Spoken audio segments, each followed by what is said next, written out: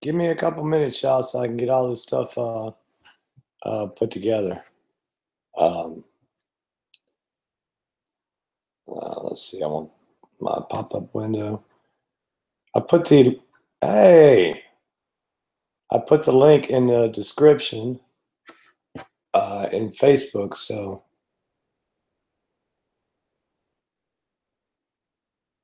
if you want to go over there and get it, knock yourself out.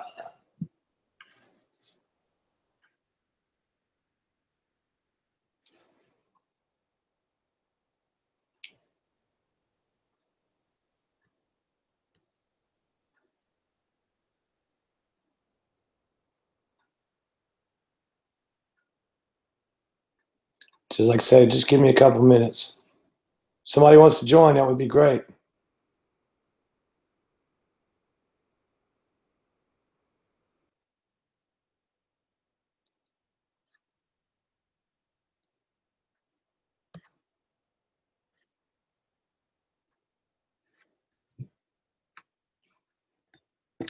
Yeah, somebody wants to join, that would be great. So somebody else can be talking while I'm doing this.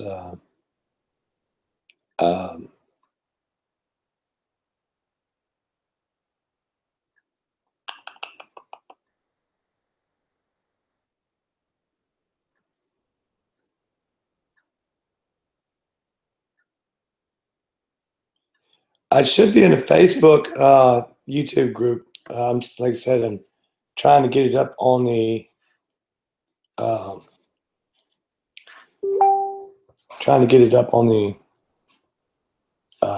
YouTube channel. So just give me a couple minutes. So go over to Facebook. It's in there.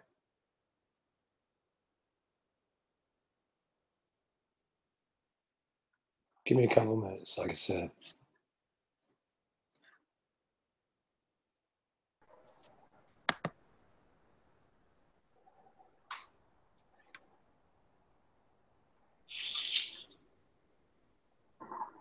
What's up, Ralph? Who is that? Hold on a sec. Who's in here? Steven. What's up, Steven? Heading home after a long day of running calls. Cool. Well, I didn't have that long a day. Let me try to get that link put up and over in the YouTube community. I mean, in my YouTube channel. Okay. All right. Give me a couple minutes. Okay. Somebody else could join too. So you and Steven could talk.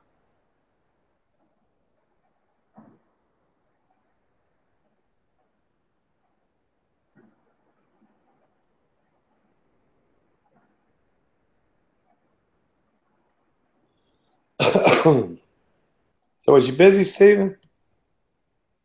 Yeah, my phone started going off about 6:30 this morning. Man, that's craziness. Yeah, no kidding. Maybe it'll be calm tomorrow since it's supposed to rain. Do what? I said maybe it'll be a little quiet tomorrow since it's supposed to rain. Yeah, maybe it will be.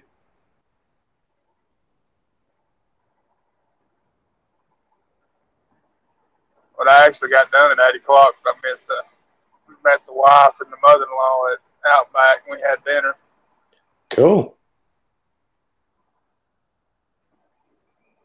All right.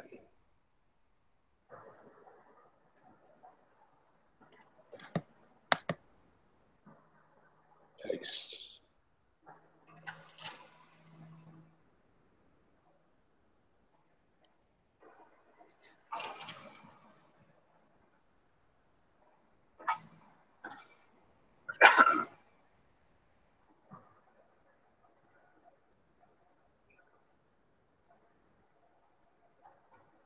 All right, y'all. The link should be in the description. Should be.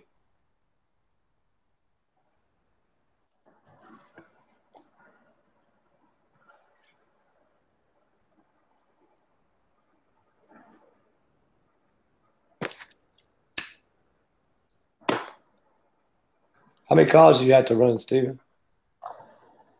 I didn't run but 6, but I had to go all the way from Lake Arrowhead all the way to Dallas. Dallas. Yeah. Get that. I don't go to Dallas. We done a dang. We're tied up with this builder, Century Builders or something like that, Right. and had to go over and do a warranty call. Mm.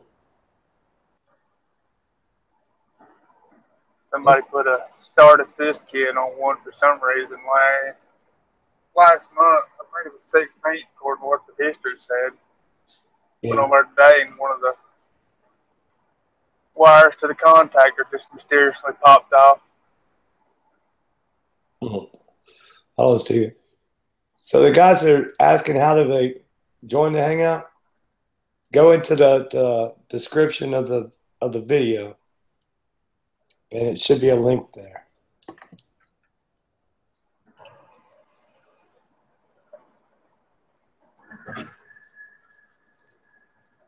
And if you come in, mute your YouTube video.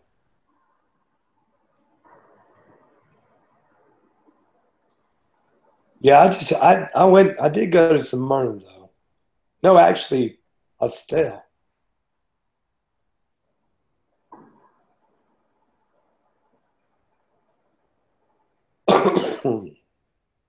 Yeah, I had to go to Estelle. Yeah.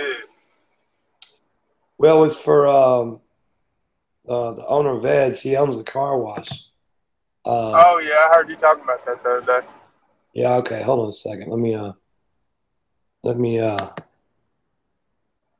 live events.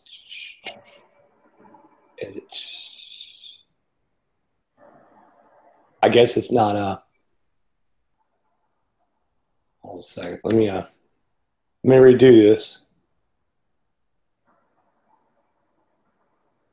Let me redo this. It messed up. Yeah.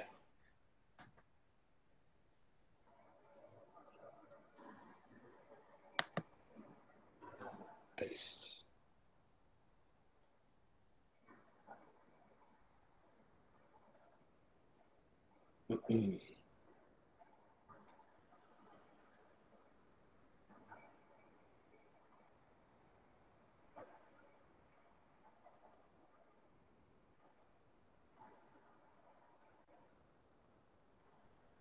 God damn thing.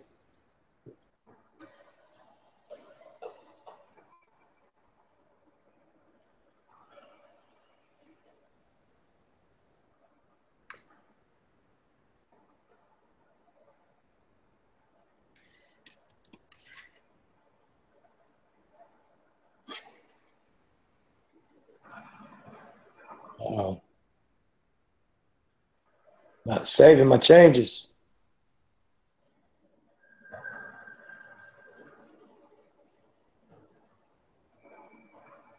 Texas Way, Rue, man. Who's that?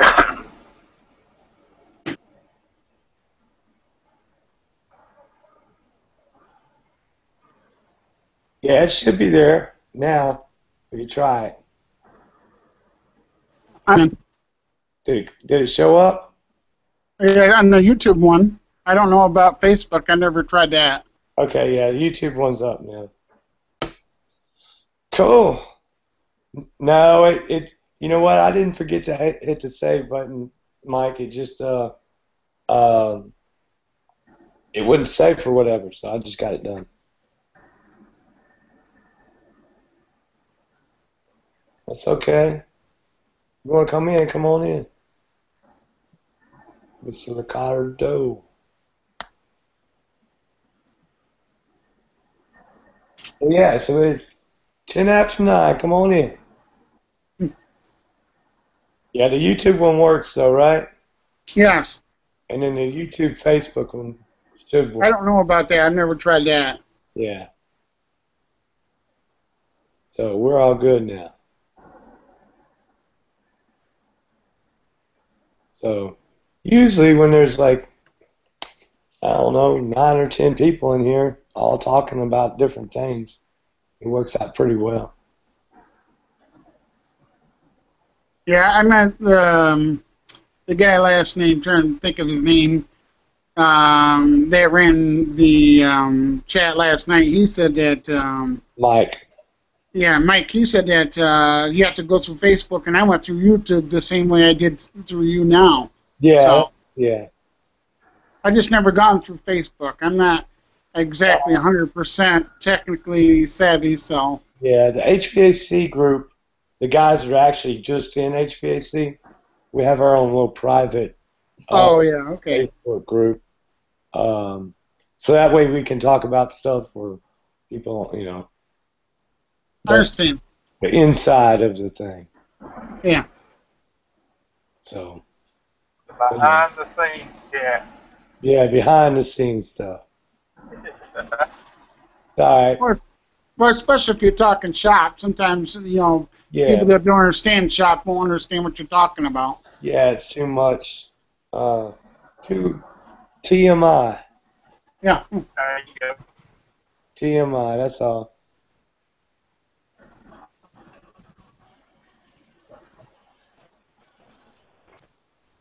Hey, what's up, man?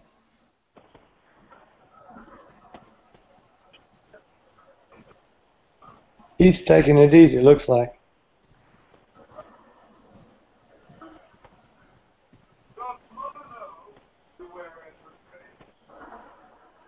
I think it's raining in my way.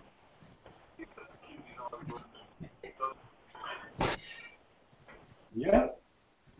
Stephen, where are you driving at? Where am I driving at? Yeah, where are you at now? Coming up on 108. Is it raining there? Yeah. Yeah. Let's see, Mark, if you should be able, it's like I said, it's the top link in the description.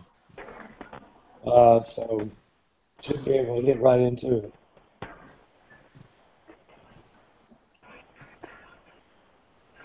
Yeah, the rain kind of came out of nowhere, didn't it? Yeah. Yeah, it come out of dang gully washer when I was over in Dallas today. Yeah. Fortunately, I didn't hit any rain. Thundering in Birmingham, somebody said. Mr. Lucas.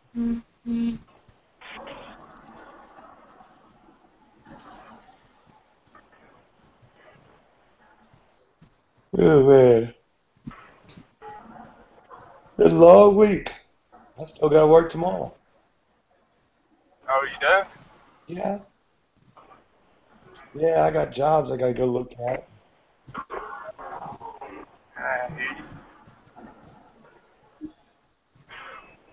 Yeah, I got jobs to go look at, and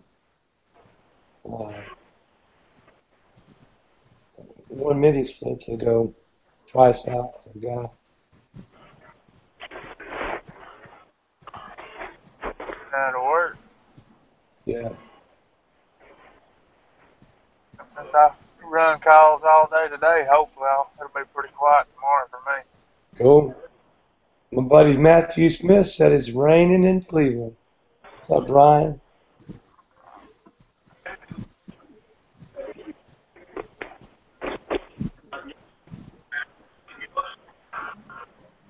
Well, Mike, sometimes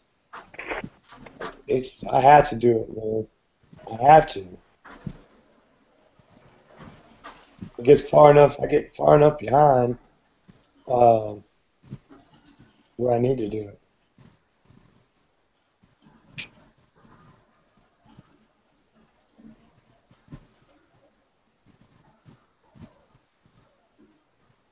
So, Mike, when are you coming back home?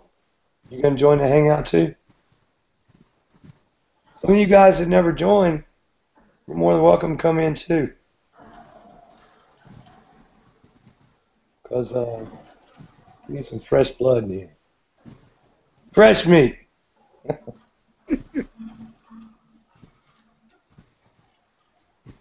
it kind of gets boring every day. Not boring, but I had to leave early last night. I was tired.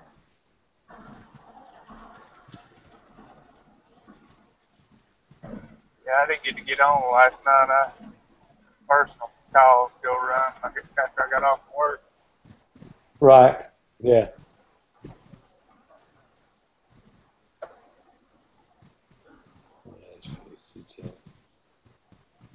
Yeah, Mark, it's a good industry. I mean, it's treated me well for a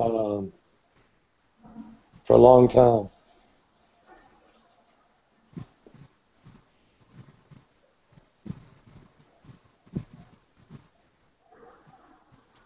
Instability tower, so it'll be popping up. What the hell is that noise? Dan, you got something going on over there? Oh.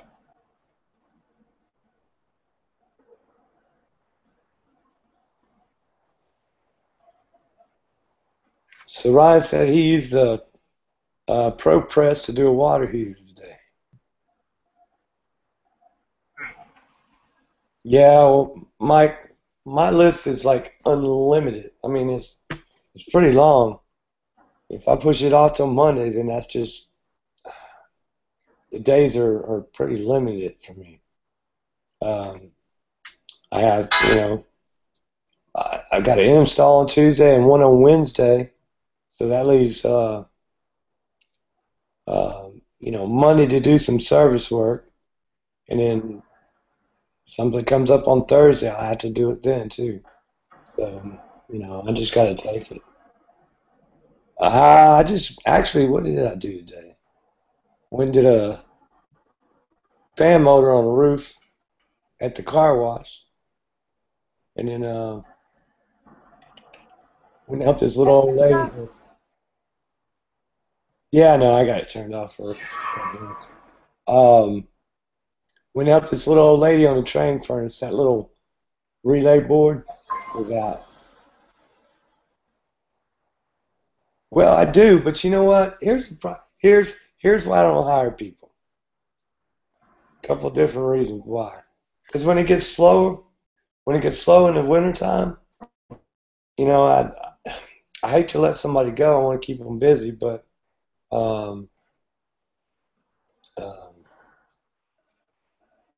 yeah, Aaron, you're right.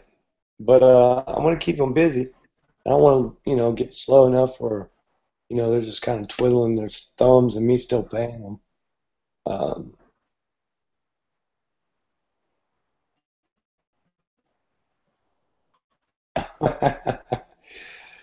Yeah, no, he's what the hell is he doing? He's in his room doing something on the computer.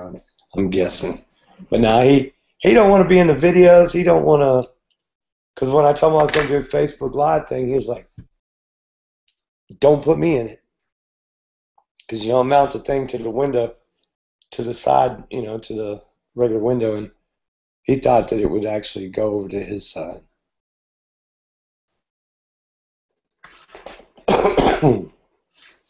Man, Mark's going into his last call. So we'll be here. We'll be here till at least midnight.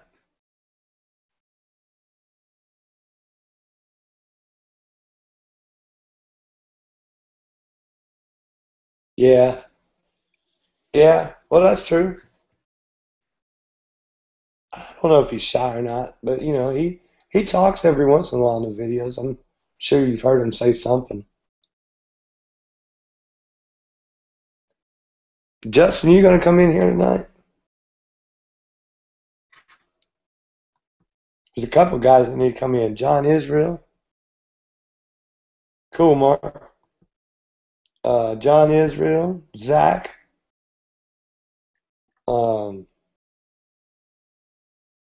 Justin Henning. You guys need to come in here. Let's see, how do you join the Hangout? Go over to the video you're watching, and in the description there's a link.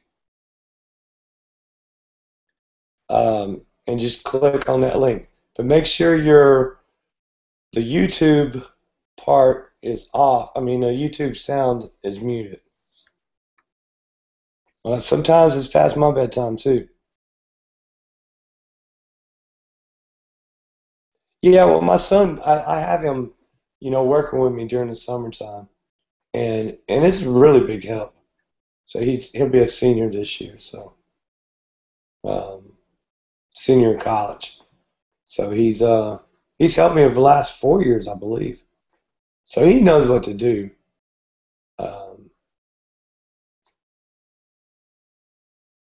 What do you mean? What is that charging for the video? I don't know. I don't know what that means, Mark. I don't charge for my videos.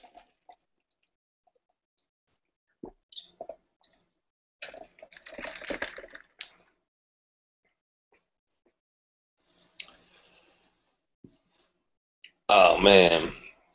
Yeah, like I said, you guys that are over in the chat. Yeah. Sometimes our bedtime's 3 a.m. here. And then I go in the house and kind of unwind from the hangout actually. And just hang out and watch a couple of YouTube videos. And I wind up falling asleep in the recliner to about 4:30 or whatever. So,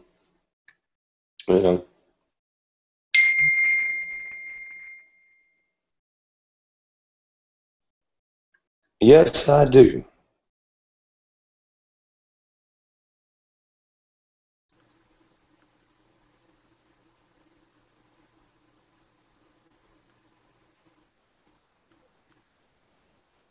Oh, HVAC students. Yeah, you know what? I've actually, believe it or not, we got a pretty good school here.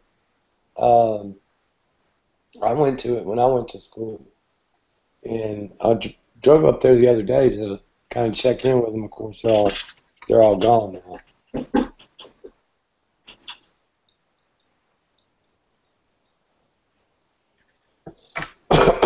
So, I mean, I don't know. Like I said, I'm really comfortable with my son being there. Justin is here. Now, if you'll only talk. What's going on? Nothing. Nothing. Raining, that's all.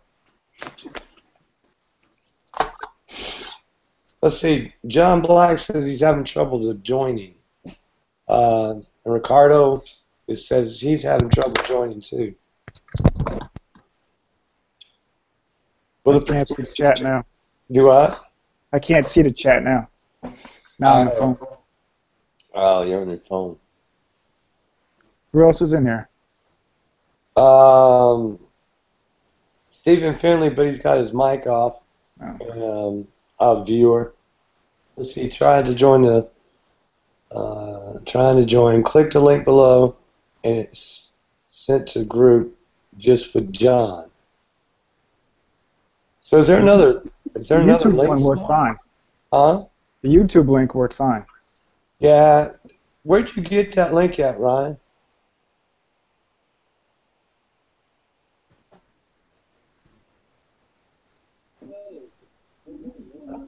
Logan's here.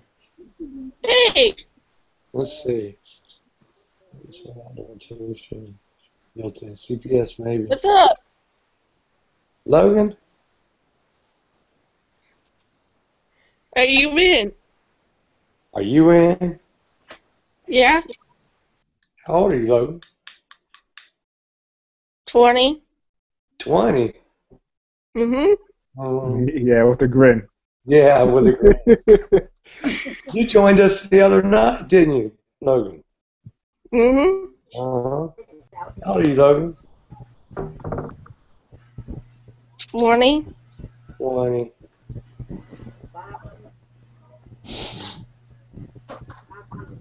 I remember 20 about 30 years ago. Yeah, me too. Poor Logan. Oh, yeah. Yeah, I remember it about 20 years ago. No. 25. More than that. 20, 26 or something like that. Let's see. So y'all come into the YouTube link? Yep. The YouTube channel? Yeah. Yeah, I just clicked the link. Yeah. Hey, Matthew, if I was you, I would just get a set of 550s. I mean, not really a reason to have a set of 4-4 gauges. That's just me, though.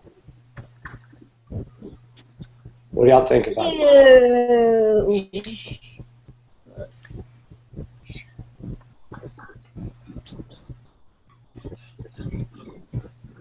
A lot of new faces. Yeah, yeah. Joel's here. Justin, Logan.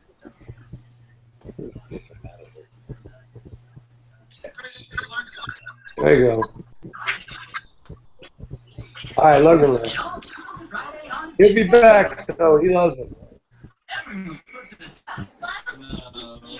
Yeah, Matthew, if I was you, I would just get the best of 550.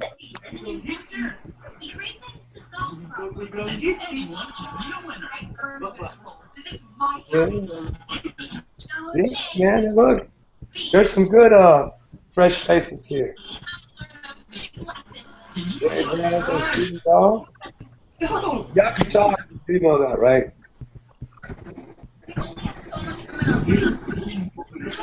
Yeah, Rodney. Yeah. Yeah, well, look, what do you do? Do y'all charge all y'all service calls, or do y'all give the customer back the money when they let you do the job, or how do y'all do it? No. Meaning.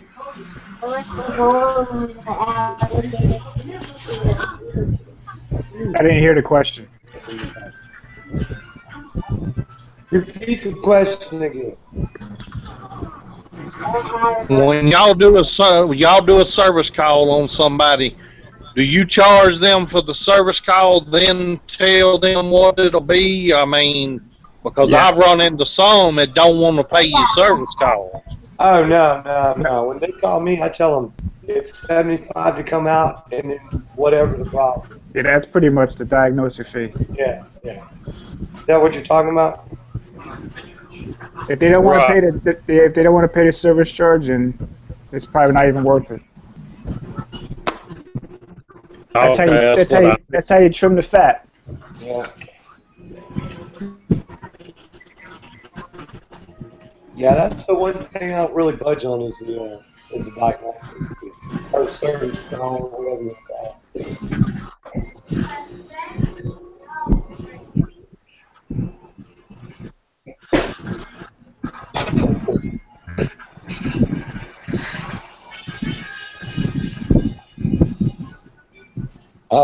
Let's see. Matthew Smith says he does $80 diagnostic fee and flat rate repair after that.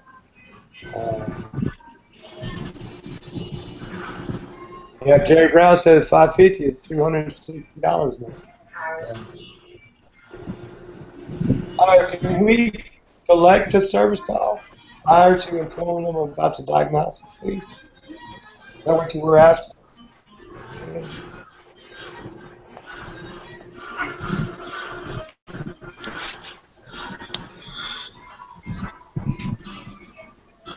Whose background noise is that? Let's see. Kenneth. Hey, Kenneth? Yeah. Yeah, you got the TV going or something?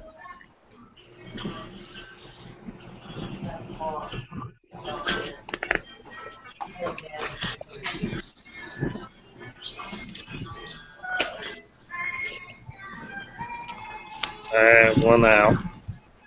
All right, I just muted Kenneth. Hey, Kenneth, whenever you get a chance, turn that background noise, and you can unmute yourself.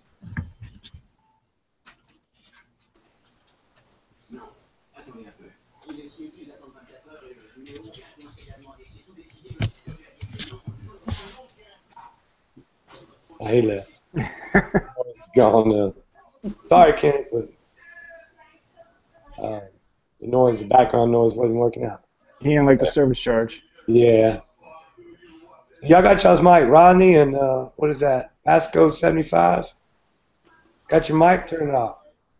Y'all can talk too. Yeah, I got mine muted because I got the kids in here in the living room. Oh, they're screaming. Yeah. Hello. Hello. We're talking now. Cool. We got a female in the group. What? So we got a female in the group. Yeah. It's my daughter. She was showing. Yeah, get the hell out of the way. She was showing me how this works. Oh, that's cool. What is it? Look, see? Fighting for my screen time? Yeah. I'm learning. A bunch of old guys sitting around talking. Yes. Till 3 o'clock in the morning. Can you believe that? 3 o'clock in the morning. Hell yeah. Yeah, we can't go out drinking, so we, most of us are married. Got to stay home. We're just old and bored. Yeah. So, we just hang out with our buddies.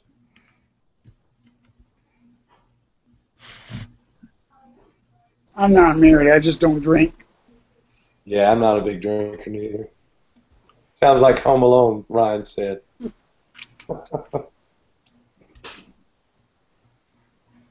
Man. Yeah, so y'all can talk, like I said. I talk enough. You can hear my voice is messed up. See, Jerry says, I asked some HVAC questions to run by you guys regarding 410A. Shoot. See, if you're on the computer, I don't know if y'all know, but you can pull up on the video the chat screen, and you can read what the people are saying over on the right-hand side. But you got to shrink your Hangout screen, shrink it, and then you can pull up the chat screen so you can read what people are saying.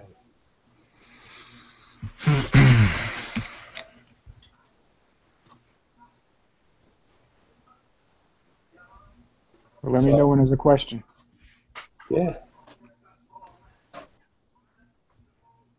So Justin, you got a tablet too, don't you? My son busted.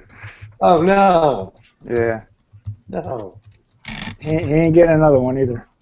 Not for a while. That sucks.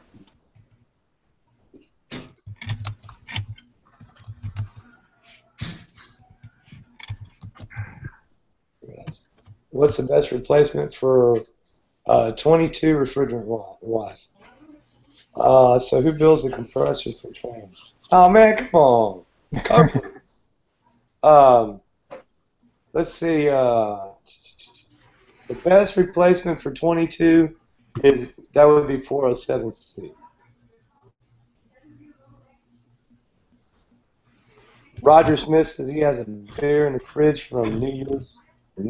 Wow.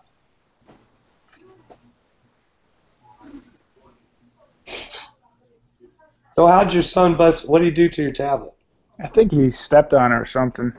Oh man. The screen cracked. It wasn't mine. It was really his. The obese beast is back. Uh-oh. Yeah. Oh, buddy. John's buddy, actually. That's John's buddy. That's Mr. Freebie. Mm-hmm. Yeah. So just, you know what I did today? Is I brought a chart for Mr. Obese Beast. Can y'all see that, or is it backwards? Backwards. Anyway. No, that's good. Oh, you can see it? Hold it up again. Can you see it? Yep. All right, so it's a price multiplier. See, it's backwards on my screen. So, if you're selling Freon for, we can still buy 22. But if Freon costs us $21 a pound, you're selling for $31 a pound. According to the little sheet here, you're screwing yourself. That's all I got to say about that today. And I don't know if y'all was here last week and heard the conversation between all of us, but I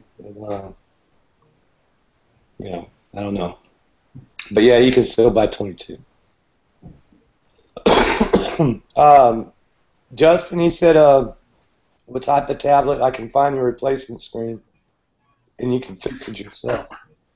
Not even worth it. It's not even worth it? Nah. It's one of those cheap. Oh. Yeah, it's nothing. I don't even know what the hell it is. Go get you a Nexus 7. They're not that expensive. What is this thing?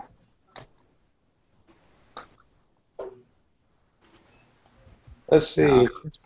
Jerry Brown says he's a regional HVAC supervisor for a company that builds tax credit housing. I'm responsible for 800 units, mostly R22 heat pumps, and there are a ton of leakers.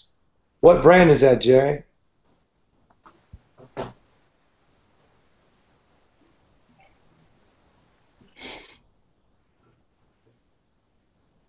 Just looking to hang with my buds.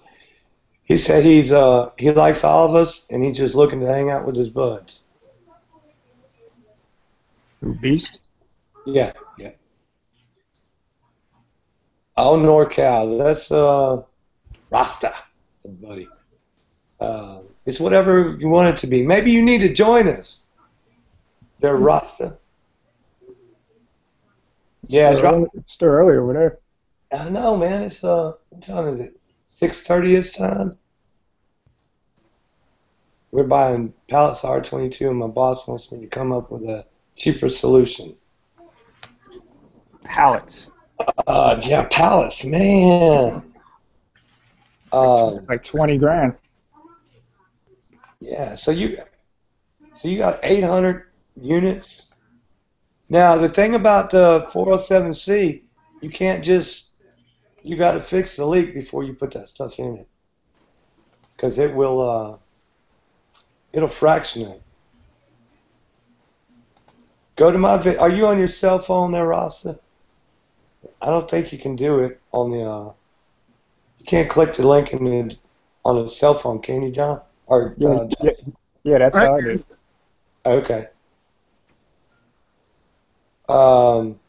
Yeah, just go to how you found it and click the link in the description.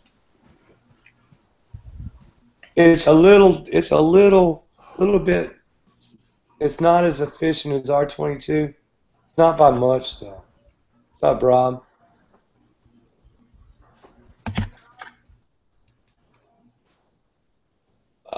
Let's see. So a lot of them have mini splits upstairs with 410A. Yeah, 410 is going to be a.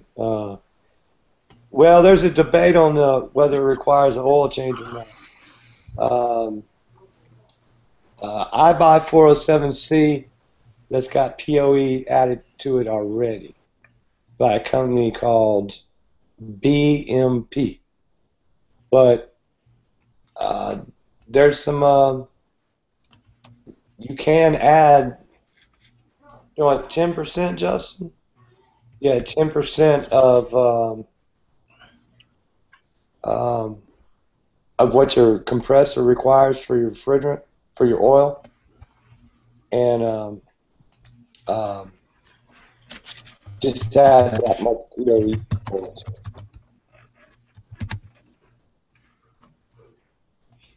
So he's watching the Sharks. What are you guys in California? I didn't know y'all liked hockey over there. That's the only ice they see. That's the only ice they see, yeah.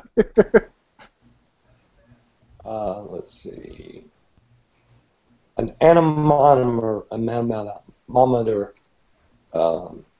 there, Ryan.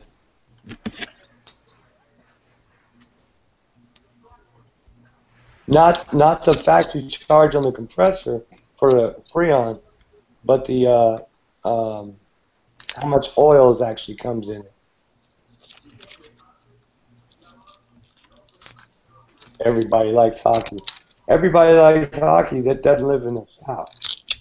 I'm sure there's some transplants down here that like them, but we had the Thrashers and they're gone now. How long has it been since they transferred over from R22 to the newer version? Oh, you mean 410? Yeah. Oh, hell, 410 was out in 2006 or 2000. Oh, was it? Yeah, but I think it was, y'all correct me if I'm wrong, but I think it was 2006. or 2010 when it stopped selling. 2000, yeah, 09, 10. Yep. Yeah. When they couldn't make any more R22 units. Let's see. I got that spoiler light. My hookup to spoiling gave that to me for Christmas. Yeah, actually, Carrier and Daikin teamed up to make 14.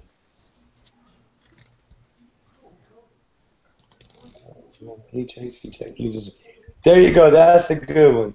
The NetWiz, that's what I'm going to call him. He brings up a good point that everybody's using different refrigerants. You know, MO99, 407C, 428, whatever. And I wish all the supply houses would just kind of get together and say, you know what? We're only going to stock 407C or whatever. But 407C is, because Liebert is using 407C in units. York's got their dry shift is actually 407C. And I agree with Rob. He says R22 or 14. So, you know, but I think 407C is the most viable replacement. I mean, I've done a conversion. And I said I wasn't going to do one, but I wound up having to do it. But I'd rather not. I'd rather just stick with 410 or 22.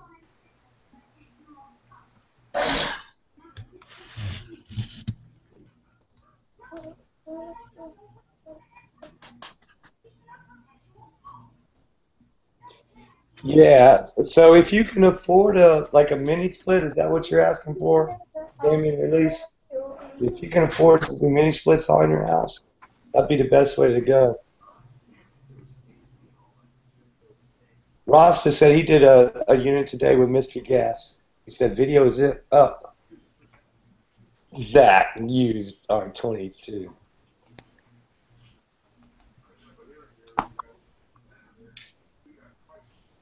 Let's see, I put 5 times 14 condenser. Yeah, it'll work, Jerry. Depending on how old that coil that you matched it with, you know, it'll work. Now, if it's a really old coil, it's not as efficient as it should.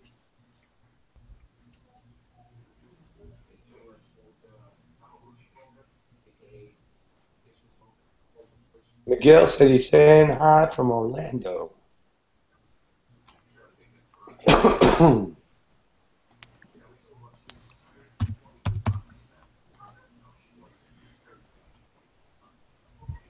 What about doing cassettes? Doing cassettes, huh? Where's AMP Heating? Where are you from? 740. Where do you see that, Justin? Good.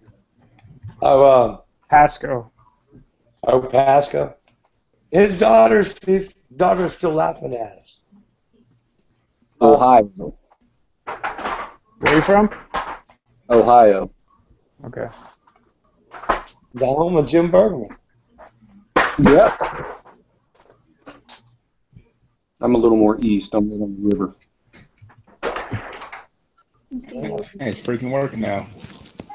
Hey, you got it to work.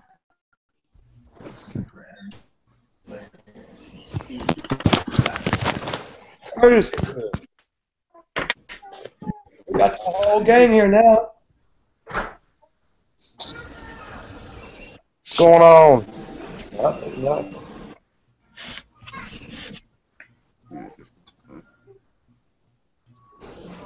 We got people from all over the country here.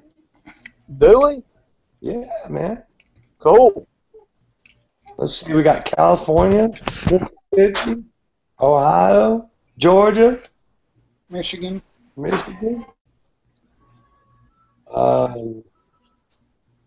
New Jersey. That I wouldn't count that as a state. What? Hey, you're gonna make Justin mad. Oh, man. Hey, we got Birmingham's here too. We're the armpit of the country. Yeah. is what they said. So Gaming Release said he's from Birmingham, and he wants to know what's entailed in doing a 407C changeout conversion. The drives, the spreader cores, pretty much. And if add oil to it. If it doesn't already have oil. You know, it's really not that difficult to change one over.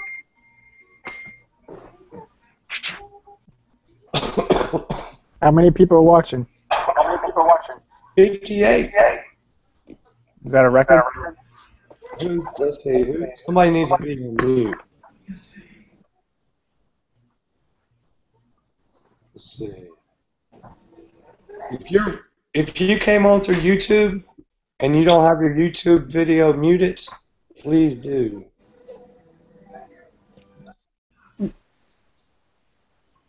Because it will echo. How many calls did you run today, Ralph? Oh, hell, I only did 2. 2? That's it. 2? Good Lord. I put a couple of them off for tomorrow, Monday. I hate that you got to work tomorrow, man. It's just going to go look at a couple of them. That ain't bad. Guy called me today and said that when he turned his girlfriend's units, 2 of them, it's like the house just dims and the breakers trip on both of them. I told him that doesn't sound very good. No, that don't sound good.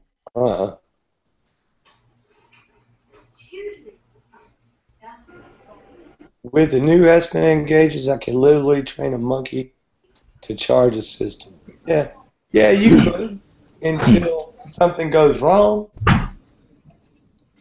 When something goes wrong and it's not working properly, that monkey ain't gonna be able to fix it.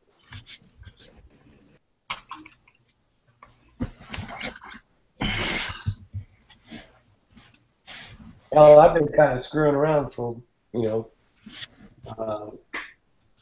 afternoon. I'll be right back out.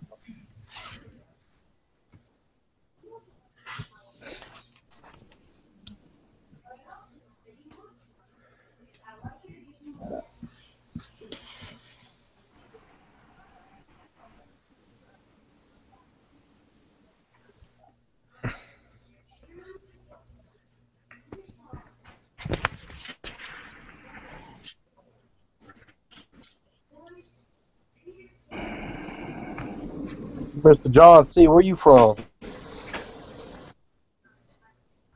How the hell do I...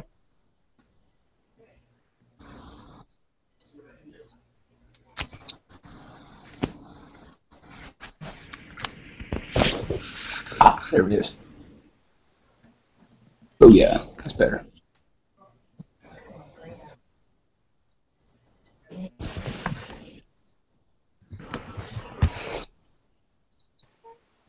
Looks like he's from Arizona. Oh, Arizona. Okay. You been crazy busy, Justin? Yeah, things have really picked up this past week or 2. That's good. Yeah. What about you? Yeah. I mean, it's opened up big time. When we get that hot weather come through, the calls start coming in. It's the fun time. Yeah. Oh, yeah. It's like a circus that never ends. What was the temperature out in Arizona today?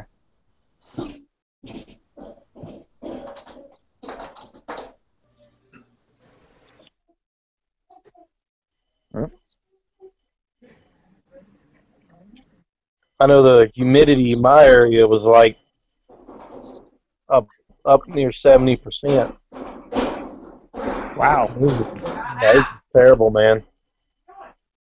It's 100%, yeah. Right now. Your humidity was 100% there? It is right now. Oh, my God. Because it's raining. With the rain. Well, I know that. I'm talking about without the rain, smart Alec. Yeah, Nat, it is my voice is getting better, but as far as your 3/4 line set, you're going to lose a little bit with it, but not much. You should be fine.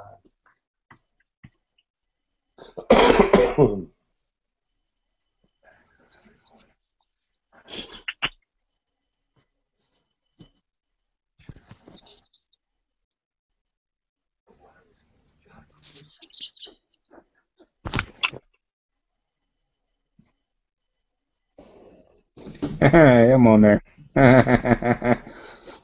What is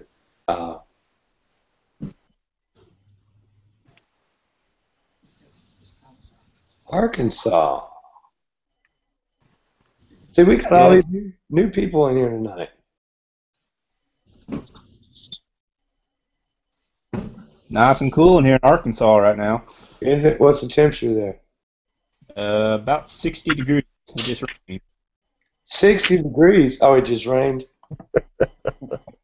Let's see what it is here. 75 here, so.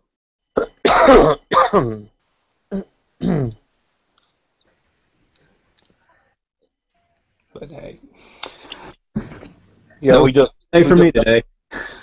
You what? No call for me today. No. Did it rain all day? Off and on. Yeah. I look forward to those days. Well, it happens. Not here. Not. You know what? I was lucky this past weekend, Memorial Day. I didn't get anything on Sunday or didn't get anything on Monday, and I think I went out once on Saturday. Well, the guy I was on call that Memorial Day weekend, he kept pretty busy. I felt sorry for him. Yeah, we called in everybody on Memorial Day weekend. Man. That's usually the weekend where it gets the busiest. That's the first rush every year. Usually Memorial Day weekend for us is kind of off because in Hot Springs is kind of a vacation town. Everybody really does want to heat and air down their house during vacation. Oh, yeah. But what's really busy is 4th of July. We get calls like crazy that time. Well, a lot of calls we got were people not knowing how to turn thermostats on, emergency switches off. You know, the first initial turn on. Yeah, my best 4th of July call was it was a houseboat. The guy had to come to the dock and pick me up in his ski boat. Yeah, the houseboat air was out. He called me and he said, "Hey, you have to come through this marina and you have to park over here and then walk down to the dock and I'll meet you in my ski boat. And then when I do, I'll take you out to the houseboat." I was like, okay. Ricardo, I don't do any commercial work. Every once in a while I'll do a little light commercial, but that's it.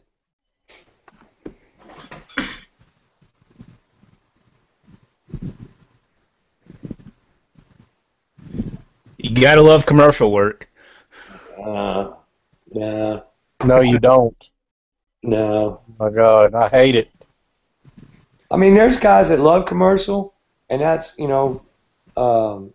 that's all good and well. Somebody's got to do it. I'm just not a fan of it. Yeah, it happens. I don't like it either, but we did a theme park up here at Magic Springs, and I spent several nights to 3 a.m. in the morning out there, but their wave pool sure did feel good about 2 a.m. in the morning. Wow. Now, do you work on the sheet metal crew, or do you work refrigeration, or what? I'm the field supervisor, so I do only sales and service. Okay, so you got the easy job. Yeah, kind of. I work the longest for some reason. Well, yeah, and get paid the less, right? Yeah. Yeah, I remember when I did commercial. It's been about 10 years ago. I worked sheet metal. Mm-hmm. That's where I learned a lot how to make offsets and miter duct work and all kinds of good stuff. Well, when it comes to duct work, I send my installers out to do that, so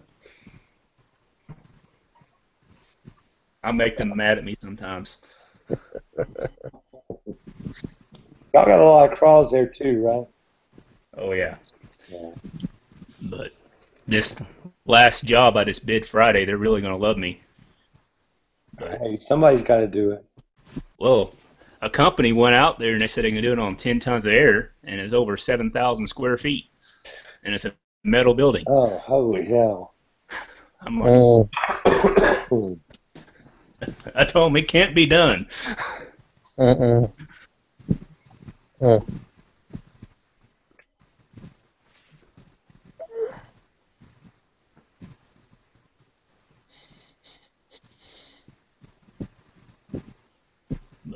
it's just people working on the back of their trucks, don't know what they're doing. Hey, I've put a couple pieces of sheet metal on my bumper before. I have. I've cross broke a couple pieces. Yeah. We have a lot of problems with people just underbid us and they bid the job really cheap, and next thing we know, the customer calls us back 2 months later and want to know what's wrong with their new system, and they can't get a hold of the company that put it in for some reason. Yeah. For some reason, yep. It's always for some reason. We have a couple of those guys here. Oh, they're everywhere here. They bid jobs so cheap. I'll see how it's done. Hey Ralph, I got a question for you, boss. Right. I've seen a lot of y'all's videos where y'all you make offsets and stuff or pan in sheet metal and all. Huh? Have y'all ever tried using beaded metal? I can get beaded metal, but it costs more. You know what I mean? So I'm just like, well, I never know where my transitions are gonna hit, where I cut the metal. So it's just, that's the only reason I don't use it. I know Stephen Reardon made a video one time, and I asked him about cross breaking it, and he said he used beaded metal. So. Yeah, you don't have to. If you use, that's one thing I like about it, because I don't have I have like a little 4-foot break. Right. But I like beaded metal because you don't have to cross break it. Yeah, I just got a Hensler bender not too long ago, and so with that, it's pretty easy to make the fittings in the field. Okay, buddy. Cool.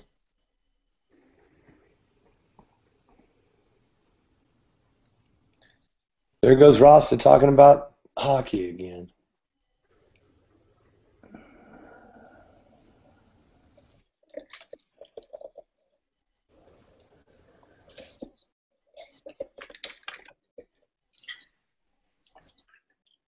Larry Cole's here.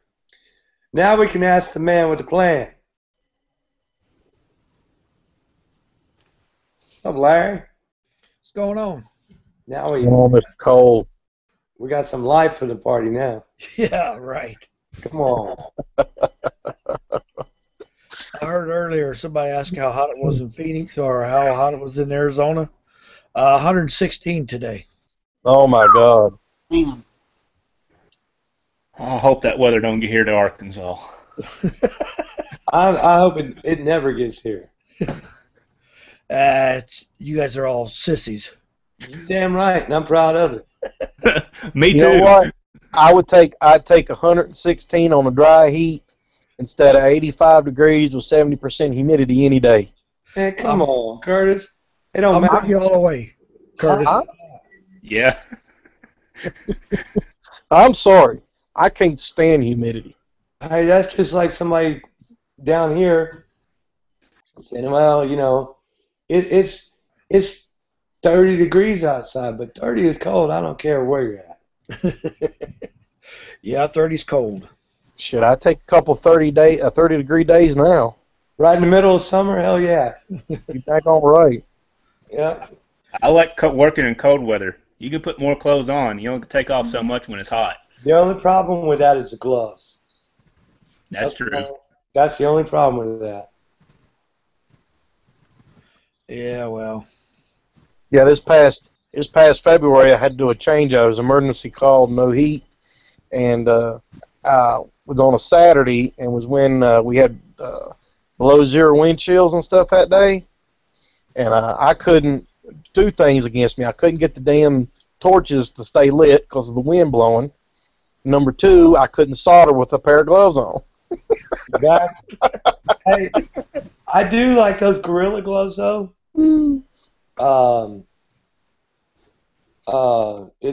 They really work good. I solder with them all the time. Let's see. Hey Larry, NorCal wants to know if Ross the Kicker. He wants to know if an inverter is good for 116. Some of them are, not all of them. The long running cycles. Right. Well, the Panasonics, they struggle. The Panasonic compressors. Yeah. Yeah, they struggle. But y'all have some Mitsubishis there, but you don't like working on them that much. Well, not the mini splits. I'm not crazy about the mini splits, and it's not because they're bad equipment. It's because nobody stocks any parts for them around here. Mini splits is nothing but a fancy window unit. Hey man, leave my mini splits alone. I love them. I'm putting one in Wednesday actually. It's like this. I mean, you can install a mini split around here, but if it ever breaks, and they like we're going through right now, 115, 110, 116. If you can't get the parts for it, it's completely worthless. And you're going to have a conversation with your homeowner. Well, it's broken, and it's going to be 116 tomorrow, 117 the day after that, 118 the day after that, 110 after that, but I can't get parts for 2 weeks. I don't think so. Well, see, that's why I like doing Mitsubishi, because they are an hour and 15 minutes away from my house. So well, they're right here in Atlanta, so I don't have to worry about getting parts from them. Well, Atlanta's a long way from Phoenix right now. Yeah, but hey, I will. They're right here in Atlanta. I don't have to worry about getting parts from them. Well, they're. Hey, Dallas. Hold on. Let me mute him. Hey, Dallas, go to the YouTube video and mute the YouTube video, and then when you do that, go back over to yourself and unmute yourself. I did a Daikin and the fan blade broke. It broke last year, I think. I did a video on it. It was rocking like an old washing machine, and that was the time Houston was flooded, and they couldn't get to the building for 2 weeks. And those people was like, "Hey, we need our air," and I was like, "I don't, I can't do anything about it." Right. Well, imagine if it's 115, 116 degrees, and you got to tell the customer that. Yeah, but that's the same thing with everything. I mean, y'all do a lot of two-stage equipment. You know what I mean? Yeah, but see, with Carrier and Train and Lennox and we got everybody and his brother got a distributorship here, and some of them have 4 or 5 of them across the valley. So in reality, we don't have a problem with parts from everything except for mini splits. Right. They all will sell them, but they won't stock parts for them. The same here, but the problem with mini splits we're having, they last about 5 years and the coil goes out.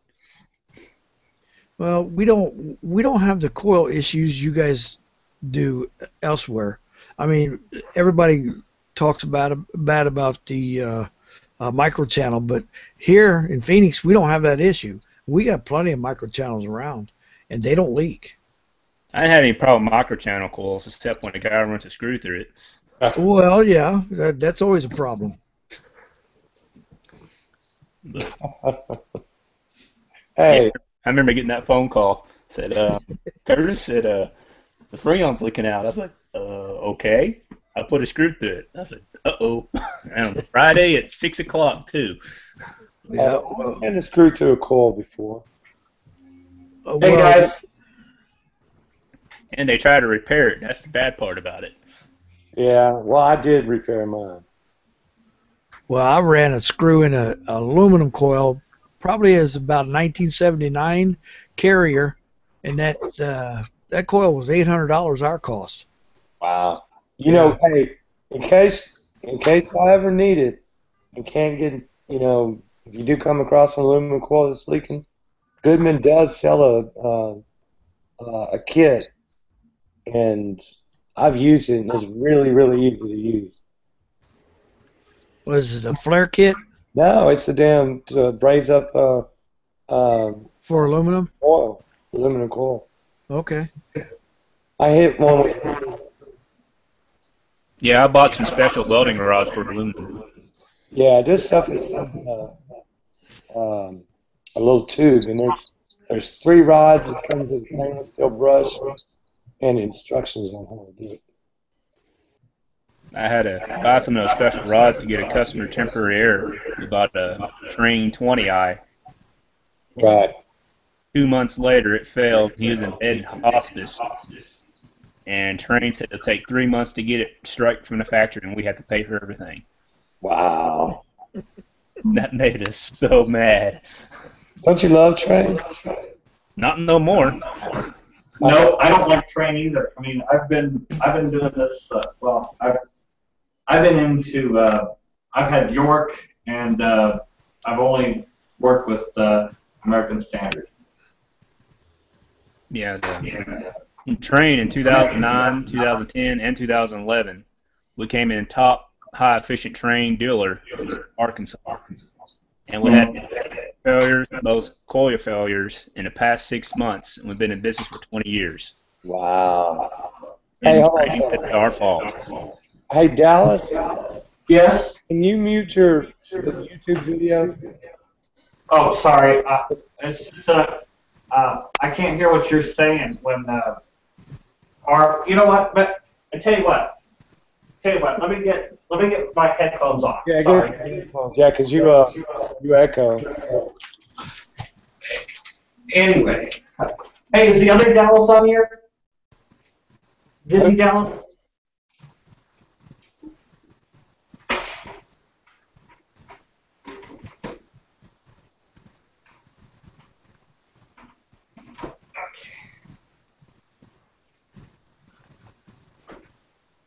There you go.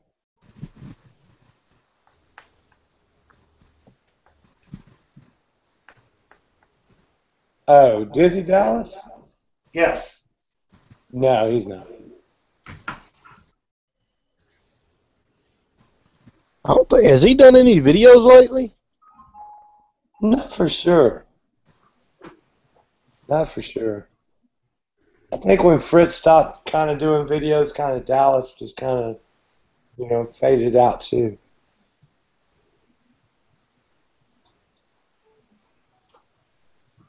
Yeah, he just kind of faded away too. Ralph, how do you like your new inverter unit you put in your house? So far, so good. I can't complain about it. I can't wait till I get to do my indoor though. Yeah, we just put a XP25 Linux in our office. Gave us a really good deal on it, and we love it. Oh yeah, see, somebody asked me, one of my buddies from around here asked me today, man, he said, I thought you didn't like inverters. I said, hell no, I love them. They said, well, how come you didn't start putting them in until now? And I said, because Crane was the only one that had them, Linux was the only one that had them, and whoever else, and those guys didn't want to buy from them. York came out with one. They put their 16 SEER out before their communicating one, which is kind of weird.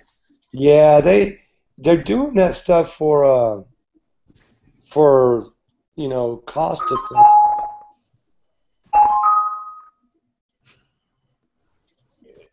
So yeah, they're doing it for cost effectiveness, and it's just not making sense.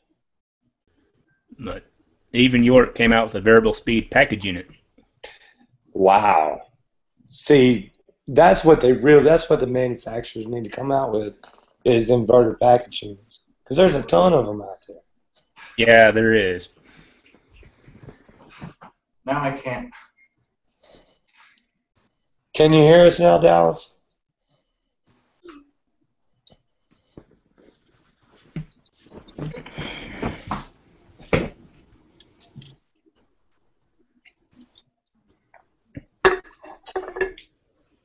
Hello, everybody.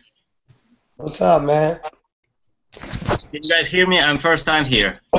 Yeah, we can hear you. Yeah, we got you, man. Oh, cool.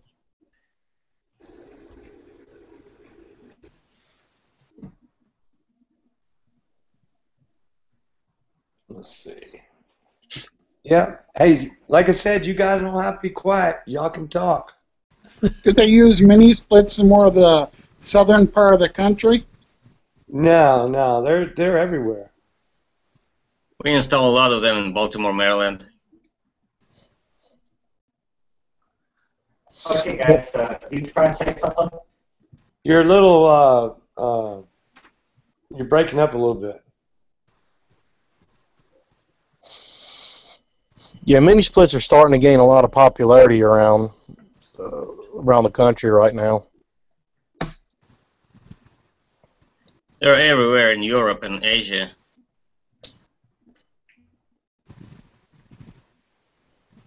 Yeah, you can add a mini split to your garage. And Rasta, you know what? I'm surprised the refrigeration guys hadn't done inverters yet.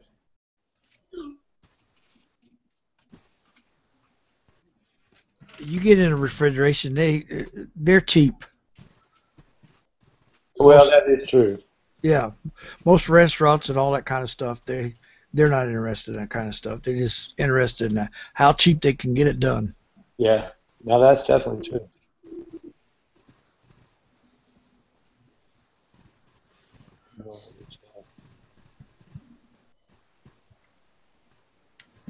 Is that you, Dallas, the Cyberlight 22?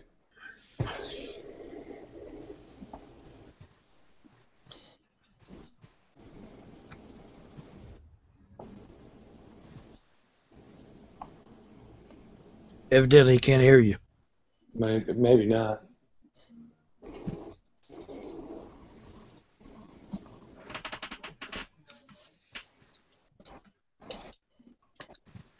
Yeah, he can't hear me.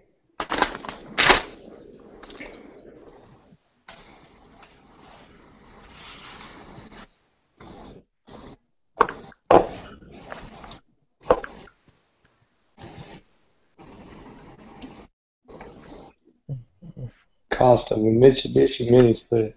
It just depends on where you get it from.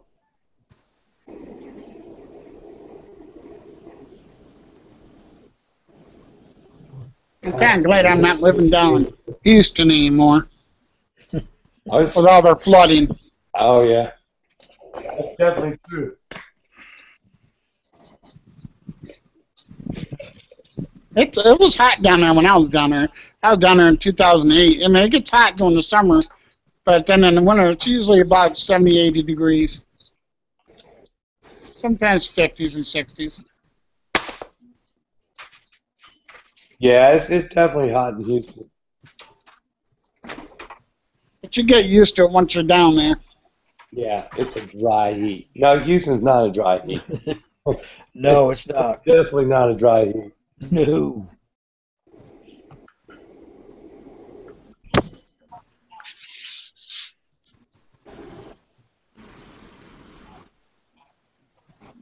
I like the big city. I like the fact where, there's practically everything there.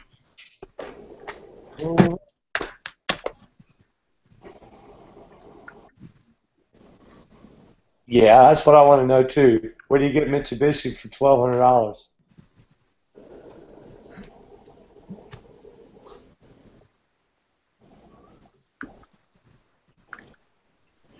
At the Mitsubishi $1,200 store. Yeah.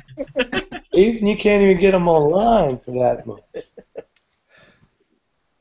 Well, it's kind of hard to get any mini split for $1,200. Right. Okay, I'm back. I finally got it working. Got it going? Yes. Cool. Anyway, hey, I just wanted to join in because I'm learning about HVAC, and I would like to, eventually I'd like to become a technician, but I know this is only for people that are actually in the trade. No, because it's on my public my public page, so it's not just for guys in the field. Okay. Well, I just saw your ICP Temp Star video, and I like that. I was really interested in the inverter technology, considering that I still have a York condenser that's 10 years old. That's how old mine was. Yeah. But at 10 years old, Dallas is just getting broken in. I know. That's a good thing, because right. You do the preventative maintenance and everything, and everything that's supposed to be on HVAC should be there. Well, where do you live? What part of the country? Round Rock, Texas. Oh, no way. Yeah. No way. I was born and raised in Killeen. Yep. So are you going to school right now for heating and air?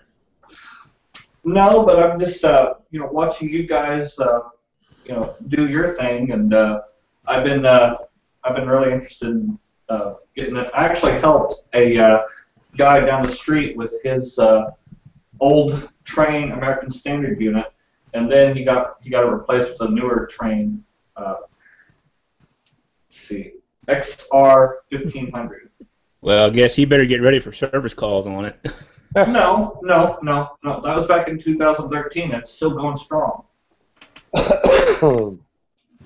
I'm surprised, but my experience, I went to school up here in Hot Springs, Arkansas, and it was the worst $4,000 ever spent in trade school.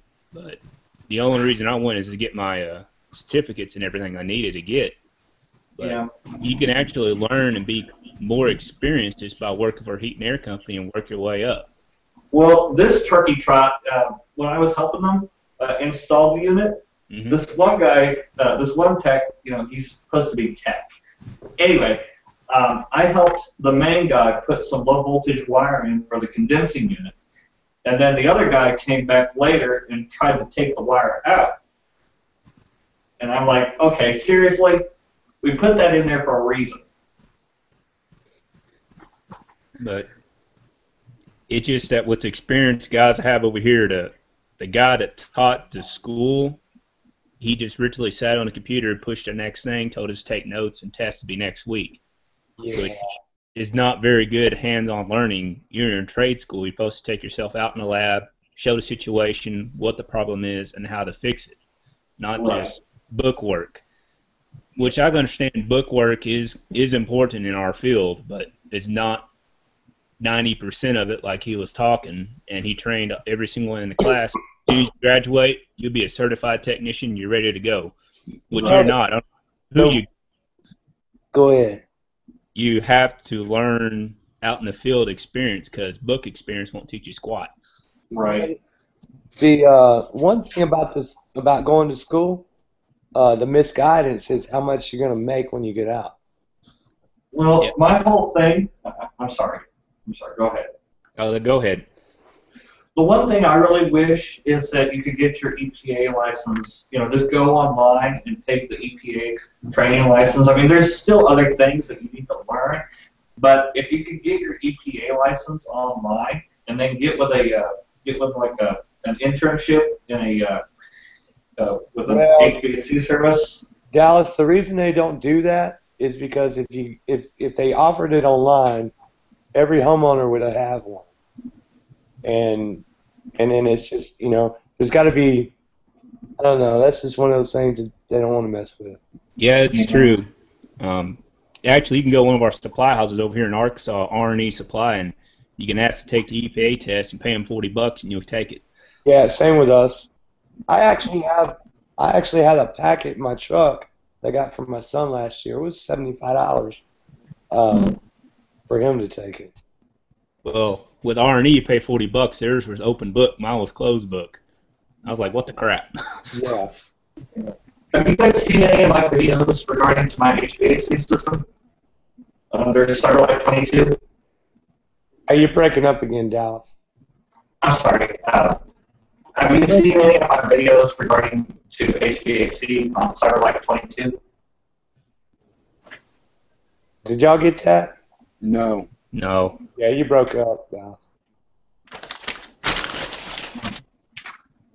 Okay, it's obviously something going on here. Let's see here. Okay, all right. Let's try one more time. Have you seen any of my videos on my YouTube channel regarding to HVAC? Now, is your name Cyberlight? Correct. That's what I thought. I saw you typing in the chat. Yeah. Yeah, it was a few years ago, I believe. Yeah, I had some things regarding to run caps and showing the inside of my condensing unit. I don't know. I'm just trying to figure out. I don't think they put in a 321 start assist in there. I think they just put a super boost or something in there. Yeah, you're breaking up still. Okay. I tell you what, why don't you go on with your channel? Yeah, refresh, because it may be. Last week I had to get out and refresh and come back, or start a new thing.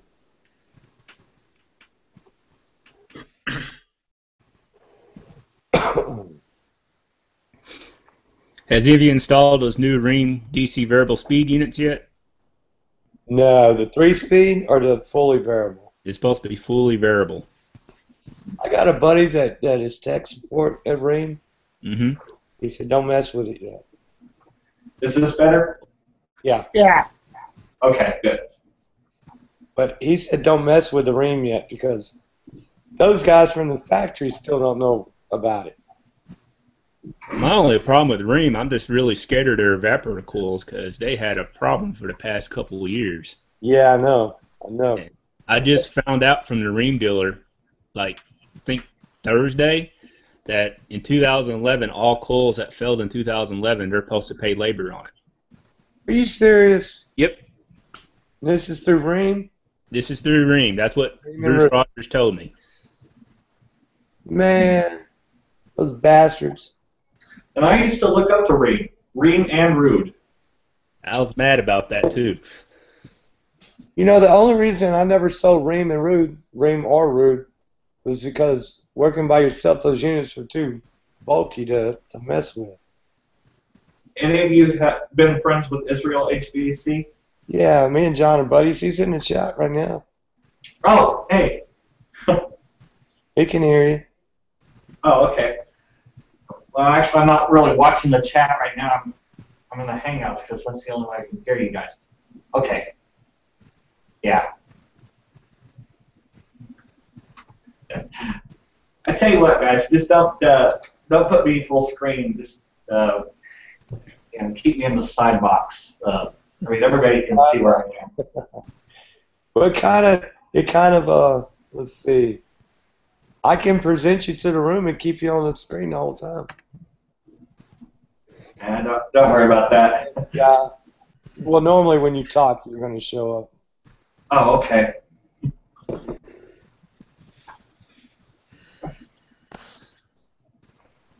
You know, here in the studio, I was thinking about doing like a mini split like you did at TNN Services. Yeah. But I wouldn't know. I mean, I would have to either call an HVAC technician out here, and I don't know who does good work on mini splits. Well, I tell you what you can do is you go to Mitsubishi's website and type in your zip code, and it'll bring up all the diamond guys, the diamond contractors in your area. Right. I'll have to check that out. It's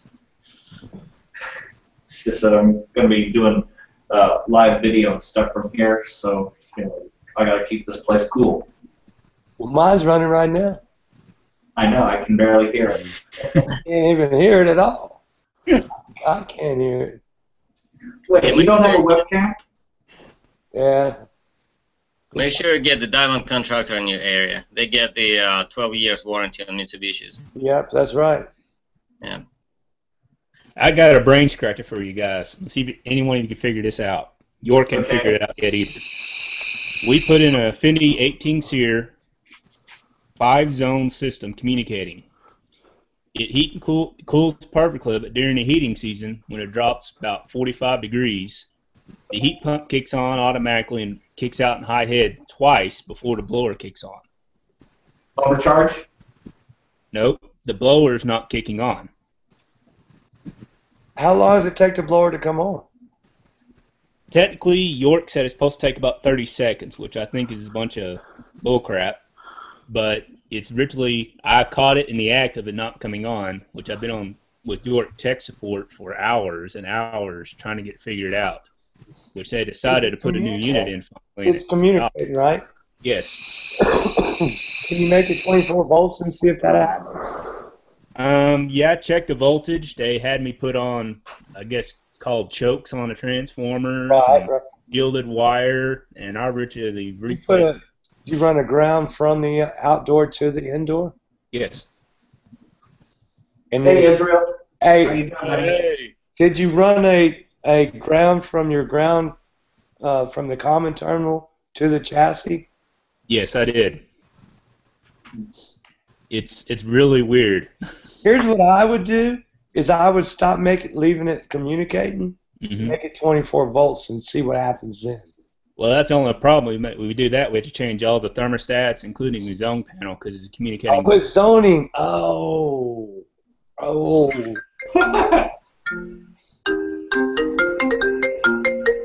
right, Johnny boy. What's up, dude? John. See, that one there is kind of a. What do you think, Larry? Well, I don't know why they would delay it 30 seconds anyway, because you can build a lot of head pressure up. Is the filters clean and the coil clean and all that other? It's brand spanking new. Okay. Yeah, I can understand in cooling, but in heat? It's really weird, but here's one thing that they said was normal. I threw in a defrost, put defrost times on it, and it got up to nearly 557 pounds on the high side before defrost quit. Wow. So I thought I was on the defrost side. They said, no, it's on the heating side. So I was like, okay, on the heating side, this is what I'm going to do. I shut all the zones off to one 6-inch trunk and forced 5 tons of air through it for over 2 hours.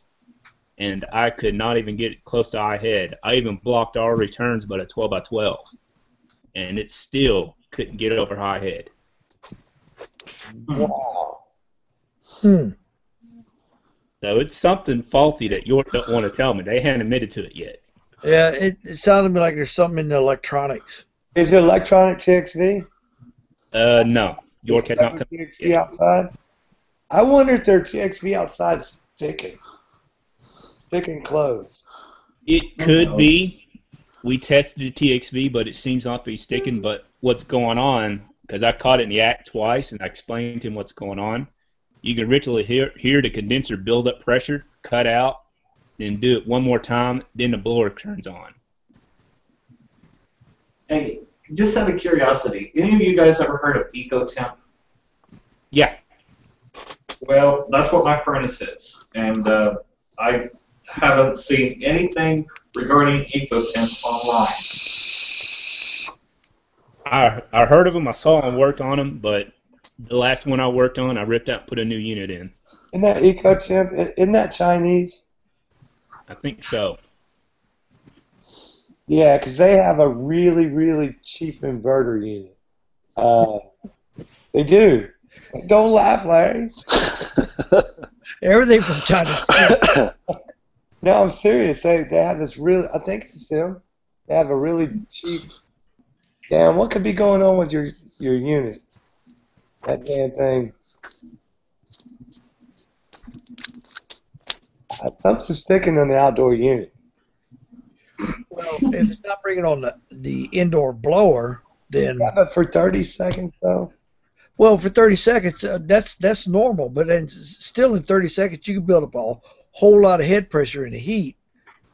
But it sounds to me like it's more electronic than anything. I think it is electronic because they even had us put a different blower motor in, and it's kind of weird. But I finally got them to come out and look at it, and they said they don't know what's going on. And they flew down from Wichita, Kansas. Wow. Yeah, it sounds to me like their relays or their electronics aren't sending the signal through. You know what? I still think I would try to do away with the zone panel and open all the dampers and just do it 24 volts. Yeah. That happens. I thought about doing that.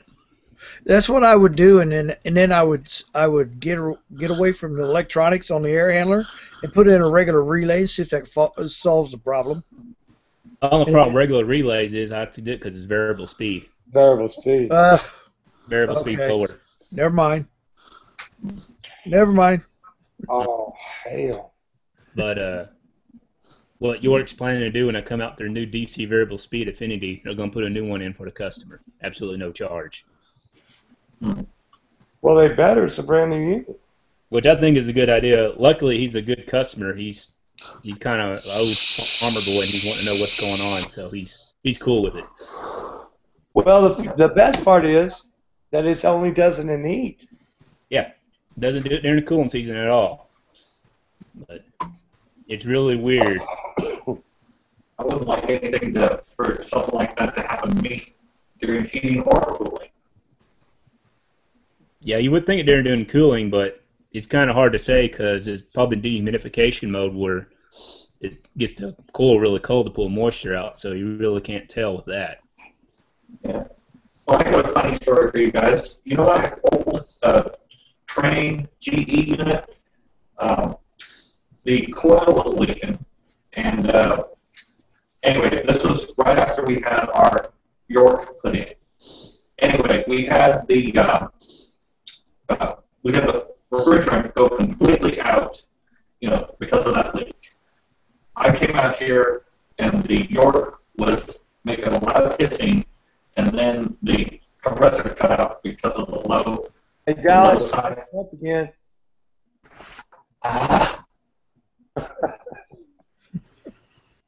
Poor guy. Yeah. Break it up. Might need a new headset. Could be. Well, I find that these cheap headsets are the best. Hey, man, my Apple one is my little Apple headphones are the best. Right. You get them with the phone, and it works great. Yeah. Well, T&M Services laptop got killed because of his Windows 10 upgrade. But yeah, I saw that video. So. Which one? The one where your laptop got killed. Oh, the phone? Yeah. Yeah. Ralph. Anyway. Ralph. Yeah. Let him in. Come on in there, beast. Hey, Israel, how have you been doing, my friend? I'm sorry, say that again? I was just asking how you've been doing. Oh, I'm good, man. How about you?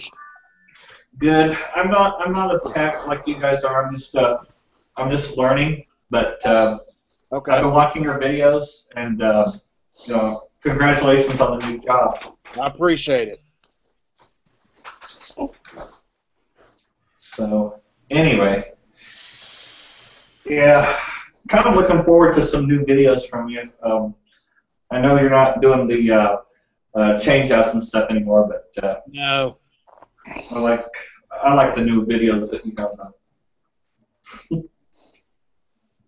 So anyway, hey, Beast, come on in. Put the link in the description. He knows where it's at. I got a question for you guys. Yeah, shoot. How do you guys find time to shoot videos? When I'm on calls, I ain't got time to hold anything. Well, that's the thing. Half the time I'm not even holding the camera. I just shut it down. Yeah. Look at Steve laugh. I mean, you watch his videos, right? Oh, yeah. He videos every job he goes on. Just about. You can always get a GoPro. And I have a GoPro, and I'll strap it to my head every now and then. How about Google Glass? Kind of like what this one company's doing. No Google Glass. The Google Glass, you know what? You know what's wrong with the Google Glass? Is that every time you move your freaking head, you get dizzy with people watching the videos. Well, I guess these guys know how to handle it correctly. Yeah.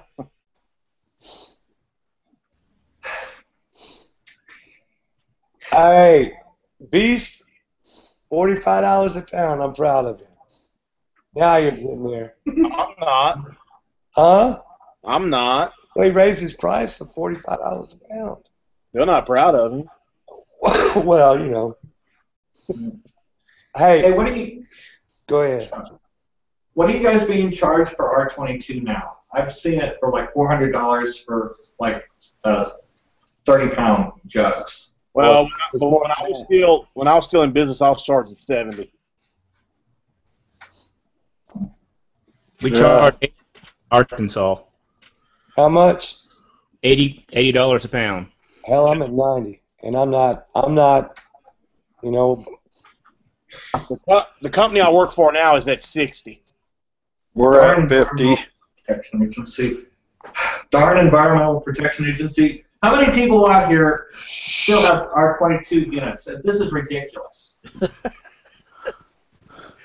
I would say it's about 75% of them. Yep. What was the question? The R22 units. What about them? How many people still have them? I We had still have a lot of one them in Maryland. Yeah. Beast is not gonna come in here. I didn't think he had the balls. It may be full. I don't know how many people's in here. No, it's not full. Oh, it's not? Let's see. No, there's only 9 of us. So there's one slot left. I knew he didn't have the balls. Yeah, you look tired, John. Huh? You look tired. I am tired, man. They're wearing my ass out. Welcome to my world. It's called work. Welcome to the corporate world. Yeah. Yeah, when you go from working by yourself and doing like you want to going and working for one of the biggest heating and air companies in the state of Louisiana, they got a hell of a lot more clientele than what I have. Actually, Israel, when I was working for Time Warner, I was tired as all get out. I mean, I was basically in business for myself, independent contractor, just like you were.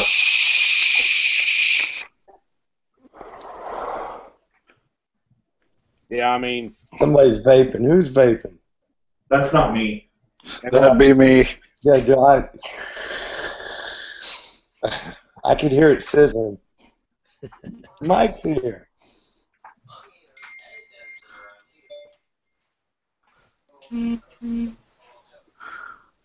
Oh, yeah. But yeah, I'm glad to be in here with you guys. If I can learn as much as I can by just watching some YouTube videos, then eventually go in and take the class and become an HVAC technician. Well, you can do what I'm doing. I got hired on. I've been doing it about 8 months now, and no schooling here. Everything's been hands-on. Well, I've been doing it for 15 years, and I've never been to school. Everything I learned from my father. I know. Yeah, if I were you, I'd pick a company to work for. Do what now? If I were to Dallas, I guess a kid going to school, I'll definitely go to just find someone to work for and work his way up. That'd be the smartest. Yeah, I mean, look, man, I've been following my dad since I'm like 13 years old, and that's how I learned. And then the new stuff these days, I'm picking up on my own, but, I learned, the majority and the basics from my dad. Right. I mean, it's just the EPA license that I need. That's the only thing I need. Well, you can get that from any supply house, phone. You know what? Honestly, if you pay close attention to all these videos on YouTube, you're going to learn as much as you would in school. I mean, I know, 'cause, I mean, when I start up my furnace during the wintertime, I vacuum it out. I make sure the wires are fine. I make sure the hot surface igniter is working properly. Make sure that I have nice blue flames. But you know what? I said that, but let me back up a little bit. While you're learning, you need somebody to be able to ask the questions to that are right there with you. Exactly. I mean, that's.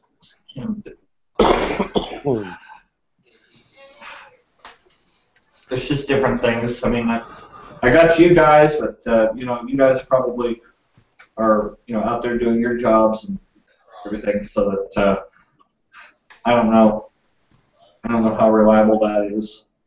Well, if you ever have any questions, I put my card on here. You can call the mobile, and I'm always available 24/7. I'll walk anybody through any call. I'm the same way. Which I really like these new manifold gauges where we can actually log onto a tech's phone and see what's going on and diagnose it from where we're 50 miles away, and he's instead of us having to go out there and do it, which is a big Did lot. y'all subscribe to that service? The manifold service? Yeah. Yeah, we have. We had to in Arkansas because they got what's called a Cool Savers program. Right. Energy pays for maintenance to do in a customer's home, which. Right, if you use an iConnect. Yeah. Which is really cool because the customer just pays $25 and they get like a $200 maintenance. Wow. So you're able to charge the utility company that much? They pay us $175 and we just charge the customer $25. How much per system? It's $125 per system. When it goes on the commercial, I think it goes up to like $275. Really? I gotta call Georgia Power. I think Georgia Power has it. I saw it on Energy's list. I gotta call them and get in touch with them because if that's the case, I'm gonna start doing maintenances. I mean, Richard, they'll go all the way up to 100 tons here in Arkansas. Now you gotta show. I mean, you gotta provide the report though. Yeah, they'll do a report that's called an MV, and they'll come out and double check you if you haven't cleaned a blower motor. They'll literally dock you for it. Okay. Hey, maybe I'll just leave the power company out of my deal. I don't like the fact that they put those boxes on the units down that the power company can turn off your unit. That's what I don't like. Well, let them try that on my inverter. The energy saving equipment. Oh gosh, I hate those. I do at least 20 emergency calls because of those a year. Yeah. Those load shed devices? Yes. Yeah. Oh, okay. I was watching some YouTube videos and I saw, I'm not sure if it was, I think it was Disney Dallas that replaced a unit with a rain unit. Dallas, you're waking up again. Guys, I had to go get my computer charger. With those energy cutoff ones, I had an emergency call last year where they put one on a mobile home. Of course, we know mobile homes, when it's 100 degrees outside, it's going to get hot inside that mobile home in less than 30 minutes. I love mobile homes. They had it shut off for 2 hours, and they had a little baby inside the house. I told the energy, said, "You're going to come rip this thing off the wall, or I'm going to rip it off and throw it in the street because you're giving a baby no more than 6 months old in a 90-degree home." Yep. Well, just like I saw a YouTube video, I think it was Disney Dallas, that replaced a GE unit with a Rude, and it had one of those boxes on it. So, I mean, not Rude, Ring. I always disconnect the boxes. I just tell the homeowner, "Hey, I took it off." They really take advantage of the retirement village around here. Yeah. Yeah, I just bypass them. I'll leave them laying next to the unit. I pop them open and just bypass the wiring, and then it still looks like it's functional. Oh, yeah. Well, I ain't messing with it, though. I don't want them to come back to me and, "Oh, you owe us money. You destroyed our stuff."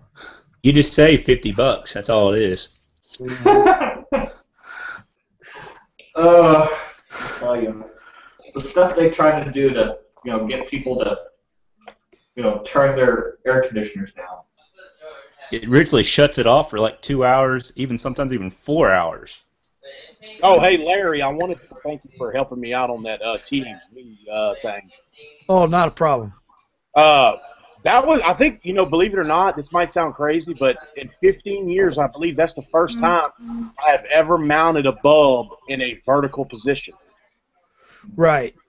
And just keep in mind that that little process tube that's on the top has to be pointed up, because the thing works off of liquid, and if you got it upside down, then the pressure can't push that liquid out of the way. Now, this might be a stupid question, but when they're in a horizontal, it does it matter? It doesn't matter which way it faces. No, right?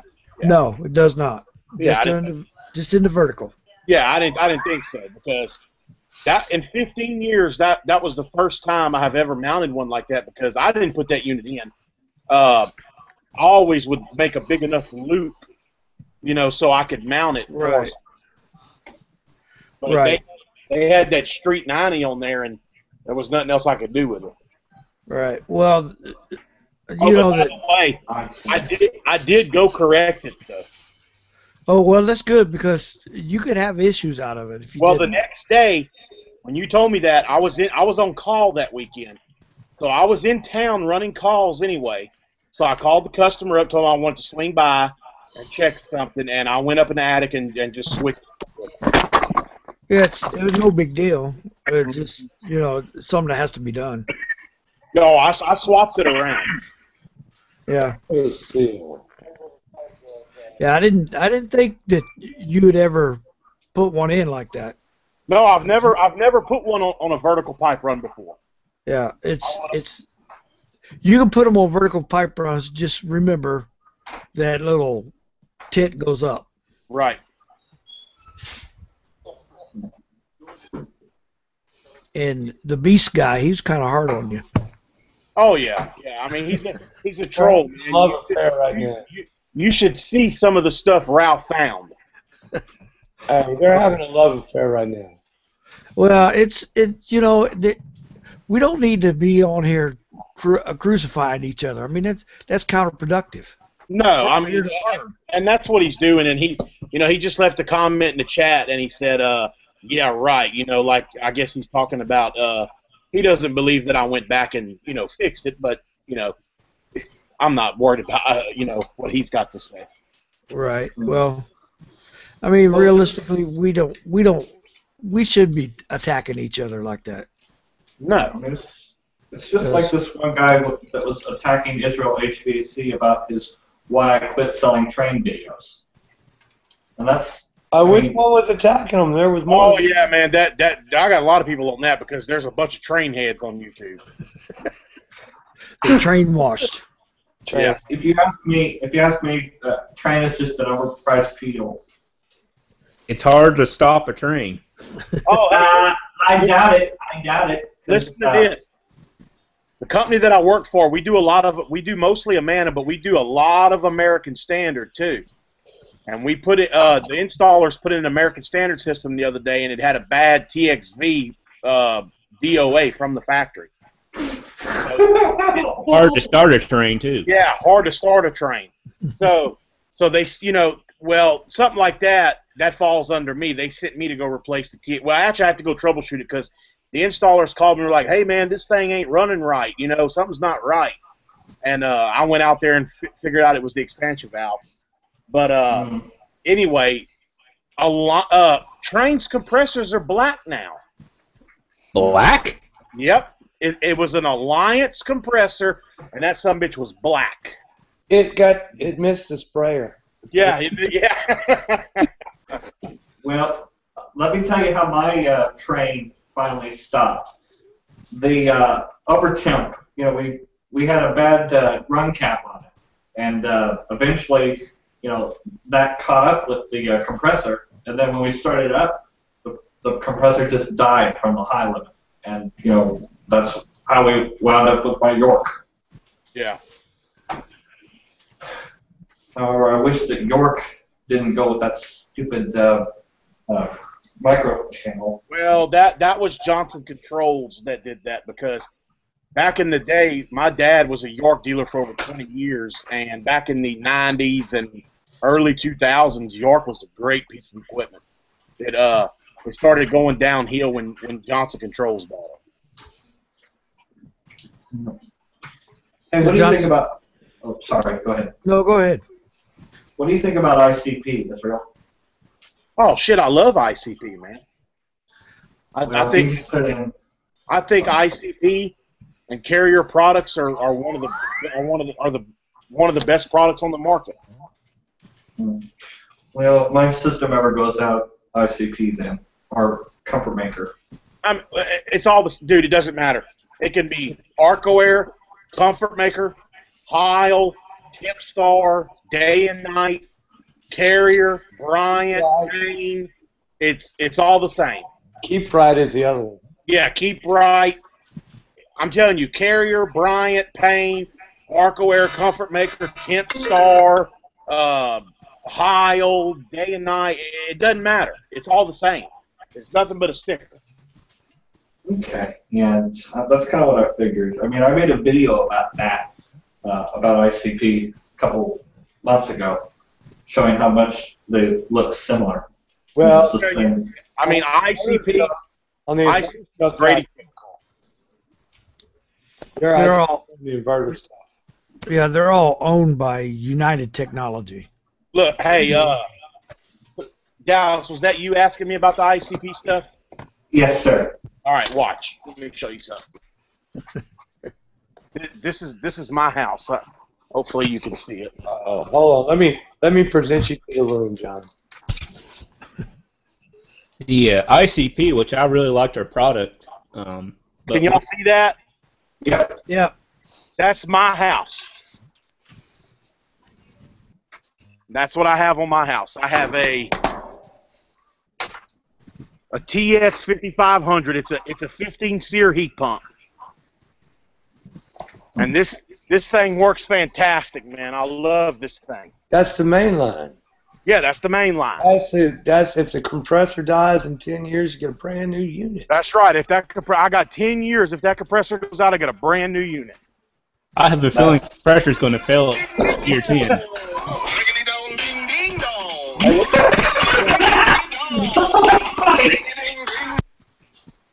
Oh, that's funny. I'm sorry.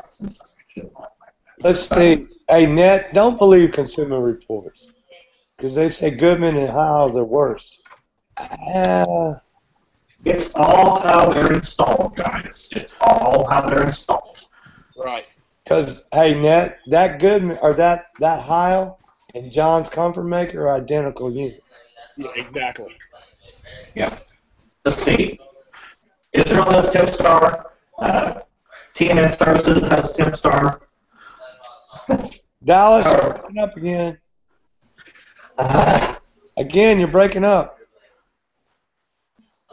Poor guy. Yeah, you can believe Consumer Reports because they say that American Standard's the best. Yeah, it's like that. American Standard pays for that. Yeah. But one thing on ICP that we've been having a lot of problems out of is the Bryant and Carey opinion. Yeah, okay. So that's the thing. You know, you want to believe Consumer Reports?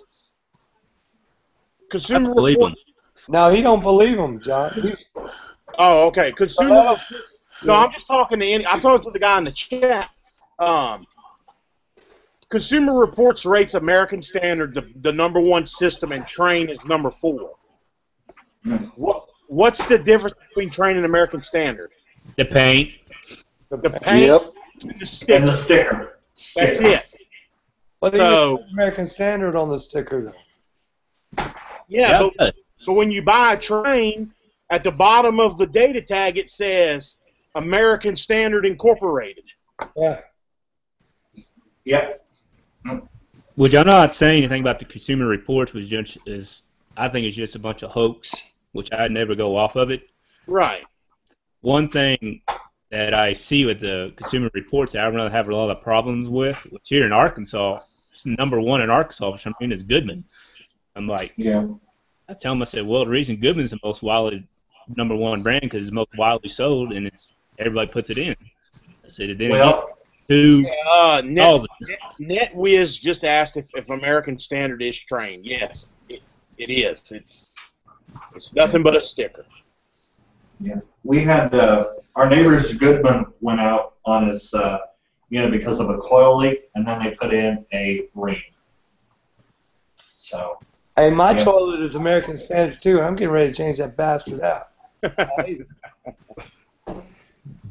Well, since my dad's a plumber, I do know that American Standard toilets are the worst ones to work on. They are. Because they take a special flapper. Yes. That you cannot buy. Yes. But you know what, John? A good air conditioning guy can make that shit work. Well, look, man, like I said, I'm not sitting here calling myself a plumber. I do not by any means claim to be a plumber. But I do know a pretty damn good bit about it. But I don't consider I'm not licensed. I don't have my plumbing license. So, but I do know a pretty good bit about it. Well, one thing I see is when a customer asks for American Standard or training, say, well, I can tell them I can put one in for you.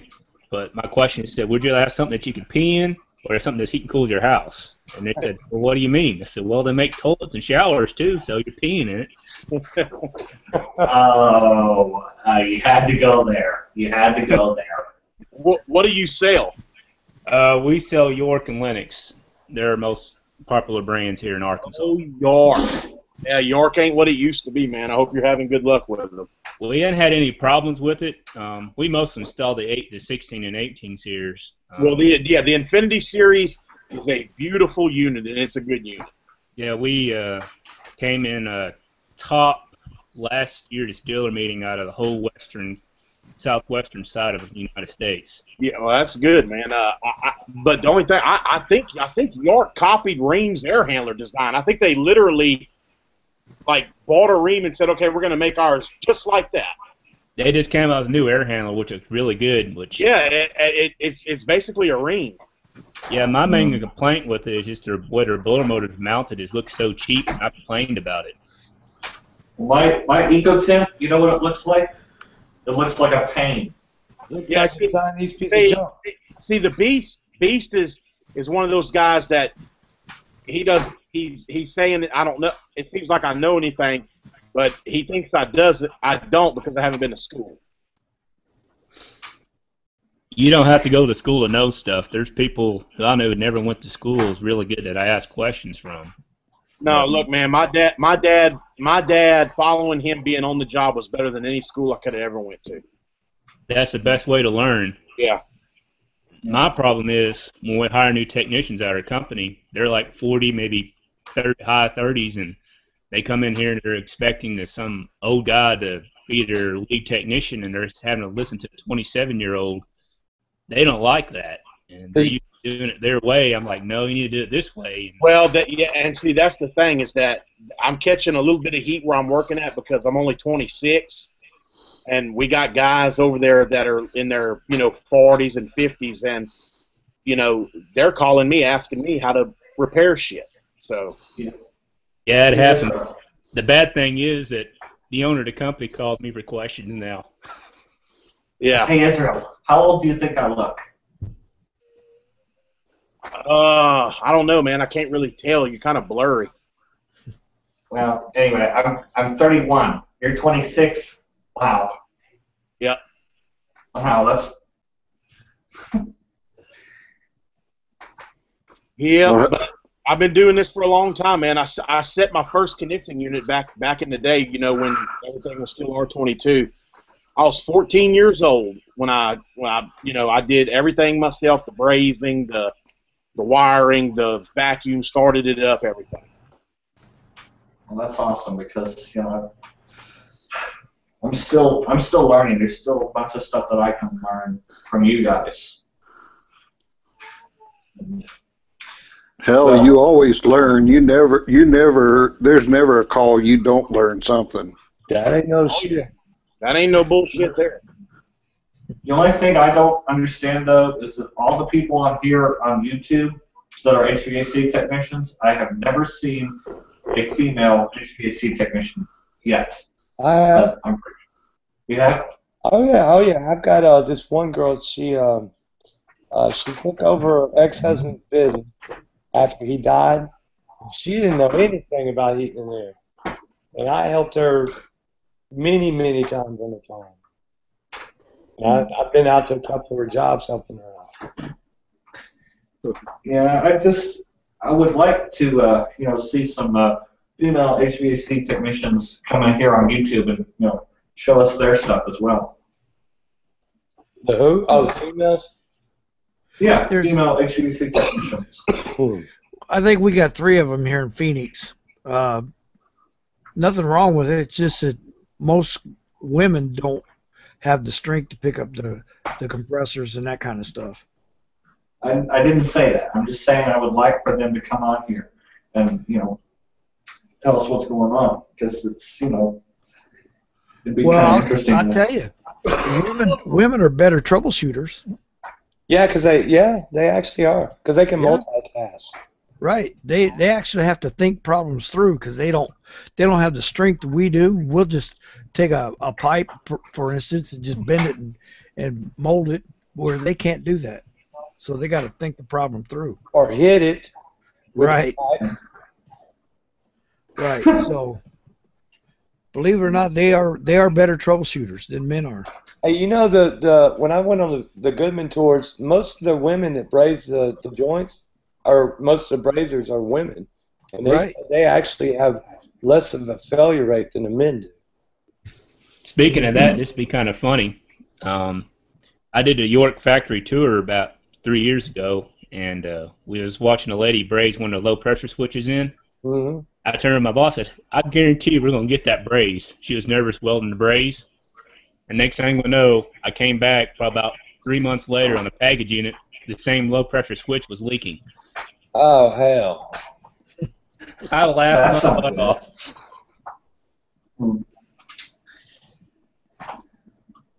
Yeah. I was watching the Goodman factory tour. I like their, well, not the Goodman, but the Amana heat pumps and Amana PTHP too. I don't know. There's just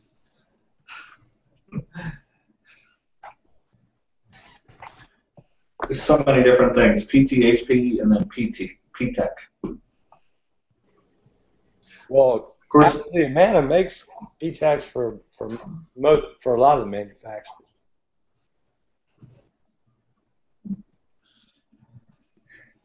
Well, of course they're going to rebrand their units.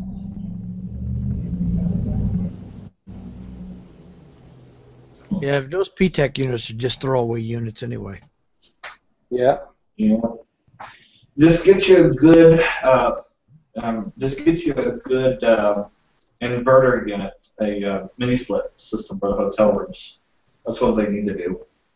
They just built a new hotel here, and actually a couple of them, and we did them. Our company did. I mean, not me, but the construction guys did them.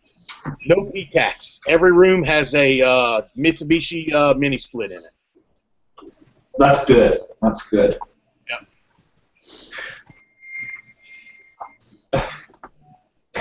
You know, when I was getting ready to build my studio, my original plan was to have PTEC units in there, but now I'm like, nope, mini splits. Yep. Just more stuff to think about. You gotta keep the stuff cool. You gotta keep yourself cool. So is everybody like extremely busy this time of the year? It started first back in March. Yeah, that's about the same for us. I mean, I've been working 7:30, 8 o'clock every night. But we had a pretty busy winter this year. Amazingly, it was one of our busiest winters yet. But we've been on an AC side. We started in March, but it's pretty busy. We had we're very short-handed right now. I had to lay off 7 guys last year because they wouldn't pass a drug test. Wow. Wow. And we only got 3 of them replaced so far. Wow. I think we got six or seven service techs, and we've all been working at least till 7 every night for the past 4 weeks. It's going to get worse. Hey, John, a while ago you was talking about we were talking about consumer reports, and you started to mention something about ICP. Mm-hmm. John Black. Oh, ICP? Yeah. One thing that we had problems out of is the Bryant Carrier Infinity compressors. Right. Bristol compressor, which is, oh gosh, I hate saying that name every time I say it. Change their warranty out is like a big nuisance, which that about put Carrier out of business because of that. Yeah, they had with those units, and they breaking on the inside of them. Well, there's something wrong with it, but when you have to change a Bristol compressor out now, you have to fill a whole survey sheet out. It's like a book. Yeah, yeah. Turn that in, and you have to wait a year to 6 months to get refunded back for it, and it's a $1,500 compressor. That's crazy. I wouldn't do it. I wouldn't even sell the unit. We stopped selling them, but we got a lot of units that we sold back in the day that compressors were failing. Oh, wow. And how much does an actual new unit cost? I mean, just a Carrier unit. It just depends on what you want. Yeah, I know. You got the Pintos and you got the Ferraris and everything in between. Yeah. Average cost, you just figure about $1,200 per ton installed, and that's for a builder's model. Yeah. That's... Beast, if you got something to say to me, why don't you just join the chat?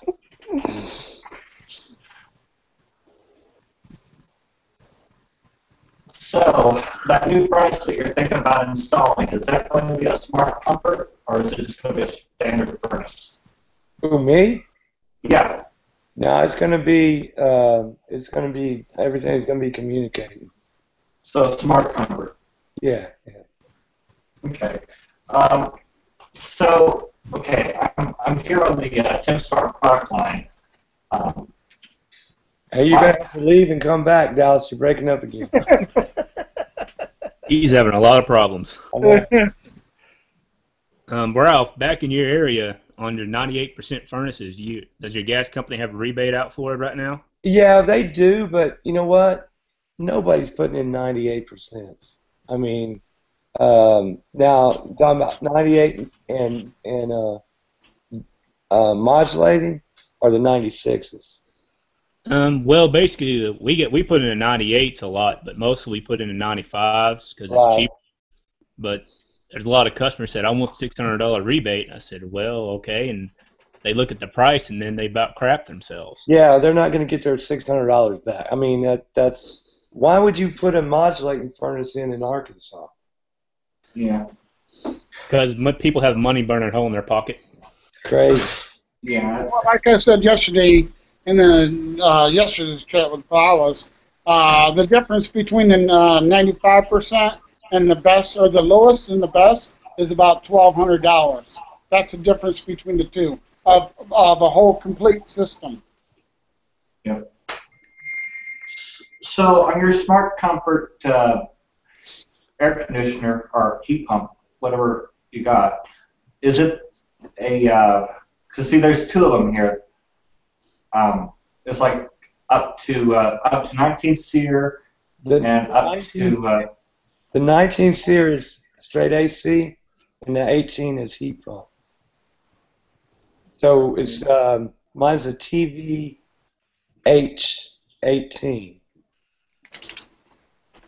Oh, yours is a heat pump. Right.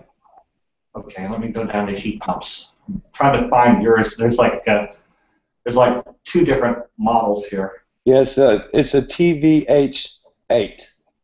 What type of compressor is in it? Is it a Toshiba? Sopron? No, it's Toshiba.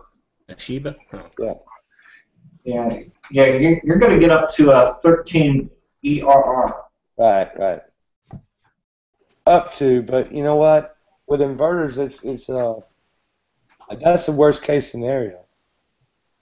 Yeah. Hey, little man. Inverter technology is the best because you start from 35%, go up to 100% based on the temperature outside. With the ICP, it's 25%. Really? Yeah, 25%. Well, yours is the lower sound level. You got about 56 decibels. Yeah, that's why. Come here.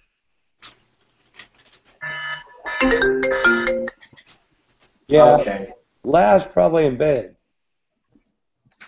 I hadn't heard from him all day, actually.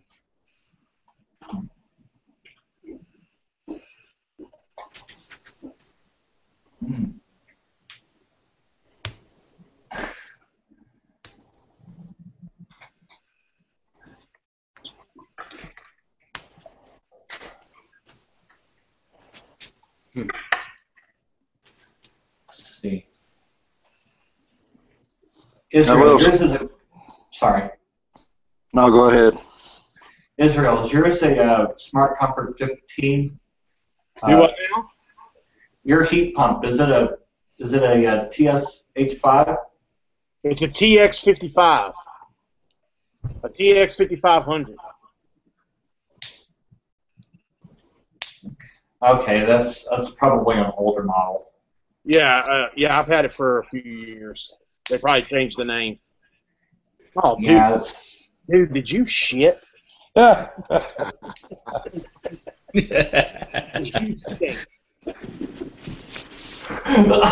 know, that's probably the worst problem, y'all, is remembering all these model numbers for these units. Yeah. I can't do it. I just can't. That's why you have an iPhone and have all the price book on your phone. Yep. I cannot remember these damn model numbers for nothing.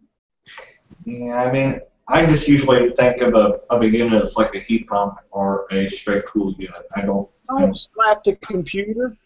I only know the difference between the AC and the heat pump on the inverter is because the heat pump is H and the AC is A. Well, heat pumps still have reversing valves too, so. Hey, Jason's talking to the boys. Yeah, I'm just talking about in the model number. Oh, okay. All right, Beast, come on now. Let's I asked my kid one time if he shit when he was a baby. Yeah, go fuck yourself, Beast. Hey, Beast, why don't you beast yourself out? Yeah, beast out.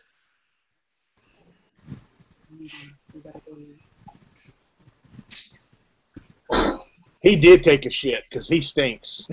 but guess what though? Look, Mommy's home.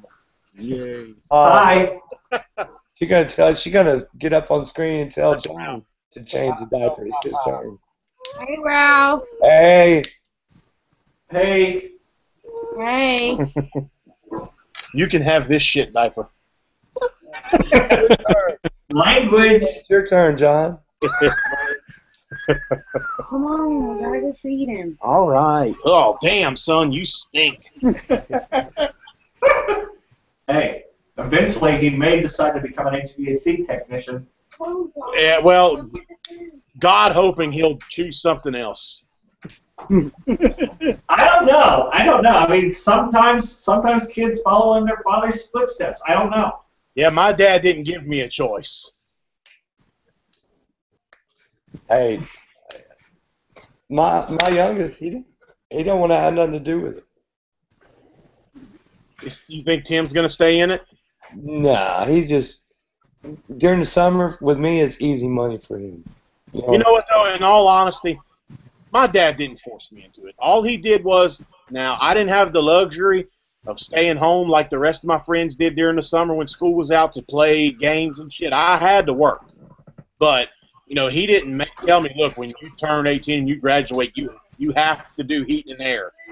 But it got to the point to where after doing it all them summers, I kind of started liking it, and I knew a lot about it, and I was making pretty decent money for my age. And if I'd have went and worked somewhere else, I'd have to start back at the bottom of the totem pole making less money.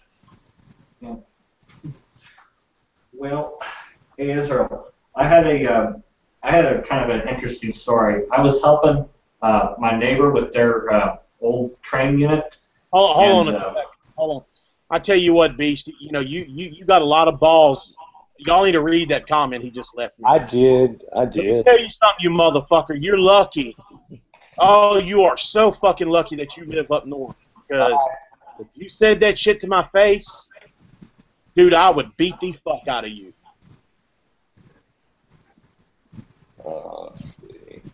Oh, Beast, you're really asking for it. What I should do is go tell her what you said and let her come out here. And you think I'm bad, she's fucking worse.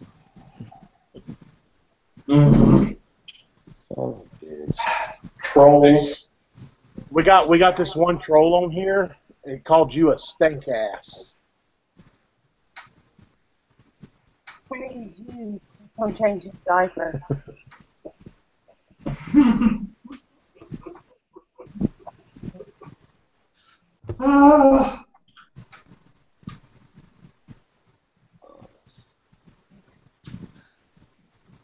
All right, Beast. Just chill, would you? Leave us alone. Yeah, well, you know what, Beast, you'd find out. Just do everybody a favor and just leave. And just get the fuck out.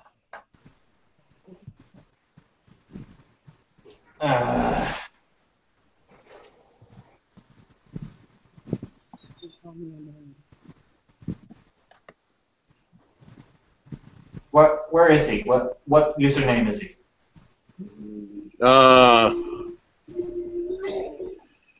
Shit. I don't know how to say the whole,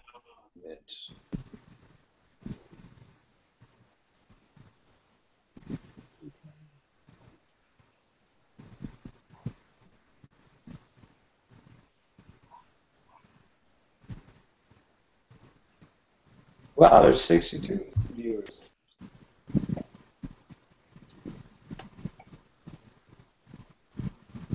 Well, I'm glad all you guys in the chat finally realized what a piece of shit he is.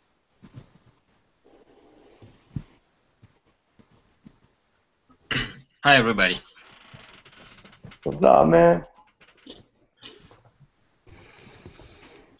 So, yeah, I think I blocked Beef on my channel. So Yeah, I blocked him on mine, too. I don't know if he'll be able to comment anymore. Yeah, he shouldn't be able to comment because I blocked him. Good. I blocked him on my channel, so. Good.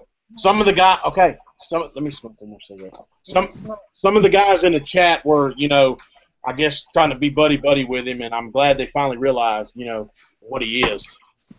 No, I don't think they was being buddy. I think they were getting the gist of it as he was talking. I can hardly wait to see the replay. Nah, I blocked him. So, he's back. Oh, yeah. Oh, bitch. Yeah, John, look, or Beast, I did block him on my channel. So,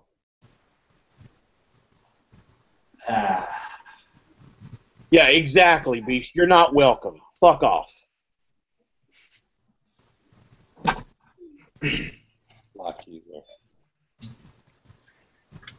Alright, I just blocked him in here, so he's done.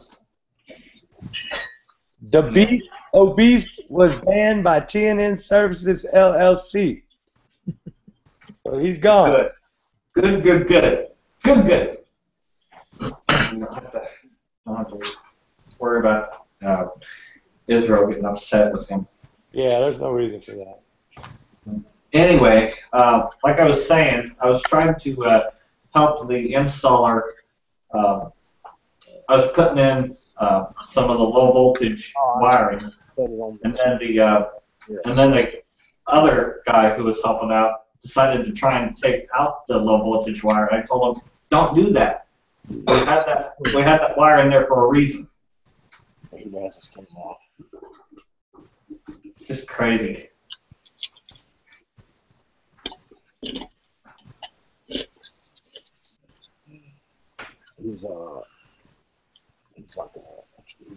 He's gone, so let's see. Hey, we've got quite a good turnout tonight. Yep. Now, I got a question for you guys. Are the digital gauges really worth the money? Every penny. Every damn penny. I wouldn't doubt that. I like seeing a good readout. Yep. Every damn penny. I think what makes the best is I manifold because it literally records all your pressures and everything down in a logbook. Well, yeah, but I mean that's not necessary on every job. The best bang for your buck is the Testo 550. Yeah, the that's what I was looking at. The Testo 550. That's what I have. That's the best bang for your buck is the Testo 550. My problem with the agree with you Testos, I was using them for 4 years and they never failed. I have a lot of problems on my Testos. I mean, they like batteries, and my back hook keeps popping out. You know, my batteries will last forever on my. Yeah, I mean I mean I'm not doubting you, man, and believe me, I'm not dogging you or anything, but I'm just making a point. You're the first person I've ever heard say that. Yeah, that's what they told me at the supply house, but hey, I still use them. I mean, honestly, you're the first negative I've ever heard on the 550. Hey, but not to test those smart probes. No, I didn't say nothing about the smart probes. You keep the batteries in those little bastards, they might explode on you. Yeah. You'd be coming back with no van. That's a good. I don't recommend the smart probes, but I highly recommend the 550. Now, do you guys purge out for every time you swap units or no? No.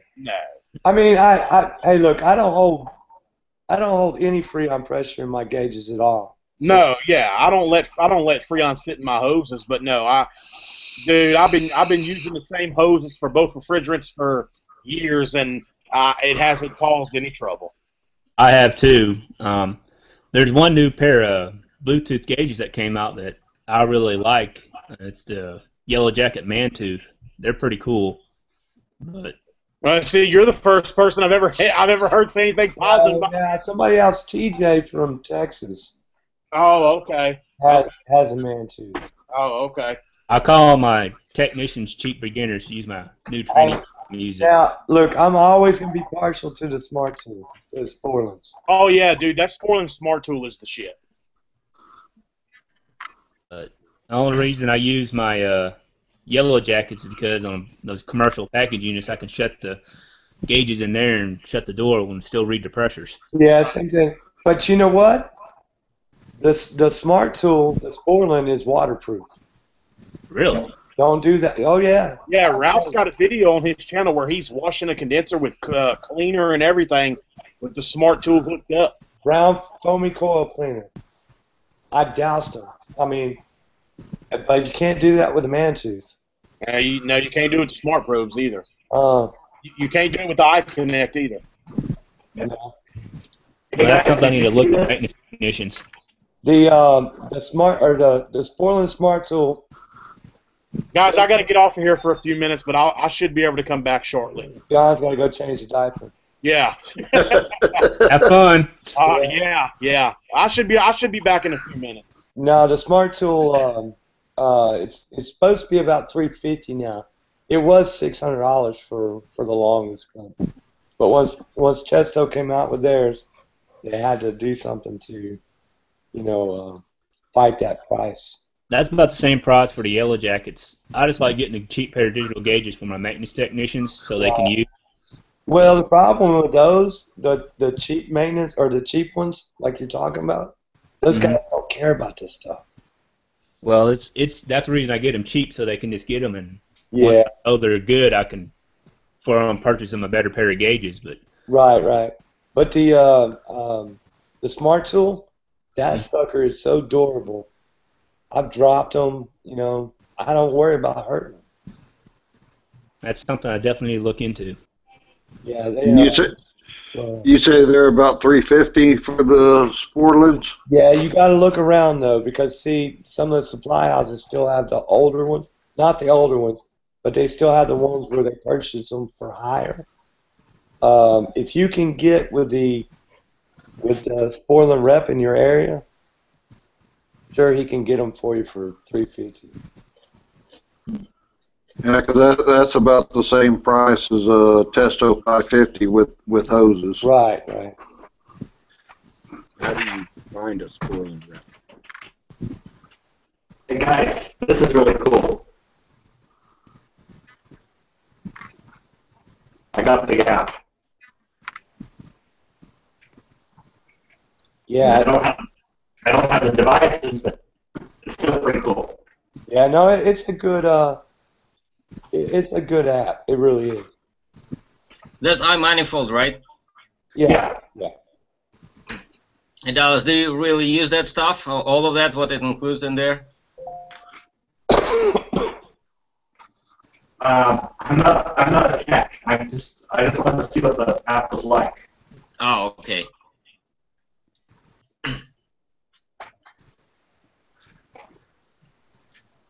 It's pretty expensive. Yeah, with the app, Ryan, you had to enter all that information in. How well do the clamps hold up? On the Sporland? Yeah. Great. They do. They're because I have the Testo 550s, and that clamp on the Smart Tool is as good. So I use mine all the time, and I've never had a problem with it.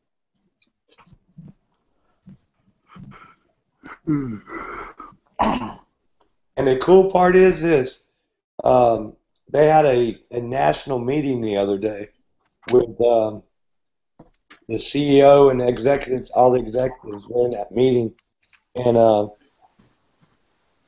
because I know the national sales manager and the a couple of the other guys over there. And the CEO of Parker, which is the CEO of Sporland, asked how I was. And that's pretty cool. Yeah, I sleep with my Sporland tool. Yeah, I check my wife's pressures all the time.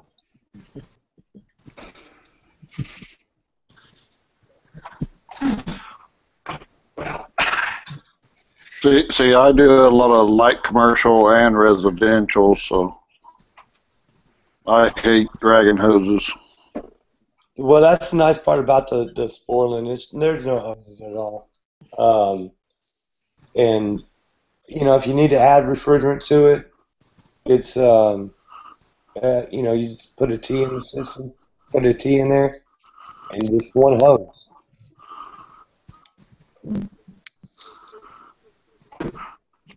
Probably a lot easier to pull a vacuum too, because you ain't got to pull the gauges. Yeah, but you're not. Yeah, but it won't show a vacuum. I run a micron gauge anyway, so. Yeah, a lot of people are watching tonight. We was close to 60. Mr. Rogers is in the neighborhood. And what's the best vacuum you can draw on a system? Whatever you can get it down to. Below 500.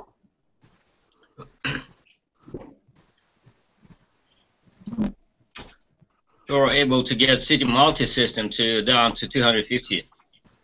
Yeah. How long are lines? Long lines? Somewhere about 600 feet altogether.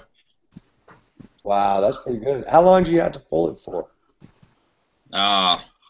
We're doing triple. Wow. Altogether, it took probably about 24 hours. Right. You did a triple evacuation on it? Yeah. Wow. Just to make sure we'll not have any headache with that later, Right. Well, that's the most important part of it. Yeah.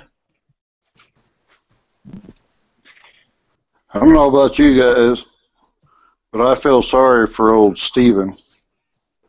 Which Steven? Reardon. Why is that? Because it seems like he does a ton of crawl spaces. Oh, hell. That's the only reason you feel sorry for him? Wait, his last name is Reardon? Yeah, Stephen Reardon. My last name is Reardon. Dallas, But I don't think it's... come back. Huh? You're going to have to leave and come back. You're breaking up again. I feel sorry for him. Yeah, poor kid. He's having all the problems. Yeah. He's left about On 6 your dozen government. wrap. Your Yeah. vehicle, have you had any problems with it peeling? With the what? Your vehicle wrap on your truck? A couple little places, but other than that, nah. And We got ours completely wrapped in flames. Right. And which you can guys check it out if you go on our website and all that. That the main problems we're having is starting to chip after 2 years. No, mine's not chipping. The only, because my truck was older, and under the doors there was a little bit of rust.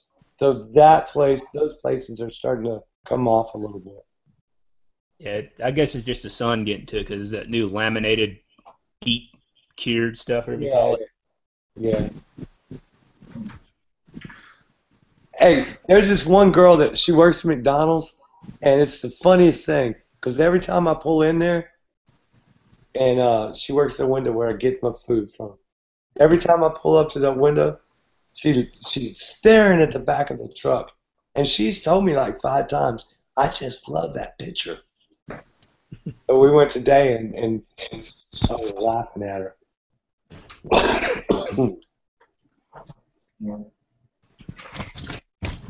Anyway, like I was about to say, is Stephen Reardon and Dallas Reardon.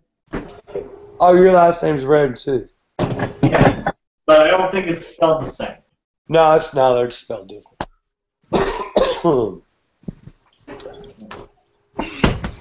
Hey, it's been 10 years for my York, and I haven't replaced the run cap on it. Go ahead and get you a new one. Yeah, I'm going to have a guy come out here and do that for me. Yeah, mine. See her. See. Say what, John? Come on, you piece of crap. Uh-oh. Ross just said, when it's so hot, your sack sticks to your leg and looks like bat wings.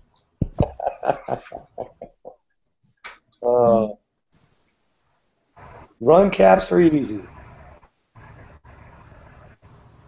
And just put on common, herm, and fan. Yeah.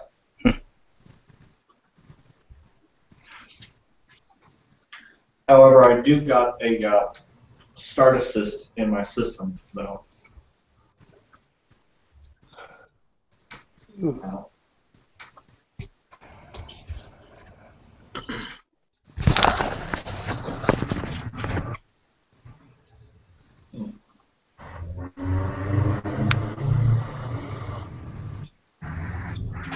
Were you outside, John? Yeah, I'm outside just trying to figure I can turn my camera on. I forgot I had my van in my driveway. You're on a cell phone? I guess you're on a cell phone. I'm on my iPad. Yeah, it should be up at the top of your screen. I guess. I don't... Get my flashlight. Oh, yeah. Yeah, there you go.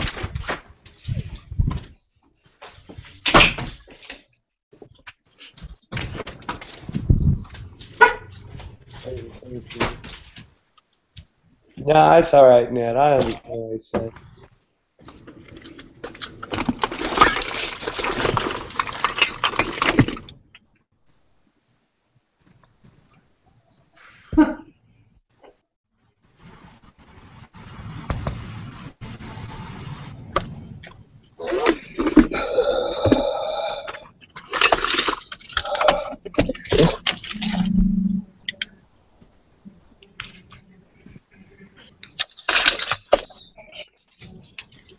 Larry, you said you have like 116 degrees outside out there.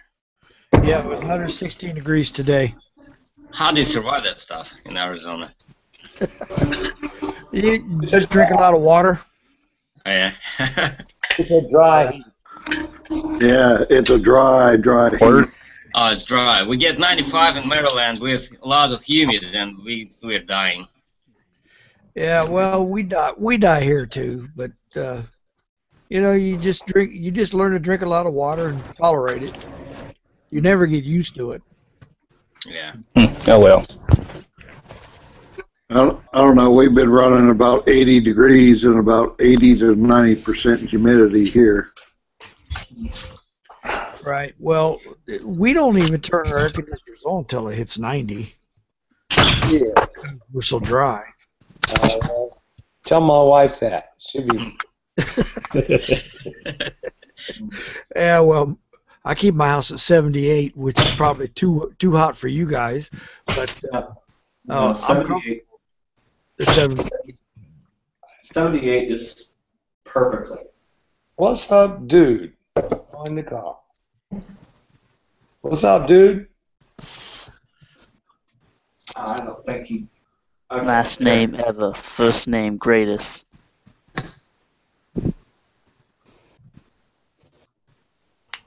Alrighty then. He was trolling. He was trolling. Yeah. Yeah, you don't want to troll. Don't want to troll on the HVAC chat line here.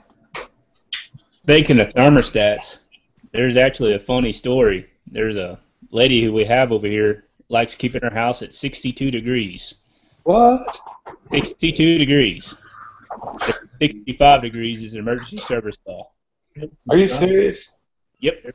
There's a funny story. When my dad was alive, he would have his thermostat at 65 degrees. It was like a freezer in there. Oh, as soon as I walked in there, virtually I was steaming because I was still so hot from outside. Dad was alive. You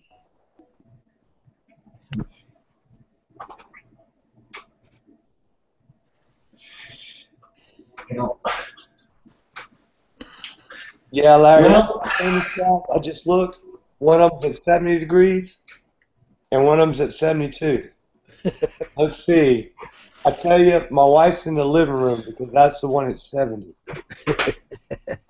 Yeah, well, my wife would like it at 72, but she don't want to pay the utility bill.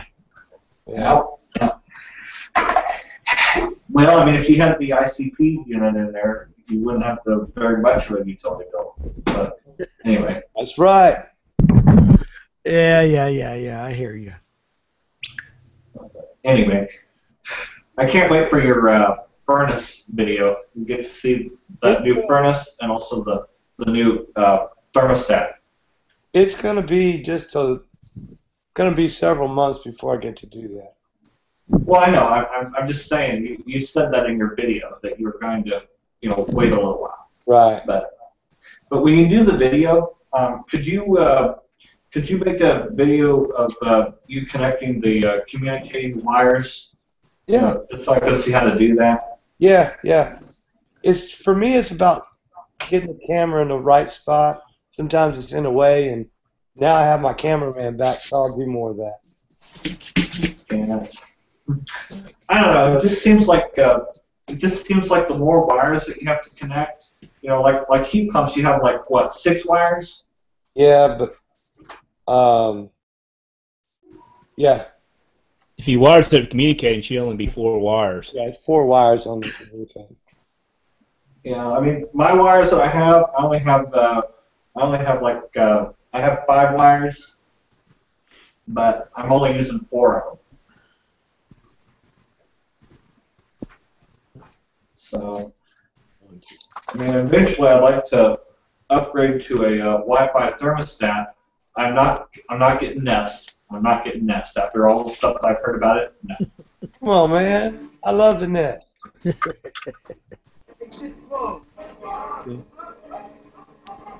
I'm gonna tell you, Dallas. I like Honeywell 8000 thermostat. Yeah, that's exactly what I was looking at, but it needs a common wire. Well, the EcoBee doesn't need a common wire. I know. I like the EcoBee. I'll tell you what, I really like the Honeywell 9000 the best. Yeah, you can't go wrong with a Honeywell thermostat. You just can't. We install a Honeywell 8000 on all of our systems. That's non-communicating. What, the Honeywell 9000? The Honeywell 8000. 8000. Yeah. I have an 8000 in my room. Hey, TJ. We get them at a really good price, so. I don't know how to sign out, but yeah. What'd you say, TJ? Oh, he's gone. He's gone. Yeah, the 8000 is a good thermostat. How much they cost where you're at, Ralph? Hell, I hardly ever buy them. The one in my house they gave me for free. So We pay $160 for ours. yeah, I'm not sure how much they are. 'Cause I don't, like I said, I don't buy them. But They're $149 on what's that website? Amazon? No, supplyhouse.com. Oh. Just make sure you get the right model. If you want it to, with a humidity controller without 2 heat, 3 cool, whatever, 3 heat, 2 cool, or 1 heat, 1 cool.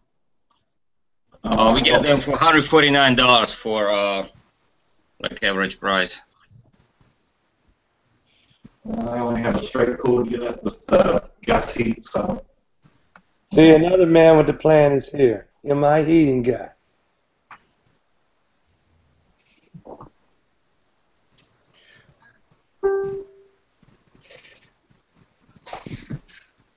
Does anybody use supplyhouse.com anywhere? Do what?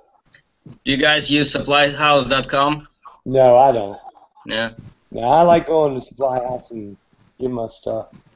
They give better warranty to get through supply houses. Something happens, you go up there and exchange it. Yeah, that's definitely the deal. Hey, my supply house is so good. They let me return a Honeywell Zone panel that they don't even stock, and gave me credit for it. And actually, they just put it back on my credit card. Yeah, never had any problems with that as well. Yeah, I mean that's so that's why I'm not going to buy anything from Supply House or from supplyhouse.com online actually. The only problem with stuff buying online, you don't know where it's exactly coming from. So that's the main problem we have, especially when people said, "Oh, I can get equipment for this much online." I said, "Yeah, if you buy it online, your warranty's voided." Yeah, and good luck calling those people and having them come work on your stuff Friday night. Yeah. Yeah, I mean, if you're gonna do that, might as well just install it yourself. Oh, that's right, you can't without an EPA license. Well, technically, you can install equipment without EPA license. EPA license just allows you to buy a refrigerant. Right. There's a lot of supply houses that really don't ask for EPA if you're working for a company. Yeah. But see, the thing is that you have to get a refrigerant. I mean, especially if you're putting in a new system, you need refrigerant because you don't know if you're gonna need to take out refrigerant or put refrigerant in. Well, the EPA, it allows you personally to buy refrigerant, but if you're working for any company, they don't ask for EPA. They said they just go into their EPA license. Yeah. Because there's guys that we have don't have EPA license yet, which are going to get it, but they just go under our company's EPA license. Because the company's buying it, you're not buying it. I just wish that some people would hold them accountable. That's my thing. I mean, I did kind of a funny video where my character. Okay, you guys may think I'm childish for doing this, but a while back I did a movie called The HVAC Caper, and these guys basically stole all of the HV refrigerant, and they were to cause all sorts of trouble. Of course, this wasn't real, but They sell old HVAC refrigerant, cause a whole mess of trouble for every single tech out there. It's just. Hey, Dallas? Yes. Breaking up. Walk back in. Breaking up again, Dallas. Poor guy. I know. Hey, NetWiz, you can buy 410 without an EPA card. Well, just bottom line is that they need to be held accountable. Well, Walmart actually had a display. I think John Israel sent me a picture where Walmart was selling 410. 410? Yeah. Wow. Really? Yeah. Yeah. It might have been one of their, like, hey, let's try it out and see if it works. But you can buy 134 in the auto. They were something like a jug of it, or like small cans? A jug of it. Wow. Yeah. That's not good. That's not good at all. Well, it's high pressure stuff. If people want to mess with it and hurt themselves, let them do it. No. I got mad at one of my techs that was installing my system, or working on my system. They let a little bit of R22 out into the atmosphere. I'm like, okay, seriously?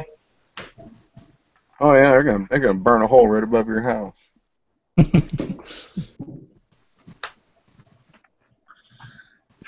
This was a long time ago, though. But still. Yeah, it's like that here, Rasta. Every tech here has to, if you're going to be buying Freon from the supply house, every tech's got to have their card on file. Whoever's in there buying it. Refrigerant, not Freon. Freon's from DuPont. Well, whatever. You know what I mean. Hey, I call 410 Freon. I'm kidding. I'm just giving you guys a hard time. That's what people know.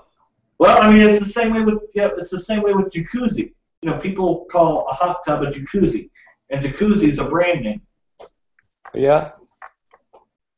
It's the same thing with Freon. Freon's a brand name. Yeah. Made by DuPont. That's what he was talking about. Right. Hey, there's still guys out there calling 410 Puron. Right. Carrier stuff. Yeah, carrier salesman. Yeah. Well, I'm telling my age, but there used to be a Freon called Carine 7. That's R500. Oh, yeah. I changed one of those units out the other day. Oh, did you? Yeah, it's a house been abandoned, and it was originally had it all. Like, whoa, that's some old refrigerant right there. Yep, that's real old. Oh my goodness. It's just amazing. It's just amazing. I mean, the Environmental Protection Agency or the EPA want to do away with R22, but yet they don't want to hold people responsible. Well, the federal government, they've only got 4 people to cover this whole country. So your likelihood of getting caught are slim and none, and they're not going to hold you accountable. The only thing they're interested in is if you were to go out and buy, say, 3,000 pounds of R22, okay, who you buy it off of is obligated to report that. When they report it, they're reported to the EPA. And when the EPA sees that, then it's up to their discretion to send a guy out to see what the heck you're doing with 3,000 pounds of R22. Yep. So if you buy, say, 100 pounds of R22, they're not going to send anybody out because that doesn't send up a red flag. Hmm. So how they're going to do it is they're going to do it through price, and they're going to limit the production, and which they've already done. Yep. That's how it works. They're not interested in catching anybody anymore. Yeah, they say that they're going to be completely gone by like 2030. 20. Well, it's slated to be gone at year 2020. But I guarantee you, it's going to be so expensive by then, nobody's going to be using it.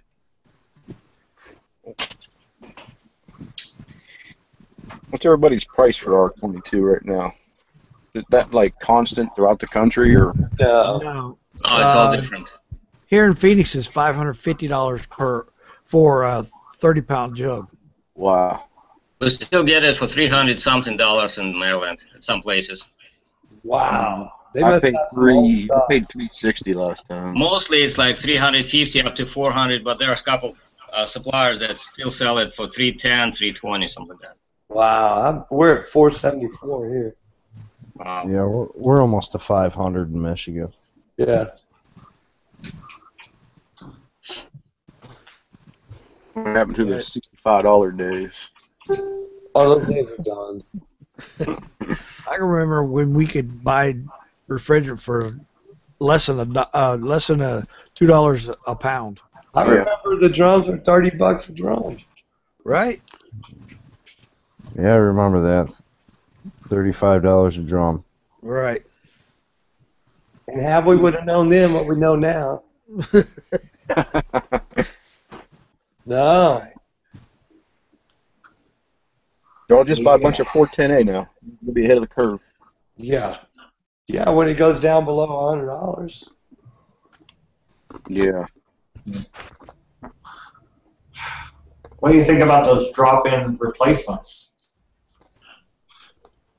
I think the best thing to do is R22. Yeah. Ralph's a traditionalist. I've used 407C. I've used MO99. I've used new 22 or 422B. I've had good luck with them. Just don't expect a whole lot out of them because they each and every one of them have issues. But they will work. Well, 407C is the best replacement. Right.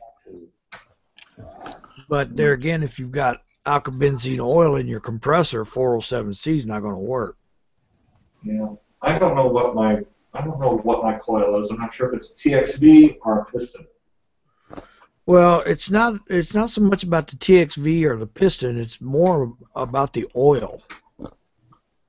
Now, the TXV or the piston is going to come in when you start losing capacity, but there's always capacity loss with using MO99, 422B, or 407C.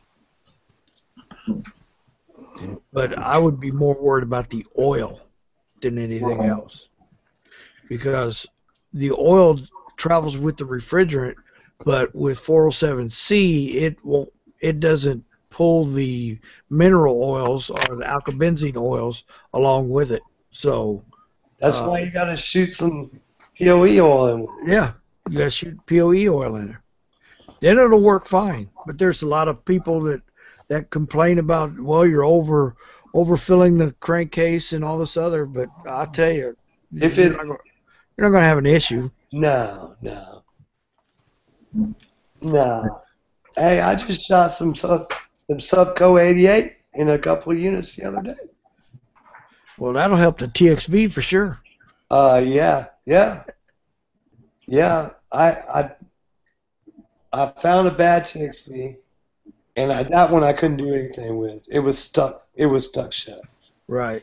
So when I changed the TXV, I put in some Subco 88, and then I found another bad TXV. And I've got to go back and change it. But while I was there, I went ahead and added some Subco 88 to it. Right. Well, I don't know what oil's in my air conditioner, but probably mineral oil.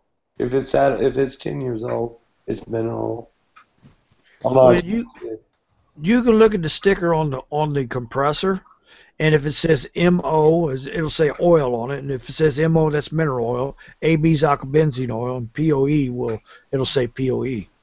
Yeah, but 10 years ago, it's most likely mineral oil. Yeah, most likely.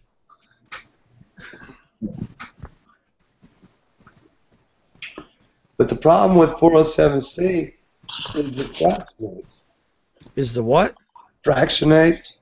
Yeah, it will fractionate. You start leaking that stuff, it will fractionate, without a doubt. Yeah, so if you're gonna take 22 out because of a leak, you better fix the leak before you put 4. Yeah, that's a must. Yeah, well, I mean, we have a completely, well, furnace is 6 years old, air conditioner's 10 years old. Oh wait, I take that back, 7 years old. The furnace is. Just seems like I just put that thing in, but it's been 7 years already. Well, that's typical, Dallas. I mean, you'd be surprised on how many customers I see a day. Well, I just put it in, then you do the paperwork, and it's been 15 years. I just put it in last year. Yeah, 15 years ago. Yeah. Hey, my 407C here is 154. I think I bought it, but it has POE oil added to it. Right. Well, you ask me, it's all too expensive. Oh, I agree. Especially when you can remember when it was $30 a drum. Well, I can remember getting out of attics and blowing off with R12. Yeah. Wait, what? Hey, I remember a lot of people filling up their hand truck tires with R22. Yeah, exactly. There was this 911 deal where a guy put refrigerant in his air mattress, and the kid, got a mouthful of refrigerant. I'm like, okay, seriously, how stupid is that? Well, they do it all the time. Yeah. I can remember taking R11, because R11 boils at 72 degrees. We'd take it and put it in its liquid form in a bottle, and put the lid on it real tight, and set it out on a fence post about noon in Phoenix. That thing would go off like a bomb. Because the pressure would build up so much. Wow. Yeah, the good old days. We can't do that anymore. No, somebody will call the law on you. Yeah, exactly. Yep. Just tell me it was dry ice and water. There you go. Oh, yeah. Yep. Everybody's been doing that trick. Of course, they have also tried it with liquid nitrogen, too. The beauty of YouTube. That's... Hey, I enjoy YouTube. Well, I do too, but I'm just saying that there's a lot of stuff on YouTube that's questionable. Yeah, there's a lot of dumb kids on YouTube for sure.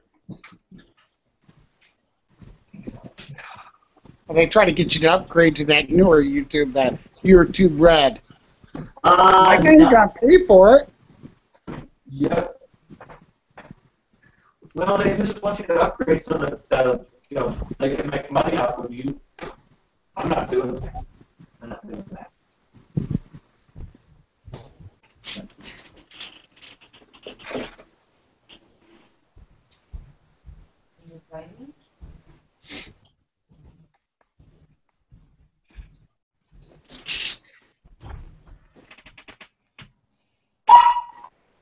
Oh.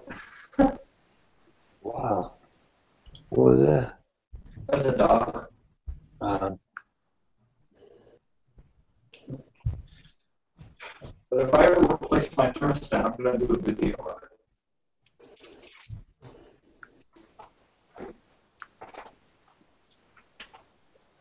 All right, you all guys have a good night. Talk to you next time. All right, be careful. So, Larry, where are you going to be next week? I'll still be here in Phoenix, but the week after that I'm going to Ontario, California, and the week after that I'm going to Oakland. Wow. you be careful out there, okay? What? I said you be careful out there. Yeah, I tell everybody the best nuts come from California. Hey, we got a couple of them in here. I know. Like, me? Like, who is this? No, not all the people are bad in California, Yeah. but they have their share. Well, the biggest thing I hate about California is the environmental rules and stuff like that. Yeah, that Title 24, that's kind of rough. Hey, NetWiz, I don't like ad block. I hate ad block and you block.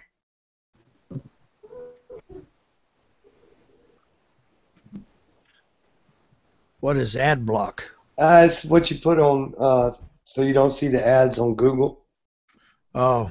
Well, I don't like it because it takes revenue. Yeah. Right.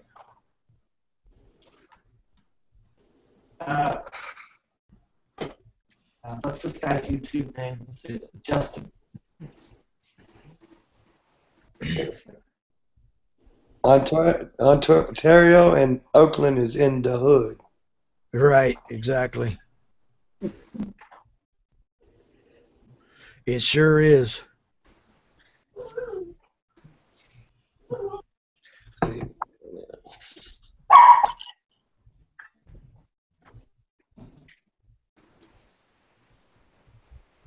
What's up, Mr. Ritter? Doing good.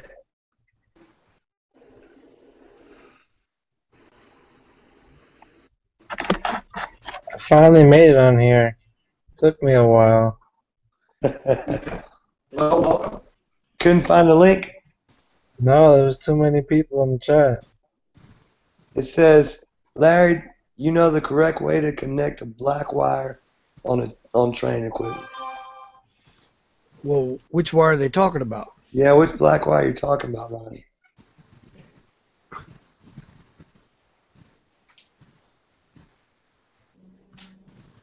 See, you're not watching the chat, are you, Larry? No, I'm not. Yeah, see, he can't see the chat.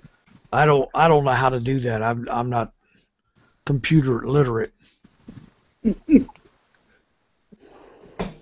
keep in mind I'm old. That's all right. These computers are a mystery to me. All you know how to do is turn them on. That's it. And I barely know how to do that. They're magic. Well, you don't like working for us because we do everything off our cell phones. Yeah. Well, I do too. It's just I just everything I learned about a computer I've self-taught. He said BK, not black. BK. The BK terminal is for if you're putting a 80%, not an 80%, but say a 16i.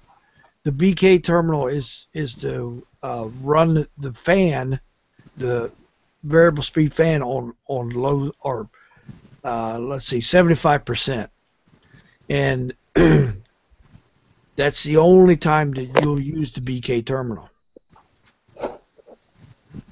If you cut the BK jumper on the furnace, that fan will never ramp up. So don't do that. Did you hear that, Roger?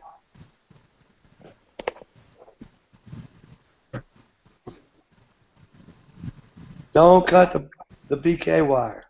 Right. That's on the furnace board.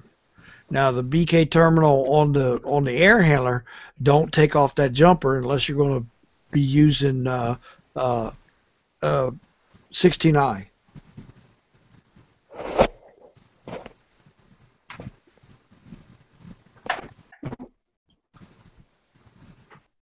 Oh, is that the train model? Yeah, that's a train. Oh, okay. Doug? What's going on?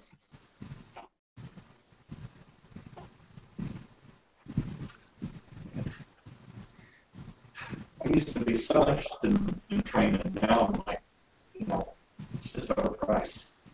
Well, Dallas, don't let these guys screw with you. Train makes good equipment, but it's like this. If it's installed like a turd, it'll run like a turd, just like any other piece of equipment. Hey, Larry, Bill asked you, One more time. Which part of it you want to hear, Bill? Oh boy. Is he working with a furnace or is he working with a air handler? Well, Roger was a furnace or air handler. Roger asked the question, but Bill said one more time.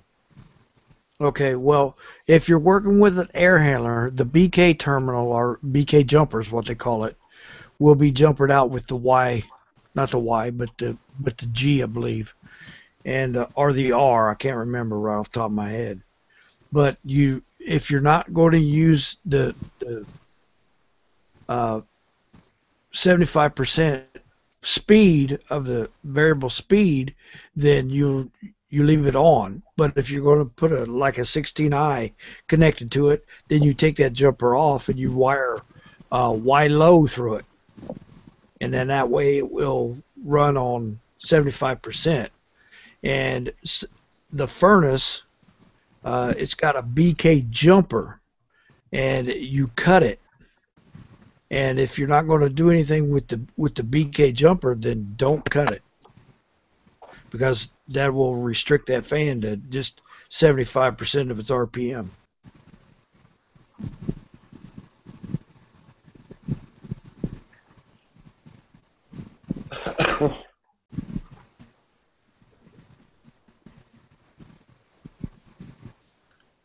And that BK jumper sits by the W14 terminal on the board. Looks like we always called it a little snowman. It looks like a drawing of a snowman. He said the 824 stat. The 824 stat, what about it? Are you messing with an air handler, TM6, and a 824 stat? Well, the 824 stat, I'm not familiar with that one, because Train don't use 824s.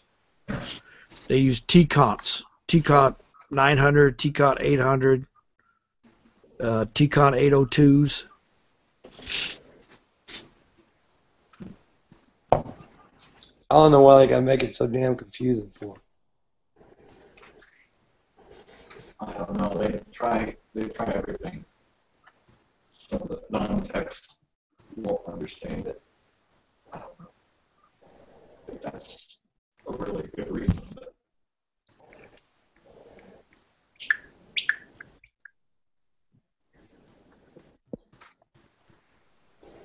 TJ's back. welcome back, TJ. Hey, is it a good thing that, like, the way that my system's wired now, the outside condenser kicks on before the inside blower? Is that a good thing or not?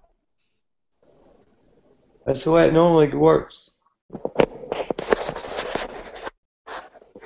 On my old system, the air conditioner and the compressor would kick on at the same time.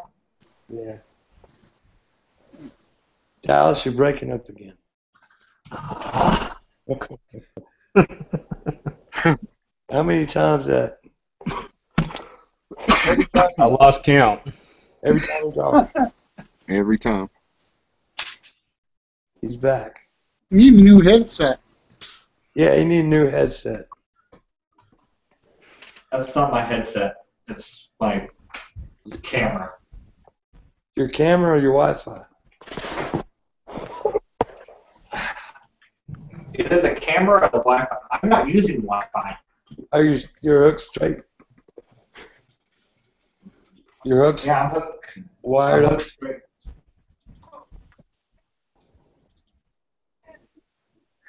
Yeah, I'm hooked. I don't know. I don't know what the deal is.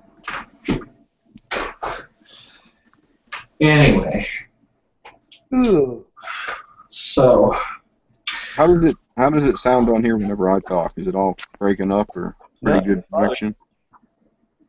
Everybody's been crystal clear tonight, except for Dallas. Huh.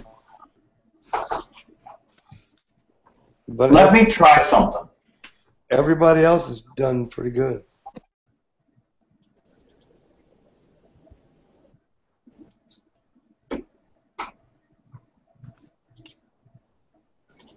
Check. Yeah. So Jerry's back. He said he went to the store a while ago.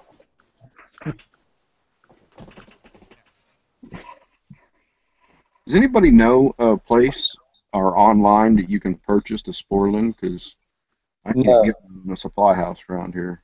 No. I've looked online countless times. Yeah, Does it? True Tech Tools? no, no. They don't sell it? Don't sell them either. They You can don't. try rnesupply.com. R&E? rnesupply.com. Do they have them there? Yeah, they have them there. I saw them there Wednesday when I went. On the online though. Yeah, they should. Because Sportland is actually, they've been pretty protective of it, and it not going online. Well, you buy it through R&E. They'll send it. I saw a link where you can do it, but I didn't try because right. One in town.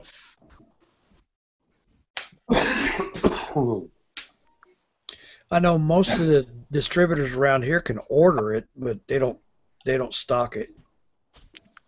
All right, I moved to my other microphone. Hopefully this will work better. Well, it sounds better already. Okay, good. Let's see, how are you guys talking? We're in a hangout, and it comes with a, just your mic's on, and if you want to be seen, your camera can be on. Yeah. So what services are you going to be, or what calls are you going to be doing TNN services? Do you have any change up? Tomorrow? Yeah, or Monday or. Oh, it's just I never know what I'm going to run into when I get there. I do know tomorrow. One's going to be looking at a Mitsubishi install, and the other's going to be the lady lights are dimming when their air conditioners come on, and then the breakers trip. Well, it's either a bad winding or a stark capacitor.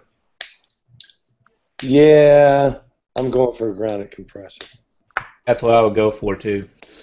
Yeah, I told the guy on the phone, I said, look, I'm not going to have any good news for you. He said, well, one of my friends said the run capacitor could probably be bad. I said, nah, it might trip the breaker the first time, but it ain't going to trip the breaker the second. It's just going to sit out there and hum.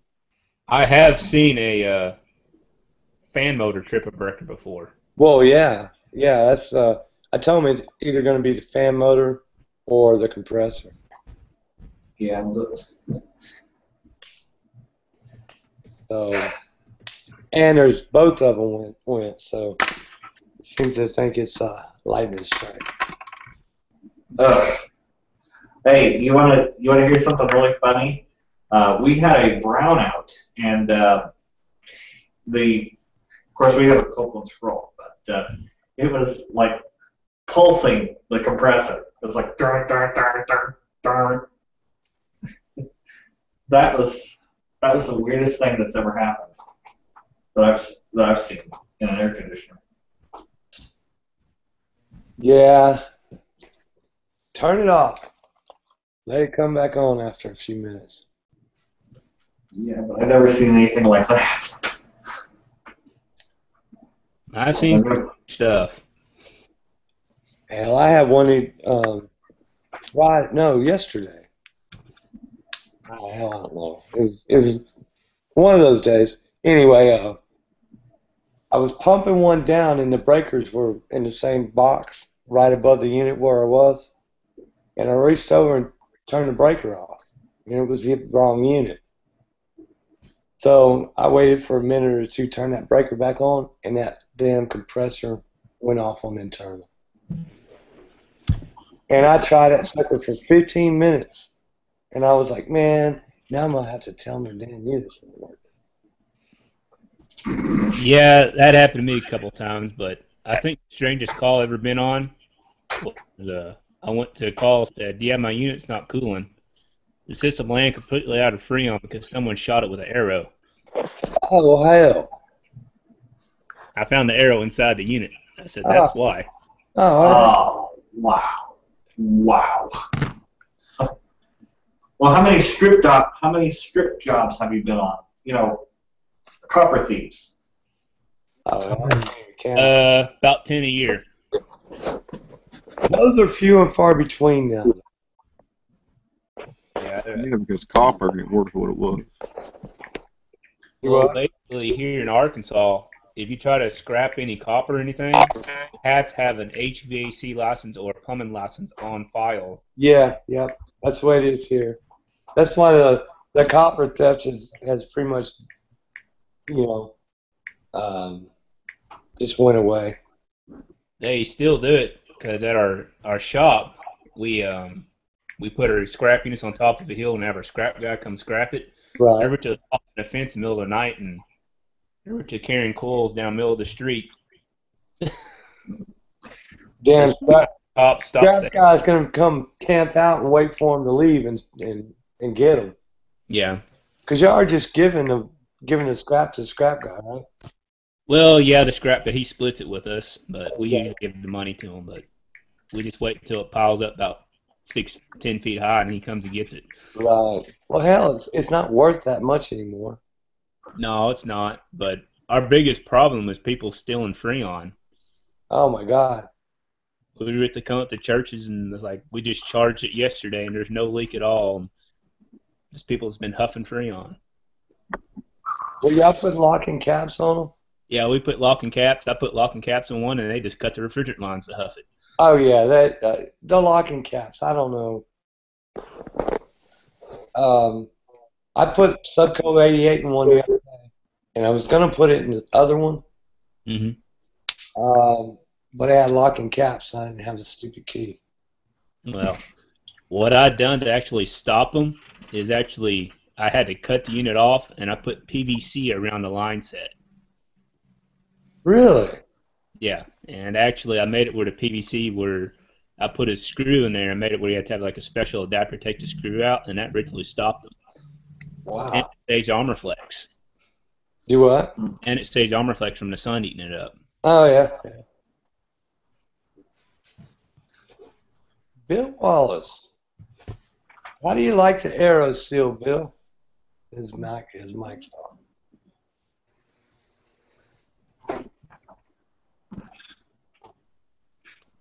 We've been getting all this rain. Just have all this flood here over here. It's just been crazy. Supplyhouse.com has a smart tool for $750. Yeah, see, that's way out of line. That's what website you say that was? Supplyhouse.com. Yeah, that's way out of line. It's showing it under the Parker name. Yeah, the yellow box. No, it's not showing the box. Yeah, it'll come in a yellow case. But $750 is way out of line.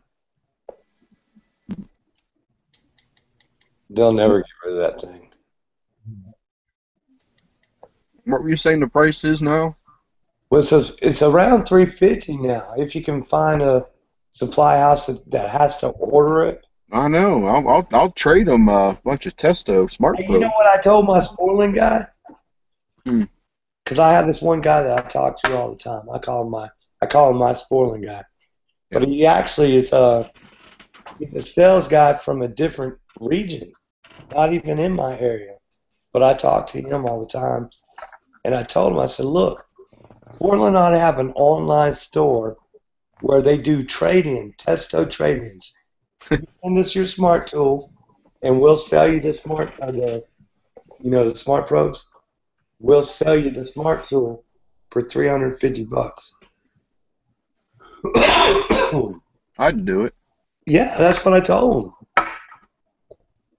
I'm gonna tell him that I'm gonna call the sales manager and tell him, hey, I'm gonna start an online store because these guys they can't buy it anywhere. They don't want to cut the distributor out of the deal. What it is. Mm-hmm. Open up that store, you let me know so I can trade in my Testos. I will. I'll make a video of it I'm waiting for the new one to come out though, because that one's gonna have much better range. So as soon as that one Is comes, that one gonna be the same price? do what? Is the new one gonna be $350 or no? I'm not for sure yet. I'll find out. I'll find out on Monday. I'll call. The Sportlands are Bluetooth also? Yeah. Oh yeah. What kind of range do they have? It's about the same, 20 feet? It's a little better than that. The nice part about the Sportlands is that you can wash the coil with a brown foaming coil cleaner and not worry about hurting them.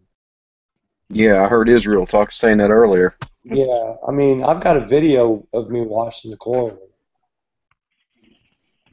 They really are a great tool. I mean, they're so you can chuck that thing at somebody, and they'll be on the ground. How's your battery life on them, Ralph? Over a year. Really? Cool. Oh yeah. The batteries last forever. And I was using mine on every call. I use mine on. I don't use them on every call now, but I use them quite a bit, and the battery life was good. Nice. Since I had mine, I've only changed on the suction one, the low side. I changed the battery in that one, but the rest of them I hadn't changed the battery in yet.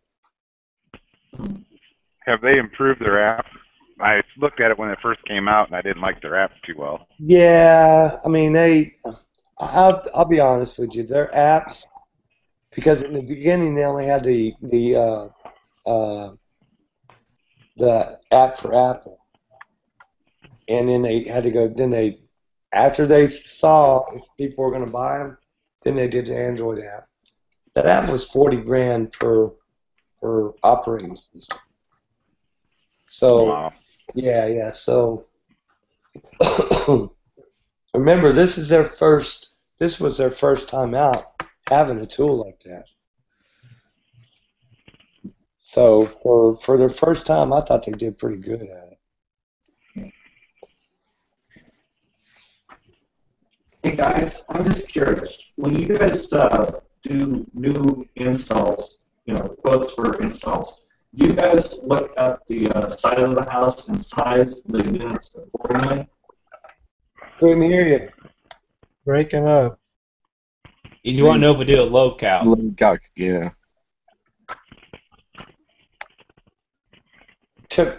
I don't do a low calc on every. I really don't either myself, but basically when I sell any type of units, I do a home comfort survey and I ask the customers certain questions. And if they have questions where the unit's not keeping up at a normal degree day, then yeah, I do a low calc. Right. Or it's keeping up. I said, well, your equipment sounds perfect, but it sounds like your ductwork's messed up. Mm-hmm. Here's what I tell people to that. You don't have a quantity problem. You have a quality problem. And they're like, what? Distribution. Yeah. I tell them when they say, what does that mean? Well, you have enough cooling, you just don't have good enough ductwork. Yeah, it happens to me all the time. And what's really bad is that, which I'm glad Arkansas actually done this. We go up to new construction sites and brand new unit, and the part of the very end of the house is not heating very well or cooling, and the front is cooling. And I go out there, and it's all flex ductwork, and they didn't hang the flex right. They just literally just strung it out. It's all run across the attic, and stick dampers in it or anything. So, well, it's not your unit, it's your ductwork. Right. Because in Arkansas, don't all new construction have to have a load on it anyway? It has to have a low count. They actually made a new rule now on ductwork. It all has to be hard pipe now. No more than 6 feet of flex is allowed to be ran. Per run? Per run. Wow. We don't use flex no more, but here's something they actually made, which really hurts us. We have to have 2 prior inspections on all new constructions now. All of our joints has to be hard cast or pookied. Right. Once they inspect that, then we can come back and insulate. Wow. Every single joint has to be done. Wow. Now, what about at the coil? Are they making y'all seal the coils up? Not that I know of, but they want all the ductwork sealed up airtight, which is, I think, a good full tape seal will seal it up. I mean, like, gosh darn, hard cast or pookied it, that's getting expensive. Well, we have to, any metal seam has to be mastic. And the installers and the inspectors have misinterpreted that code. Because they make the installers seal the coil seams up with mastic. Well, the only problem with sealing coil seams up here, you have to service it. Oh, Yeah. God. I tell them it's like taking the hood of your car and welding it up. But the good thing is manufacturers are actually starting to fix that. They're starting to put good rubber seals around coils now, which is eliminating that. Yeah. Now, the only problem I have with like ICP is they do have a lot of air leakage. Yeah, they do. But I forgot what I done when we put in carrier units. There's something that we done to fix that. I forgot what we done. I haven't done an install in a long time. Well, tape. I use spray adhesive and silver tape, and it works great. Yeah. Which one thing which we do in all of our units when we install them, which a lot of people say it's nonsense that we put it on. We put a float switch on every single unit we put in. Doesn't matter if it's under the house or wherever. Right. And a lot of companies say, well, that's just a waste of profit. I said, well, no, it's not. I said, that drain line clogs, it's going to overflow inside your unit. It gets insulation wet. It's going to create mold. You know what? If they're complaining about $8 to $10, per switch, they got it. They got issues. Well, originally, the float switch will save your unit. Yeah. You have to do it, yeah. I wish the guy would install mine and put a float switch on. There's a town, Malvern in Arkansas, requires us to put a secondary drain pan underneath the house. Under the house? Under the house. That's crazy. They do not want the ground to get wet. Okay. Yeah, but they still require vents. Well, they still require vents over here, but it's just that they wanted us to put secondary drain pans under it, which is stupid. And some houses, you can't fit a secondary drain pan under it. Wow. First of all, if you got a crawl space with a vent, you shouldn't have vents on an AC system on a crawl space. Oh, it's just inspector at Malvern's a butthole. Yeah. But anyway, you're gonna get the ground wet with the condensate that's gonna come out of the unit anyway. Well, you know what? In a way, I can almost agree with that. The drain pan under the unit, so you can stop the water from flooding the crawl space. Because I hate going under the damn crawl space where the drain's where it's been broken for a couple of years and nobody's known about it or cared enough to fix it. But you turn the air conditioner off, guess what? They're going to fix it. Yeah, I don't like that part, but he just requires a code, which we got away from that. But the funny thing is that we just got done with a lawsuit, a guy suing us because his coil got wet and it leaked. Wow. Well, that's where that misinterpretation of code comes from. We spent like 5 hours in court. He's wanting to sue us over an evaporator coil getting wet. Does he not get or understand that part of it? No, he don't. You know, if they did loser pay, he'd be less likely to sue. Yeah, well, he didn't win the case. That's what I'm saying. You only have one inspector or no? We have inspector per city. Okay. There's only one per city? There's actually 2 for Hot Springs, 1 for Malvern, and 3 for the state of Arkansas, which I know all 3 of them personally for the state of Arkansas. So their exact words said, if I inspect it, it's passed.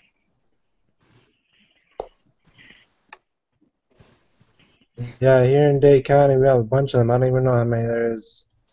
But there always seems to be a different one.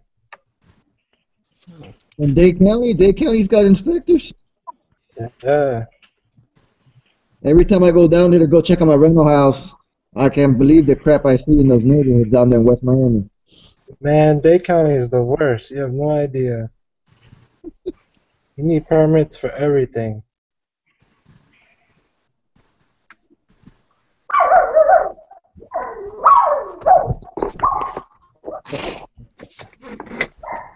So, Doug, how was that brisket, man? That was good. You should have had that. You had to rub it in. Wasn't as good as the first one, though. It kind of was in the freezer full. Yeah. That's the one thing I miss about not being in Texas no more. Good old brisket. Hey, you can do it down there. It's easy. Do what? You could do it. Oh, It's I've easy. done it. I've done it, but I don't want to babysit it all the time. And I really like it, so I mean, there is one place that does pretty good. Yeah, I don't know what you guys would have down in that particular area for any barbecue. I know Carolina's got their own kind, Texas has its own kind, but I don't know about just the regular typical We have Bill style. Miller. Well, It's called Bill Miller. there's nothing better than Texas brisket, I'm telling you. Did a pork loin tonight. Wow. That was good.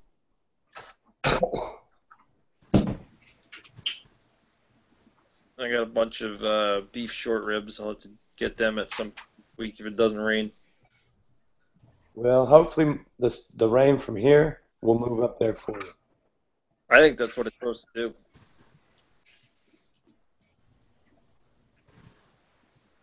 But I got some AC work this week, and hopefully it doesn't rain. Yeah. Yeah. It's pretty sweat. Yeah, everything in the southeast is pork, and it really does. It sucks not having a good beef barbecue. Hard to find it up here too, but there's a couple of places where you can get it.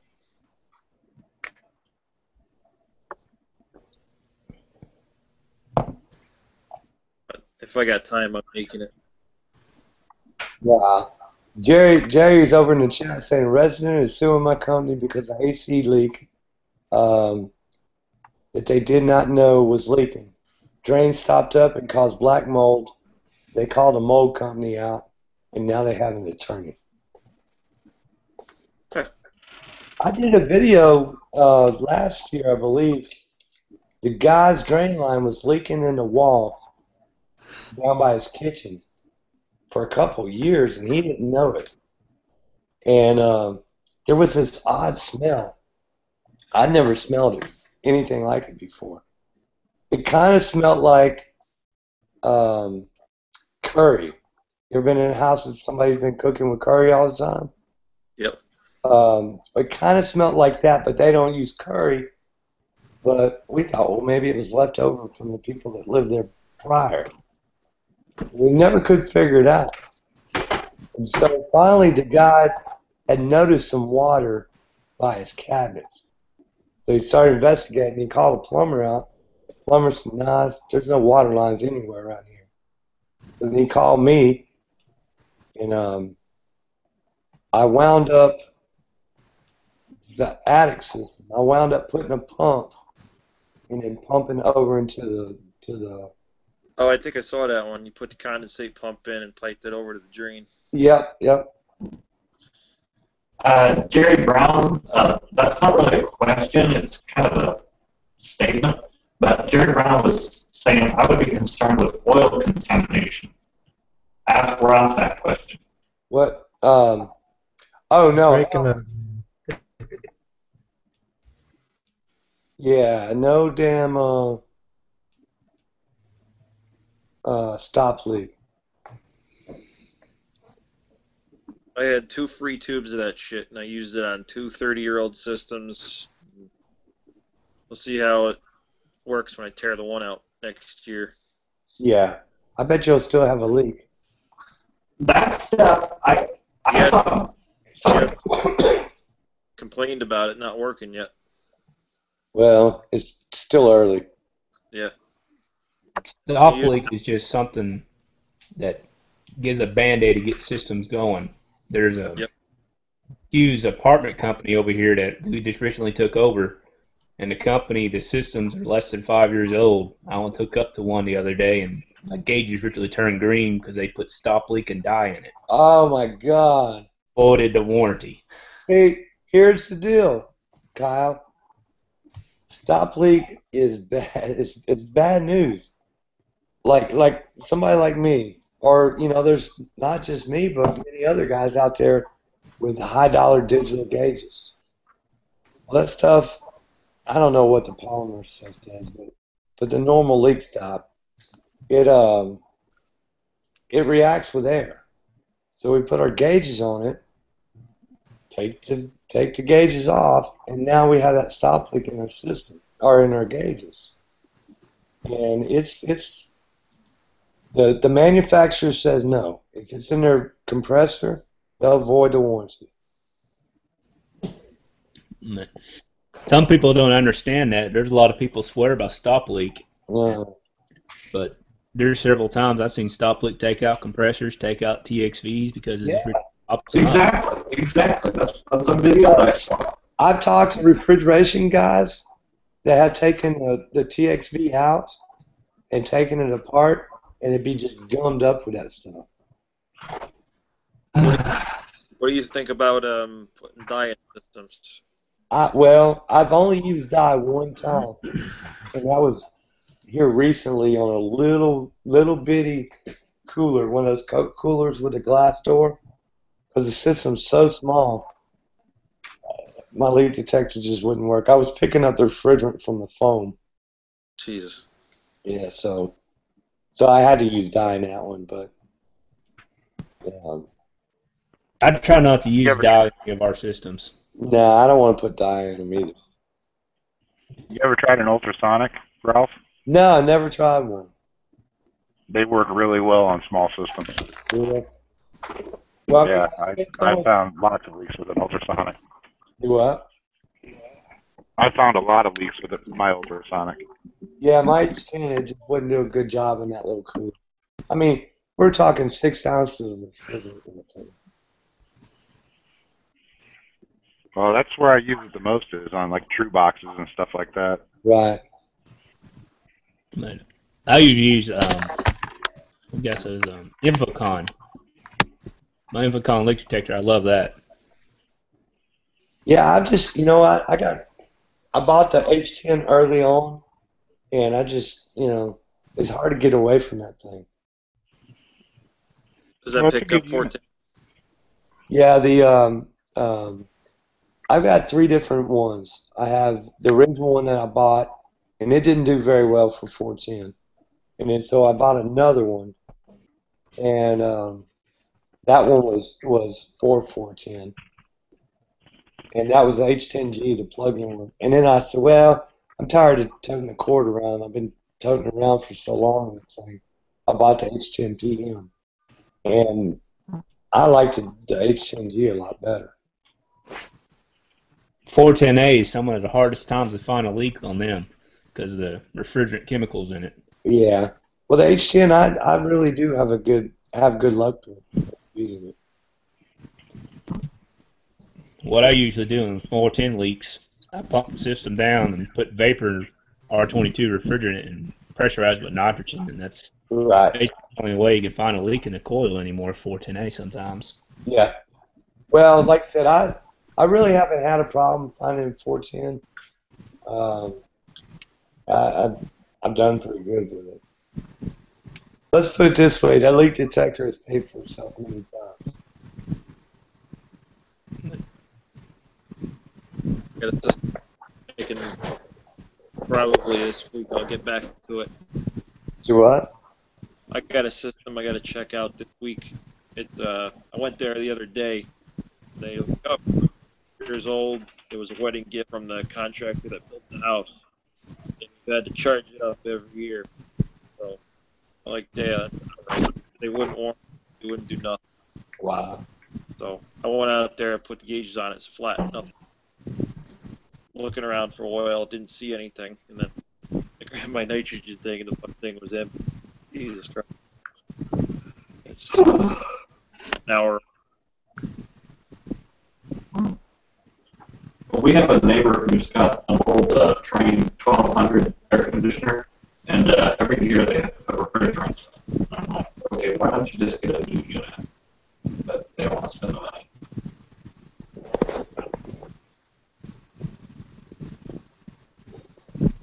There's a lot of people out there that don't want to spend the money.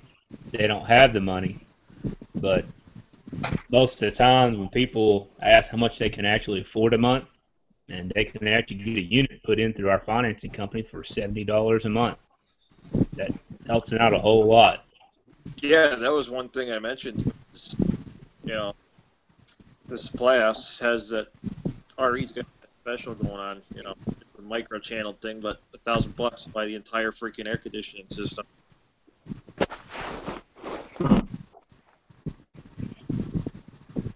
Like you could spend money, labor, and searching it, or you can walk out if you're sick of it. I got a suspicion that I think it's at one of the service valves. Pretty sure they cooked one of them.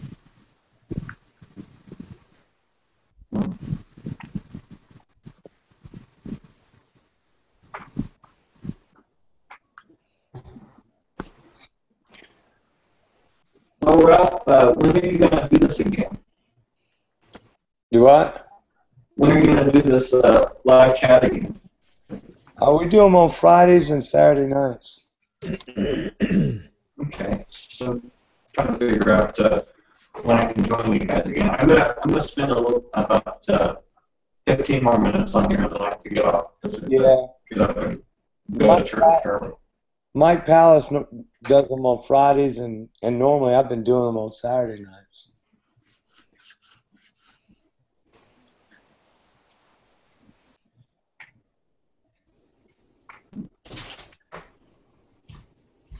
Well, I'll just keep an eye out on Saturdays. Yeah, you got to do something with your breaking up though. Well, I mean, we're am I still breaking up? Yeah. Oh yeah. Yeah. You're back again. You're breaking up again. Poor kid. He has in trouble all the time, isn't he? All night long. He's back. There's one thing about the new cell phone technology which I really like was the iPhones. Mm-hmm. One of my technicians called me and had trouble. I said, hey, just FaceTime me and I'll see what's going on with the unit. Yeah, exactly. And that just saves so much trouble. I said, well, that's your problem right there. Yeah. And they spend 3 to 4 hours, like 2 hours trying to find a problem. I said, well, have you looked at this? And they're like, well, no. Yeah, FaceTime me and turn the phone around. And it's just if they just basically just contact a lot of our technicians. They're like, hey, I couldn't figure what's going on, so you need to go out there and say, well, why don't you call me? It takes a 30-second phone call to fix the problem half the time. I had a guy one time, and we're good friends today, but he was working on a 90% Amana furnace. Mm-hmm. And when the drain line on the inside comes across this furnace, if it's not installed right, it'll have a trap in it. And that sucker won't drain. will not drain. Yeah. And he changed the circuit board. He changed the pressure switch. He was out there for like 4 stinking hours trying to get this furnace to work. They called me. I went out there. I walked in the door. I looked at the furnace. I reached over. When I straightened the hose out, and thing came on. He said, I've been here for 4 hours. You come in for 5 seconds is running. I said, well, that's all it was. But, you know, sometimes you get it, you start looking at the stuff, and you're like, sometimes you just need a second sight. Somebody else to look at it for you. Yeah, that happens all the time. Especially the problem with 90% furnaces, which I'm kind of aggravated at, is when they just hook up to the main drain line, and when it gets 70 degrees outside, sometimes it happens in Arkansas. Oh yeah. The drain line freezes up and the pressure strips. Yep. Especially if they're hooked up to a condensate pump. Yeah, the condensate pump would. What I usually do to resolve that is either put heat tape on it, but technically to code you cannot run a drain line to the sewer. 90% furnace you can, because it's a sealed environment, so no sewer gases can get into the house. Well, that's why, you know what? That's why I use the, I see. Well, that's why I use condensate pump. Yeah. Because, you know, it's got the check valve on it. Which I had problems with the condensate pump, actually, Thursday. It was a new construction we put in, and I think it had like 8,000 square foot house. The bottom stairs out on that thing on for the drain line. Oh, I just found out that condensate pump.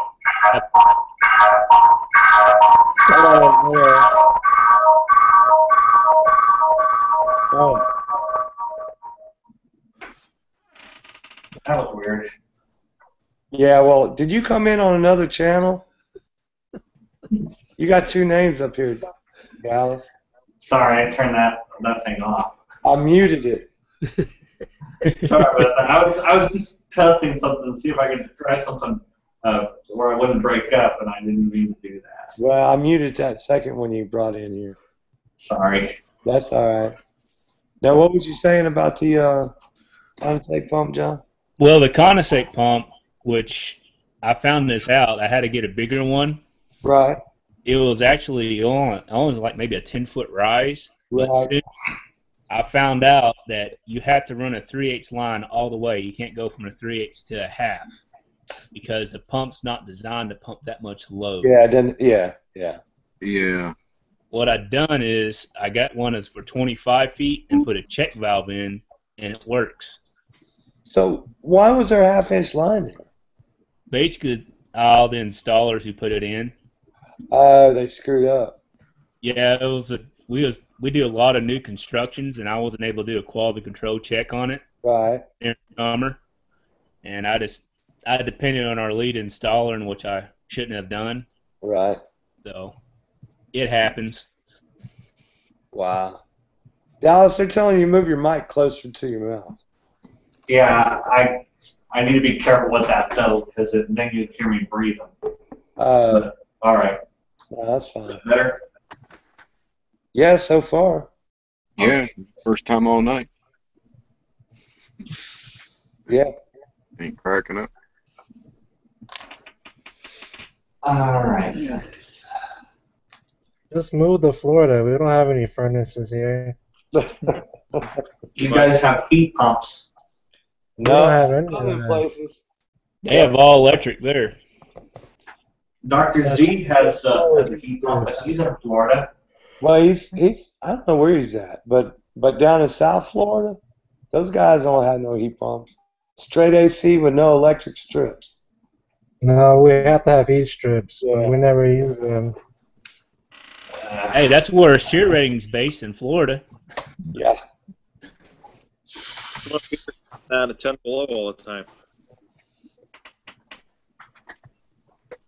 Well.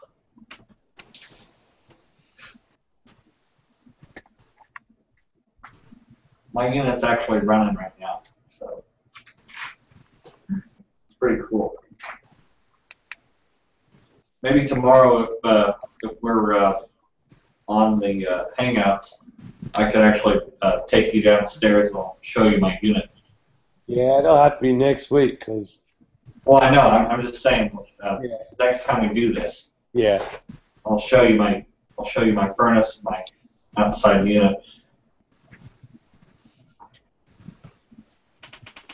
Well, of course, you can look on my videos and see it, because I make tons of updates about it.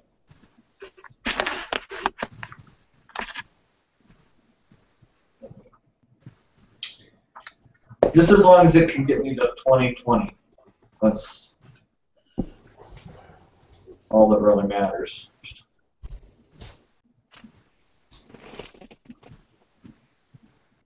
Let's see. I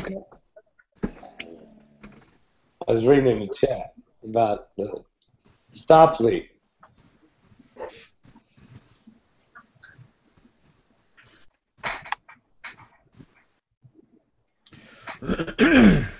Ralph, how long is your cooling season for? My furnace and my HVAC system, Chad. Yeah. Our cooling season is probably 4 months, 5 months maybe. Wow. Yeah, I see the benefits of an inverter because we're cooling for 12 months out of the year with high humidity, so it'd be perfect down here. Well, down there, yeah. But I also did it for the heat pump. Well, I don't have to worry about that. So. Yeah.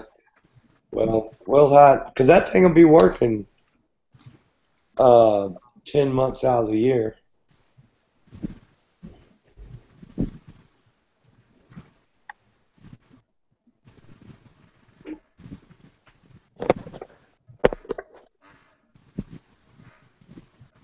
Yeah, 10 months out of the year mine runs.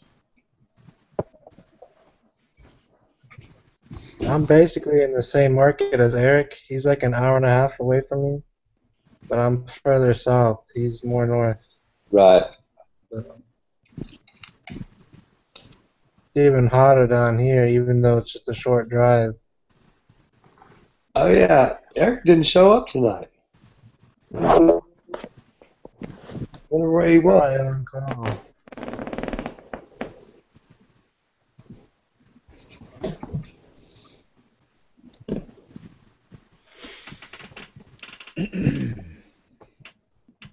Yeah, we basically just have to put heat strips in just to pass inspection, but I mean, they never go on. Really? Yeah.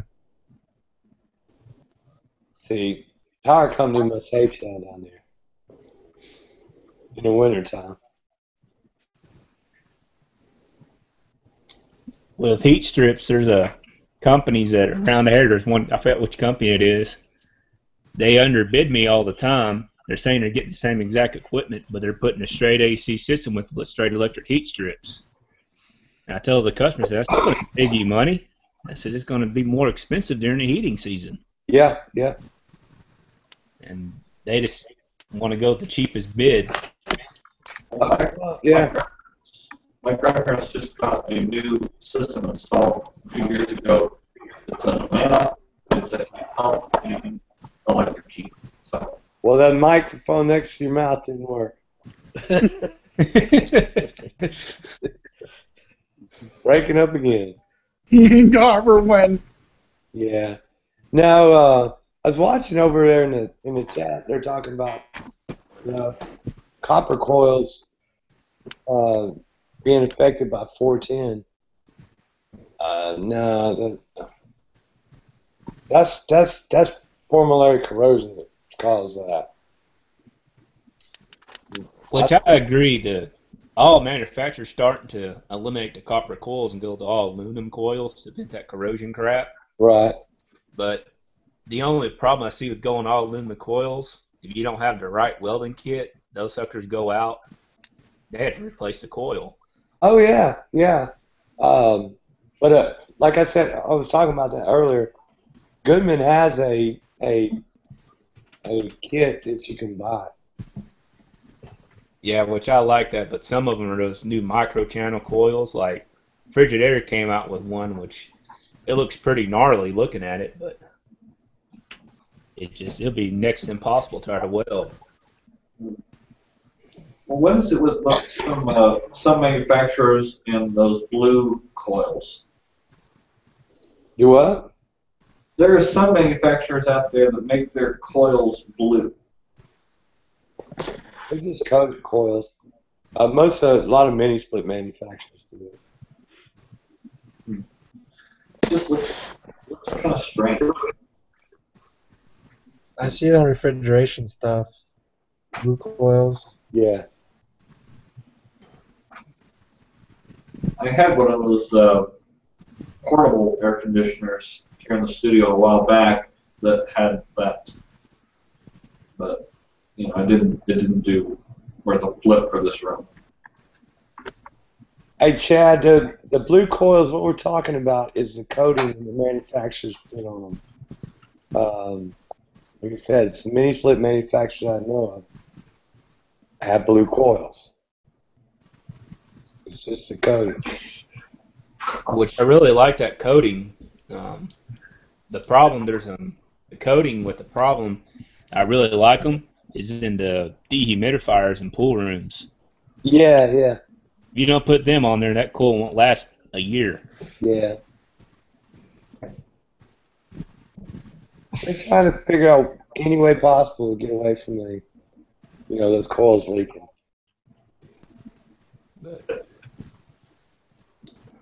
It's hard to say. Manufacturers design coils to go leak so they can make money. Yeah, that's what people say. But at the same time, they're losing money. Yeah, I've been into several people's houses in the last couple months. They bring up the Goodman class action lawsuit, and I tell them, don't just blame Goodman. Every manufacturer had that problem. And then you take them through the formulary corrosion, and then they just go quiet about it.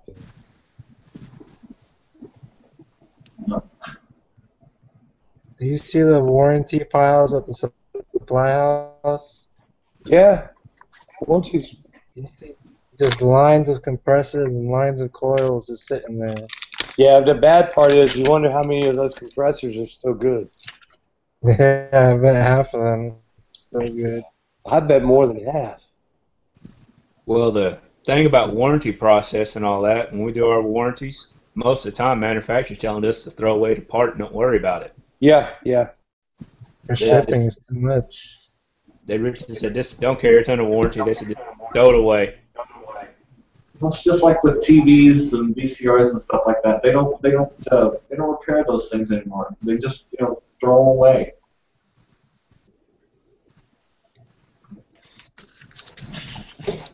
What are you guys' preferences on a new XR13 motor?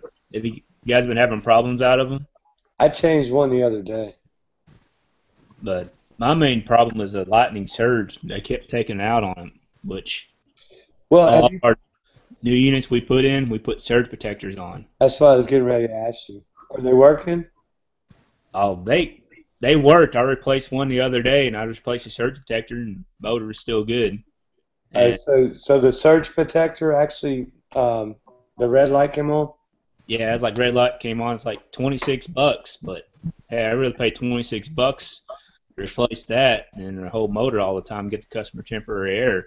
Right. Now, are you asking, are the customers paying for the surge protectors? Yeah, I charge them at cost for it. I said, hey, this is $26. You're replacing this motor. Do you want to do it? I said, we just kind of give it a courtesy to our customer. Oh, okay. I really like the motor, but I don't like how sensitive it is to the power. Right. My heating guy, he was in here a while ago, but he left. He didn't say anything. But he sells them on just about every job, just about $150 for surge protection. All of our maintenance guys, they come up to, I tell them to charge $75, and tell them like, hey, I'd rather take out a $75 part than an $800 part. Well, no, yeah. Well, guys, I gotta jump out of here. It was nice talking with you guys, and I'll catch you guys the next time we're on here. All right. Take care, everybody. See you later, Dallas. All right. Yeah, speaking of lightning surge protectors, our maintenance technicians selling on nearly every single maintenance they do, and I'm glad they did on one. It literally took out the protector and it fried it. Had a black streak all the way up to the customer's house. Wow. But instead, it took out the protector instead of the compressor. Wow. Which that was really good. And the good thing is, the surge protector company covered the protector. Really? Yeah. That's pretty good. Of course, we buy a lot of them from a year. That probably had something to do with it. But Well, yeah. that's something that the customer really was happy they had. Yeah. My X13 is 9 years old. Do what? My X13 motor is 9 years old. Now, do you leave your fan running all the time? No. No? But it's basically on all the time. Well, yeah. I do see a lot of them bad out there in the field, but that's mostly return duct problems and other things. Well, the manufacturer is saying it's return and supply duct problems, which I said, okay, it's that, but we put them in new constructions, and the ductwork's designed for their unit, and we have them go out all the time because their lightning storm went by. And I tell them, like, how in the world is our ductworks here? Ductwork's not designed correctly. We designed it correctly to manufacturer specs. And they're saying it's not their motor's fault. But Yeah, we have lightning problems here too. Mostly out in a place called the Redlands. There's like more land than anything. And their houses are always getting hit and everything's always getting fried. Yeah, they probably got a bad ground. No, it's a lot of houses. Oh. It happens all over the place out there. Like the gate motors and stuff, man, those boards are like $400. And they get fried all the time. I'll just get a protector put on them.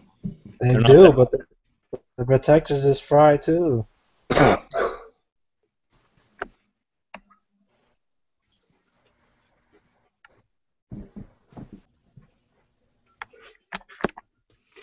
Well, gentlemen, I'm going to get out of here, too. I got things to do. Yeah, it's 1 o'clock. Yeah. Damn. All right. 1 I'll o'clock. see y'all later. All right, Larry. Thanks. All right. Bye. Good night, Larry. Oh, Larry.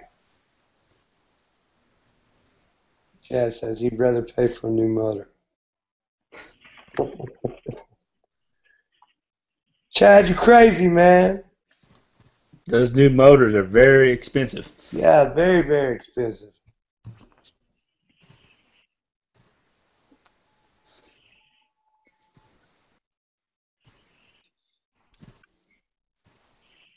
Yeah. They said Subco was having problems a couple of years ago. I talked to a Subco guy, and he was like, no, what the problem was, the guy didn't ground the damn thing right.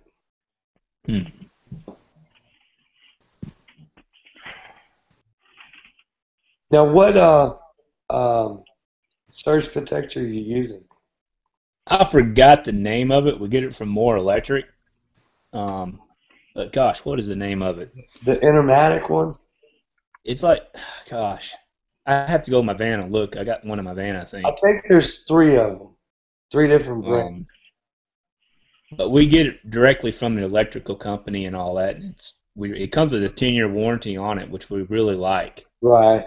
But they're only $26. I think they're about $26, yeah. But you're buying them straight from there, though. Yeah, we buy probably at least 100 at a time. Oh, okay.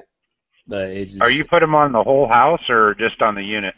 We put them on a disconnect at the unit. It's just for the unit itself. And there's several times that I had to put them on the air handler itself. Well, that's what I was going to ask. If you were putting them on the... Now, you do furnaces or you do both, right? We do both. We mostly install heat pumps, and when it comes to our furnace, we install a dual fuel. Okay. And most of our companies out here, 99% of them, it's like they try to sell me a straight AC, and I tell them, it's like, hey, you can have the most low efficient heat pump there is, and the most efficient furnace, and the lowest efficient heat pump's more efficient than the furnace. They ask why. I say, well, the furnace is having to burn electricity and burn gas at the same time to make the heat. And richly, it'll save you money in the long run. And then they make the sale. Well, Chad Anderson was banned. You guys in the chat don't have to worry about him no more. There's originally a customer that he lives in a Hot Springs Village, which is a retirement village, and get propane out there is twice as much as normal. Right. And we saved him from burning 3 tanks a year down to 1 tank every 2 years. Yeah, you can't beat dual fuel, man. I'm telling you.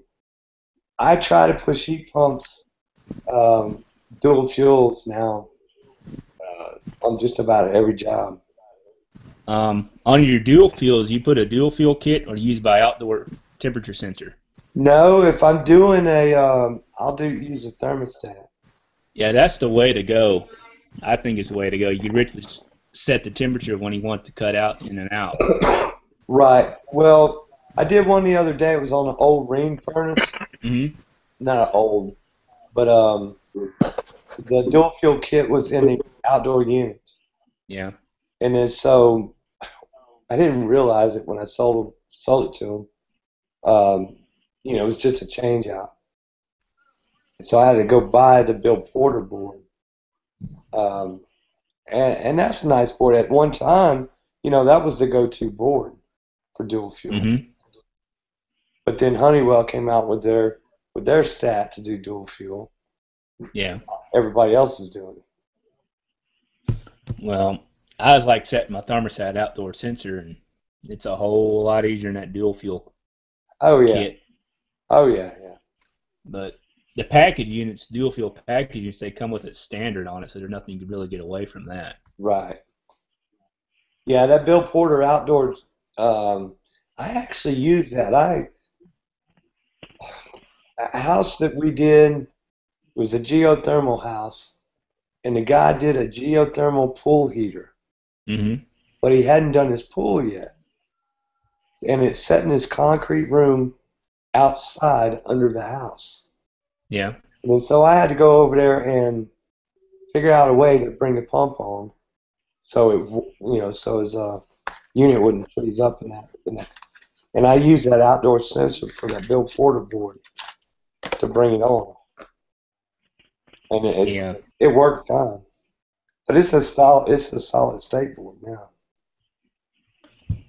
Yeah, well, my philosophy on that, the sensor is a whole lot cheaper than the kit. Oh yeah. But some people say, well, I can't make it work this way. I'm going to make it work this way. And I said, well, it just, people don't know what they're doing sometimes.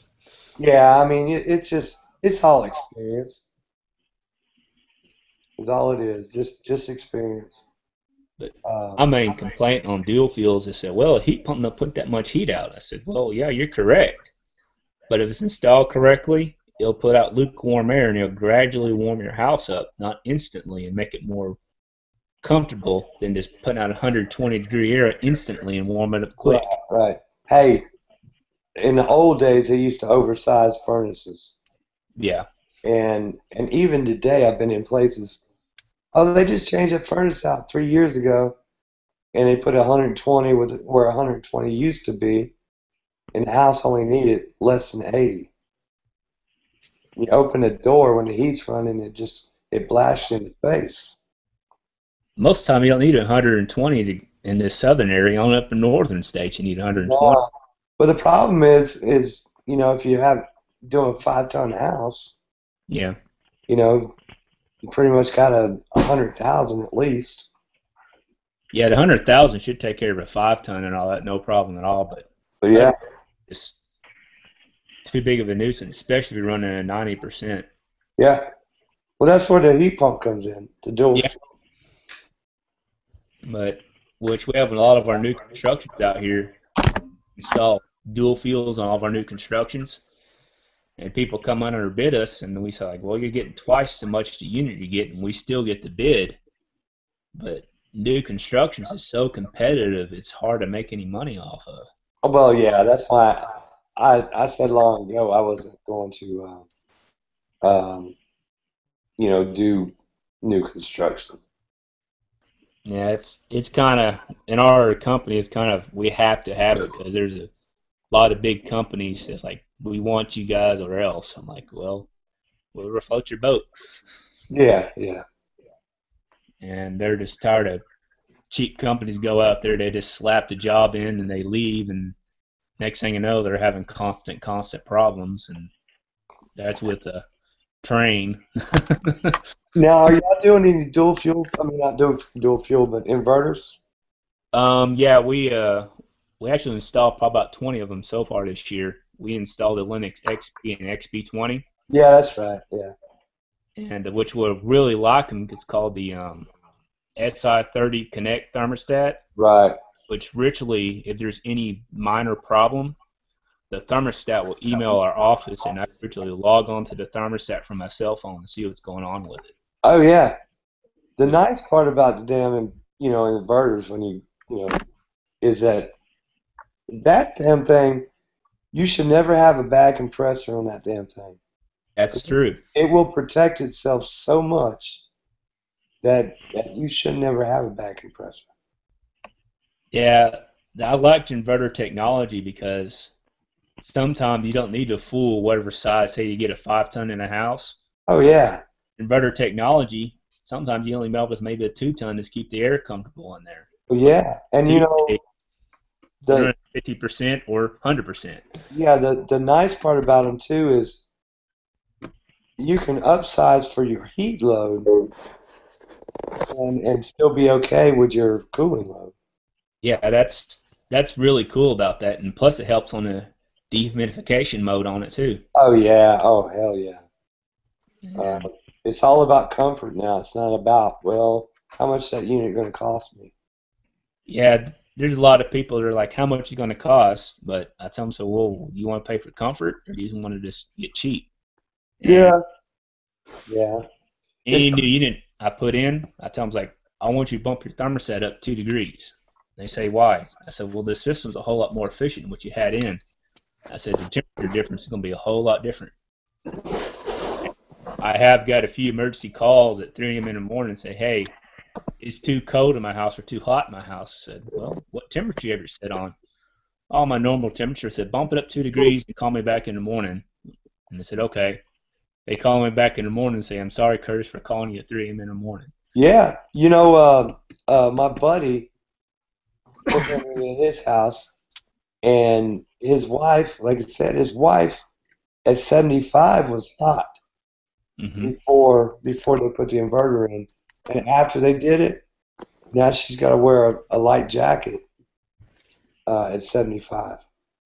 Yeah, if you don't put the system in correctly back in the day, or even nowadays, if you don't put a unit in correctly, the unit won't work right, and it won't last as long. Well, that's especially true today with 410. Yeah, and there's even some companies that tell us that you don't need a maintenance on your unit. Your unit's brand new, it's under warranty. Well, basically, Texas A&M did a study. The first year on maintenance on the system is the most critical because you got to adjust refrigerant, you got to do this and that to make sure it's running properly. Yeah, because the 5-year. Yeah, when the installers are putting it in, most of the time they're in a hurry. Yeah. And charging the system is always the last thing they do. Yep. And it's always 90 degrees in the house when they're done with it, too. Yep. Yep. It's true. 90 degrees, and they want to go home. You can't charge a house when it's 90 degrees correctly.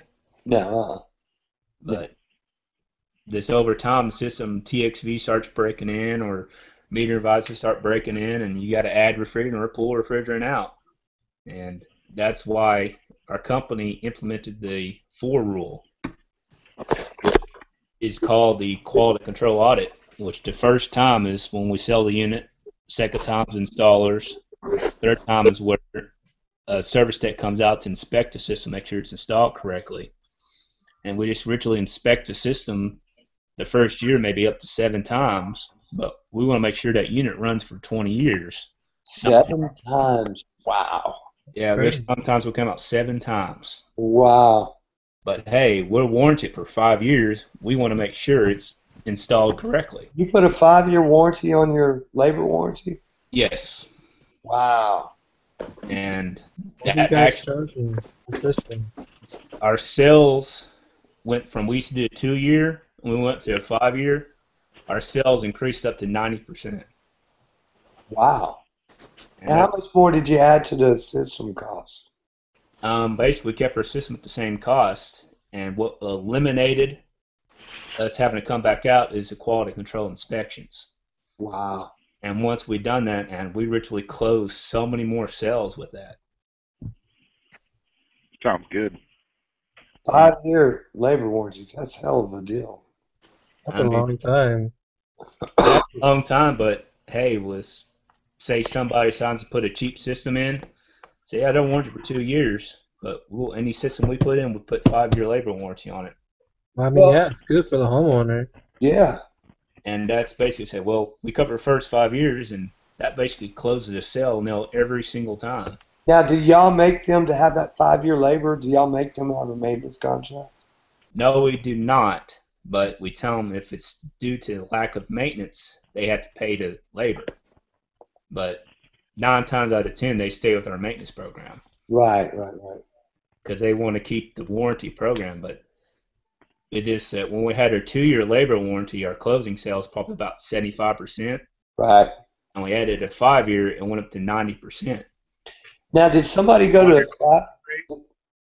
Yeah, we went to a class that York provided. Right. They actually told us, said, you need to put a 5-year labor warranty of all of your systems. Wow. And I said, well, we don't need to do that. We don't see the cost of value. Said. Then me and the owner said, let's experiment for 1 year and see what happened. Right. And our sales just like literally shot up. Now, how many guys y'all have working with you? Usually we like to have at least 12 guys going. We got 6 right now. Now, is that service guys or we like to have at least 3 installer crews. Right. Most of our maintenance crews, but we at least have like at least 3 service techs full time going. Right. But we have our maintenance guys probably about 4 of them full time 24/7. Wow. Now, if they call you on the weekends, that's still part of your labor warranty? Yes, correct. Yes. Wow. But still, they usually don't call us, but we come out there and it's like, hey, it's just this. But we actually made the sale back then when our sales increased and the guys have jobs to do the next day. Right. And that's my job, is make sure I have a paycheck and the bills are paid. Right. And probably about 8 out of 10 you have major problems in the first 5 years, but still, that's a risk I'm willing to take to make a sale. Well, if it's done correctly, sort of a coil leak or a refrigerant leak, yeah, you're not really going to have a problem. Yeah, that's correct. But if you have a problem, like, hey, I wasted this much money, but how much money made in the long run, how many sales you made? Right. Well, hey, I might, on my inverter stuff, I might add not a 5-year, I might give them a 3-year. We used to have a standard 2-year on ours, but the 5-year literally increased our sales dramatically, and we was like, we're keeping it. Well, I mean, if it works for you, that's great. But it works for us a whole lot, and we even do in all of our parts we put in, except compressors and coils. But well, now we have a company here called Coolray, and they whatever part they put in, they give it a lifetime warranty. So if the blower motor goes out, now to get that lifetime, you have to keep the maintenance with them, though. I can see that's good, but I could see a blower motor going out because of some other reasons, not the motor. Well, yeah, but hey, they have 30,000 maintenance customers. Yeah, we have about 1,000.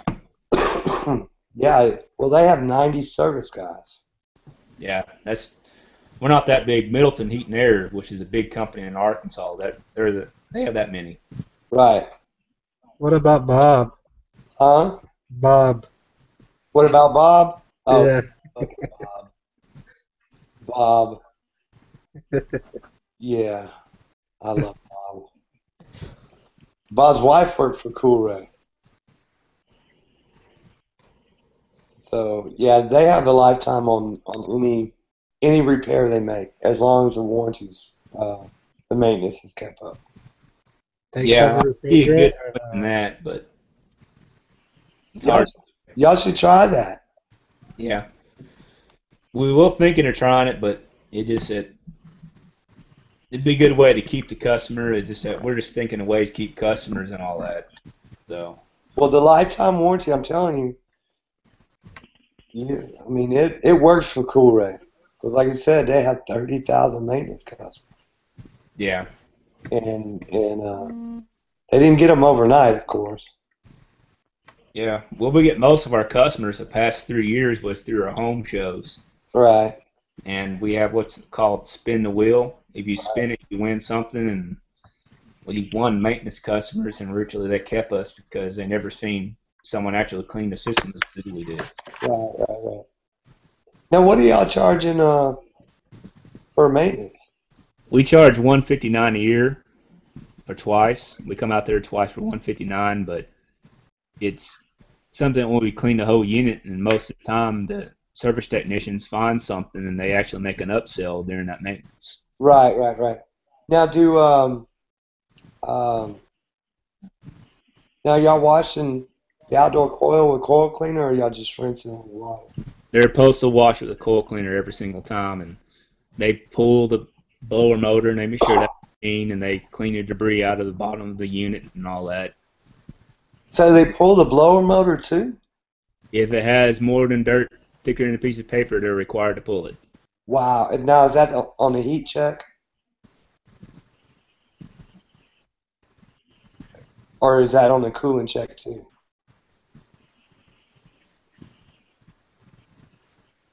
Still there? You still there? I think you just locked. Man.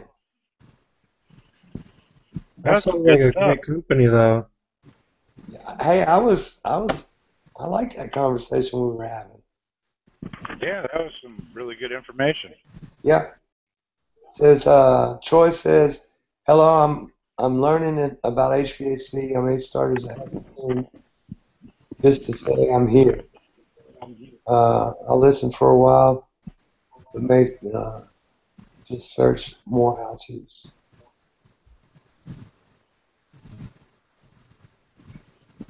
Yeah, if the coil's not dirty, I'll rinse it with water. But I'm not using coil cleaner on every visit. I don't like putting that corrosive on there. I like water will do it 90% of the time. Yeah, if it's dirty, if it's dirty like a first time you've ever been there and it's dirty, you really got no choice to use it. Right. But most of the time, it's water for me. Yep. I used to use it all the time. Now they have the triple D, and that stuff works really good. It's not really, it won't mess up the fins. It doesn't foam or nothing, though. Do what? It doesn't foam up, though.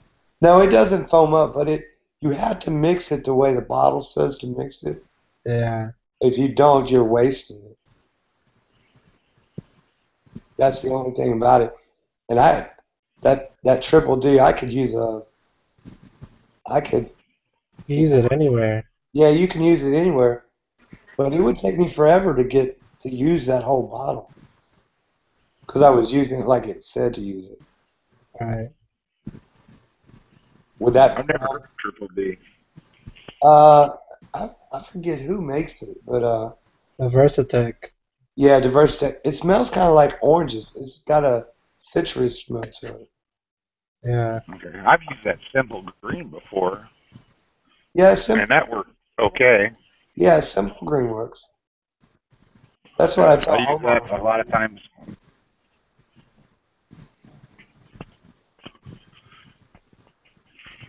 Hey, sometimes I use the green evaporator cleaner to wash my truck with.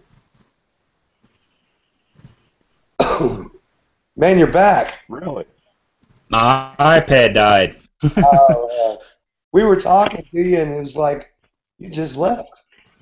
Yeah, it died on me, no problem at all. But as I was saying, yeah, all of our technicians, they're required to pull the blower motor if it has more than a piece of dirt thicker than a piece of paper. But That's to clean the secondaries and the blower wheel and everything on your heat check, or do you do that on the cooling check also? yeah, we do it both on a heating and cooling check. But most times, once we clean it once, we keep the system well cleaned. We don't have to pull the motor for more than times. Now, cleaning the blower wheel is part of the maintenance too. Yes, it's a required part of the maintenance. And Wow. That's crazy, man. You guys are only charging $160 a year for 2 visits? No kidding. Yeah, which another good thing Really is about counting on that. the upsell. Do what? Yeah, we're counting on the upsells, but it's just. Well, you know, there's one company here. Well, of course, they charge it to pull and clean the blower, but you know, I forget what they charge, like $125 or something extra to do it. But yeah, this pulling it keeps the customer, and they're originally our favorite customer. Well, yeah. And once we pull it and get their system to running right, they're like, my unit never ran that good before. Yeah, that's the whole thing. You say, yeah, it's ran that good before, but when it was brand new. And the thing is, how could you upsell a system that you installed? Well, the system we installed and all that, which I hadn't upsold one that we installed so far because we kept it well maintained, but it just that we make upsells during it. Our technicians are also designed to find any problems with the house, like lack of insulation or etc. Are y'all selling insulation too? Yeah, we actually do it through we partner up with a company who sell insulation. We sell it and they sell it for it. They put it in for us. Yeah, I got a duct cleaner like that. He charges $400. And he said we would rather bill you. So if you want to upsell them, let's say $600 for duct cleaning, that's $200 for you. Yeah, that's definitely true. With our insulation, we got an insulation company that's 50 cents a square foot. Wow. So we can go up there and sell it, and they're like, hey, it's a commission for a technician and money for a company. Yeah, yeah. And you didn't have to do anything. No. But it's something that we do for our customers and all that, and when we spend that much time on a system doing maintenances, and half the time we find a problem. It's like, hey, you have this problem. Do you want to address it now? Do you want to address it later on? And then the next thing we know, we have a unit sale. Right. Right. Yeah, the upsells are going to come from the 6-year-old units or whatever. Yeah. The ones you didn't do. Now, what kind of filters are y'all putting in when you put in your systems? We was like putting the polyfiber filters in when I was making real polyfiber, but since they the white one, stopped making that, we put in pleated filters. Right. So you're not doing media? Not really, but we put in them pleated filters, and most of our new unit cells we put an air cleaner with our units. Right. That's what I was wondering. Yeah, we sell a lot of air cleaners in most of our new units, the high efficiency air cleaners. Right. And there's a lot of customers like, well, why didn't this other company offer it to me? So, well, I said, you don't have allergy problems. Like, well, yeah. I said, why do I need this expensive filter? I said, well, this unit can actually increase your unit life by 5 years nearly because it's keeping all the contaminants not getting on the coil and the blower motor and etc. Yeah, yeah. And they're like, really? It's like, yeah. And it also helps prevent drain lines from clogging up because half the time it's just dirt and dust clogging the drain line up. Well, when I put them in, I just kind of upsell it without them knowing it. Yeah. And put it in anyway. And they said, well, why did you sell me this big filter? I said, I didn't sell you that filter. The supply house just about gives it to me when I buy a new system. And so that way I don't think they pay for it. But then you get to charge them for the filter every year. Yeah, which that makes money too right there. Yeah. Which a lot of people say, well, why do I need one? They say have allergies. Say, well, I got that bad allergies too. Right. And bad thing is I live on a farm, so well, you're kind of screwed there. But I put an air cleaner in my house, and I was like, within 30 minutes after I get done feeding the cows, we're breathing better because the house is clean air. Right. And they're like, really? And especially we make a lot of upsells during flu season. Oh, yeah. The air cleaners clean up 99.9% of all dust, mold, fluid, and virus. Yeah, which one are you selling though? We sell the York Affinity right now a lot. Right. And we used to sell a lot of Train Clean Effects until they started having... Oh, screw that thing, man. It's too much maintenance. Yeah. But, well, the York one, see, I like to, how much is the media filter from there? Our cost is like $50. Yeah, okay. So that's comparable with the April Air. It's basically the same filter. Oh, is the April Air 5000? Yeah, it's the same filter. Oh, okay. I didn't know that. But it's... Most of York stuff is like April Air stuff. To me, the April Air 5000 is the best filter on the market. We put them in and all that, and the only problem is I get a lot of housekeepers mad at me.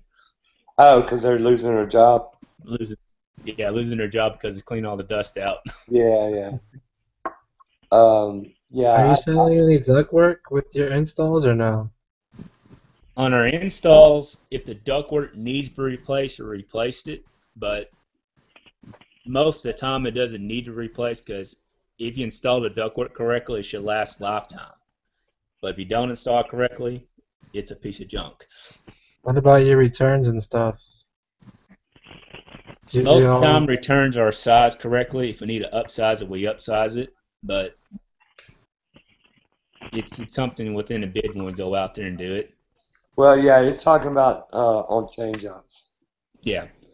Yeah. It's hard to say. Once you go out there, most people's like, hey, you need this bigger one. I said, well, you got a big enough return. You don't need it unless you want it. Right. And well, I know in Atlanta, I can drive by just about any house and point at it and say they got airflow problems in there.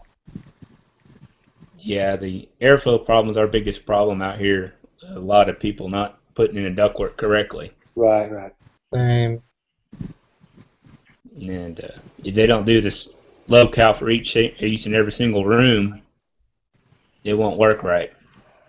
Yeah, well, I like what you were saying a while ago, that you had those questions you asked for people. You know, was the house cooling before? Oh, yeah, it was cooling great. You know, those kind of questions.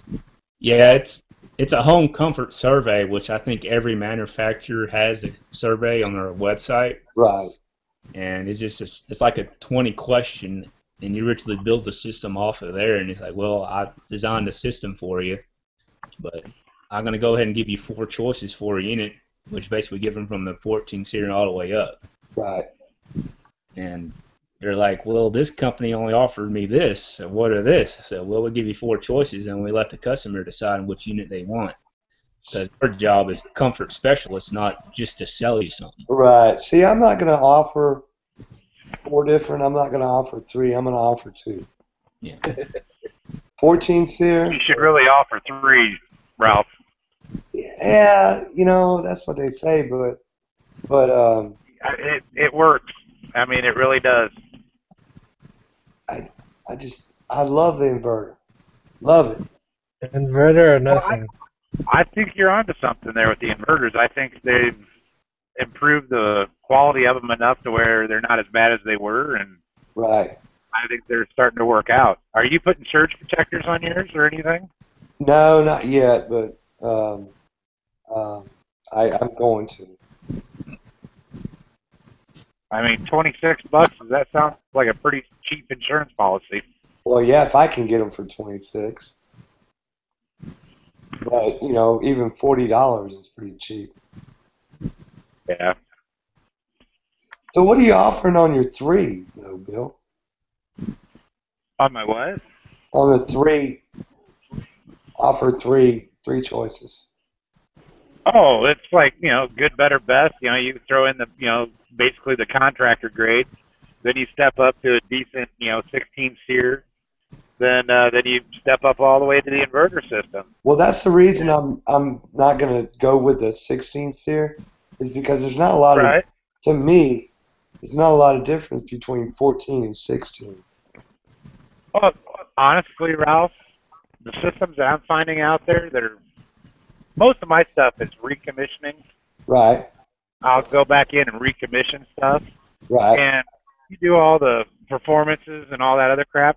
And I got 16, 18 SEER units running at 9, 10, 11 SEER. Oh, that's no doubt. Like on the 14 SEER, Yeah.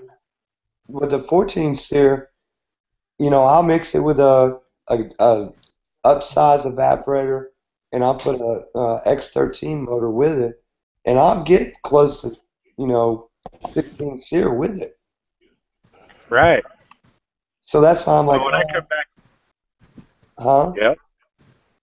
When I go in and I start doing my duct leakage and measuring my duct leakage to the outside and all that other crap, right. I'm finding anywhere from 300 to 400 CFM coming from the attic or the crawl space or wherever, right, on the returns, and you're losing a third of your capacity to the outside.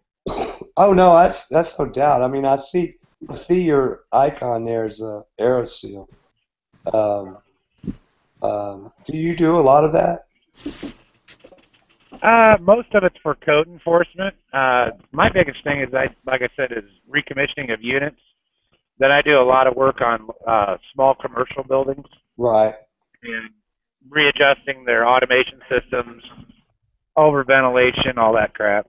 Now, you using the iManifold or the iConnect? I have the iConnect. I have the Testo Smart Probes. I have I had a set of Yellow Jackets. I hated those. Then I got the Testo 550s, and I like them all. I mean, there's a place for all of them. Yeah. Oh yeah. Yeah. Everything has its place. Now, you say you didn't like the Mantooth? I hate the Mantooth. I thought that was the biggest piece of crap I ever put my hands on. Yeah. See, I was telling you, we were talking about the Mantooth a while ago. Yeah, the Mantooth, I like them because they're cheap, just for techs to use. Well, if you're just looking for something cheap for the techs to use, then I'd go with the 550s. It's got the Bluetooth app and everything on it, and they're fine. They're bulletproof. I kind of agree with that. Yeah. Not everybody needs an iConnect. No, that's true too. And your scan mans are great. The service tool, from Sporlan. Yeah. Now that they lowered the prices down to $350, I'll probably buy a set. Yeah, because I like the fact that they're waterproof. Oh, I love them. I love them. And I hate to say it, but my go-to gauge here lately has been those silly ass Testo Smart Probes. Yeah, they're having their issues though right now though. Well, what were you saying about the batteries? Oh yeah, a guy Albert, I forget his last name, but he made a video where one of his probes weren't working. I mean, it was giving him problems for like a week. And then one day he went to go grab it, and he said it was red hot. And like an internal dead short or something? Yeah, he said the battery, when he opened the cover to pull the battery out of it, the seam on the battery on both sides had split. Wow. Something That went on. sounds like he bought some generic batteries or something. No, he said he used the Duracell, the good batteries. Oh, wow. I wonder if he had water or something in it or something silly. I don't know. I don't know. But that's the problem. How would you get water? Who knows? He might have been doing a cleaning check. Who knows? Yeah.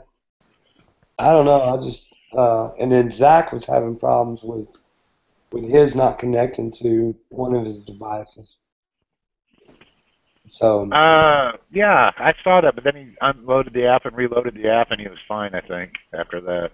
yeah, well, actually, it wouldn't connect to his iPad Pro. He just bought a iPad Pro, and it wouldn't connect to it, but it would connect to his Samsung phone. So I think there was an issue with the iPad Pro, because somebody was having a problem with a Smart Tool with the iPad Pro too. Okay, I didn't hear about that one. Yeah, I run them all off my iPad, but I got it's an iPad 4 or whatever it is. Yeah, the It's a iPad couple Mini. years old. Is it the Mini? It works fine. Oh yeah. No, it's a full size. Oh, full size. I had the full size, but I like the Mini, because just like the Testo 550s, the iPad Mini fits in the palm of my hand. So when I'm doing an invoice, it's really easy to do. Right. Yeah, I use I don't know. It's just a standard iPad. It's like 2 years old. Yeah. And I use that ASAP invoice, and then along with my iConnect and all that other crap on here. Oh yeah. It's really convenient. Oh yeah. I mean, technology. You cannot beat technology. Well, I like that my invoicing is done the minute I'm in the van. Oh, I know. Me too. What type of invoicing do you use, Ralph, on your iPad? What's a Invoice ASAP. Yeah, we heard of that. It ties into QuickBooks, Slicker, and shit. I mean, it's nice. It does. They really designed that program pretty well. We use ESC Mobile, which is it's kind of expensive when we bought it at first, but we originally have two apps, whether it's called the Service Tech app or the Management app. Right. I can actually pull up and see where their tech is and see what they're doing and see. Oh yes, it's got GPS. It kind of likes it. It marks how long they're at the job and all that. Right. Literally, we're at the job site. Say I'm doing a service call, I can pull the history up, see what the last technician done at the job site. Right. But it is worth every bit of money we spent for it. Yes. How many techs do you have, John? We have right now at least 6, but we need probably at least 4 to 5 more right now. See, I can see where an app like that would help you guys out, but I'm just a one-man shop, so. Yeah, me too. Yeah. And so Invoice ASAP works good for guys like us. Yeah. But the those high-dollar programs, they wouldn't do anything for us. It'd be a waste of money for us, actually. Yeah, well, I think, what's ASAP invoice cost us a year, John? $90 if you pay the annual fee. Well, I just pay the $15 a month. They'll cut that in half if you pay a year up front. Hell, I need to go back on the website and do that because. Because they literally cut mine in half. Yeah, I need to. Have you ever had to call them? I've called them once, and it was because when I do my home energy audits and I put it on the invoice and everything, I like taking a picture of the house. Right. When they were a couple months, remember, 2-3 months ago, they were doing all that app, they were readjusting everything. Right. It disappeared. And it disappeared for a couple weeks. Mine's not even on. Then it's back. So. Yeah, I haven't seen that take a photo on mine. Yeah, it's if you scroll all the way down to the bottom, it's at the bottom. Oh, is it? Yeah, I hadn't seen it on there, and it was up pretty where it was pretty. You could see it. I mean, it used to be like up in the upper right. Then now you got to go to the view screen. Then you go all the way to the bottom, and you can add it. Okay. I like the program for us. At first, you got buy the program, you just pay $15 a month. Right. Well, Bill said it was $90 if you pay it by the year. Yeah, they drop it by 50% or something like that if you pay the annual fee up front. We just paid $3,000 for ours, and there's no annual fees. Wow. So I mean, there's no usage fees, no cloud storage fees, no nothing. No, we have a server built in our office. We paid $3,000 for it. Of course, you want to buy What more. about all your GPS tracking and all that crap? It's through their service and all that. And there's no monthly fees for any of that? No, we don't pay no monthly fees. And all I know, we pay I think because we got so many mobile users, we pay like $3,500. But yeah. But still, we don't have to pay a monthly fee. We may have to pay. You don't have an annual contract or anything? No contract. We pay a yearly fee to have tech support with it, but you don't have to have it. I'm just wondering how they're making their money if they're tracking all that crap for you. I understand it's out your server, but it's something that we buy. We buy their program. We put it. Actually, it's out run through our office. It's not run through them. So. Oh, okay. So you're touching all back.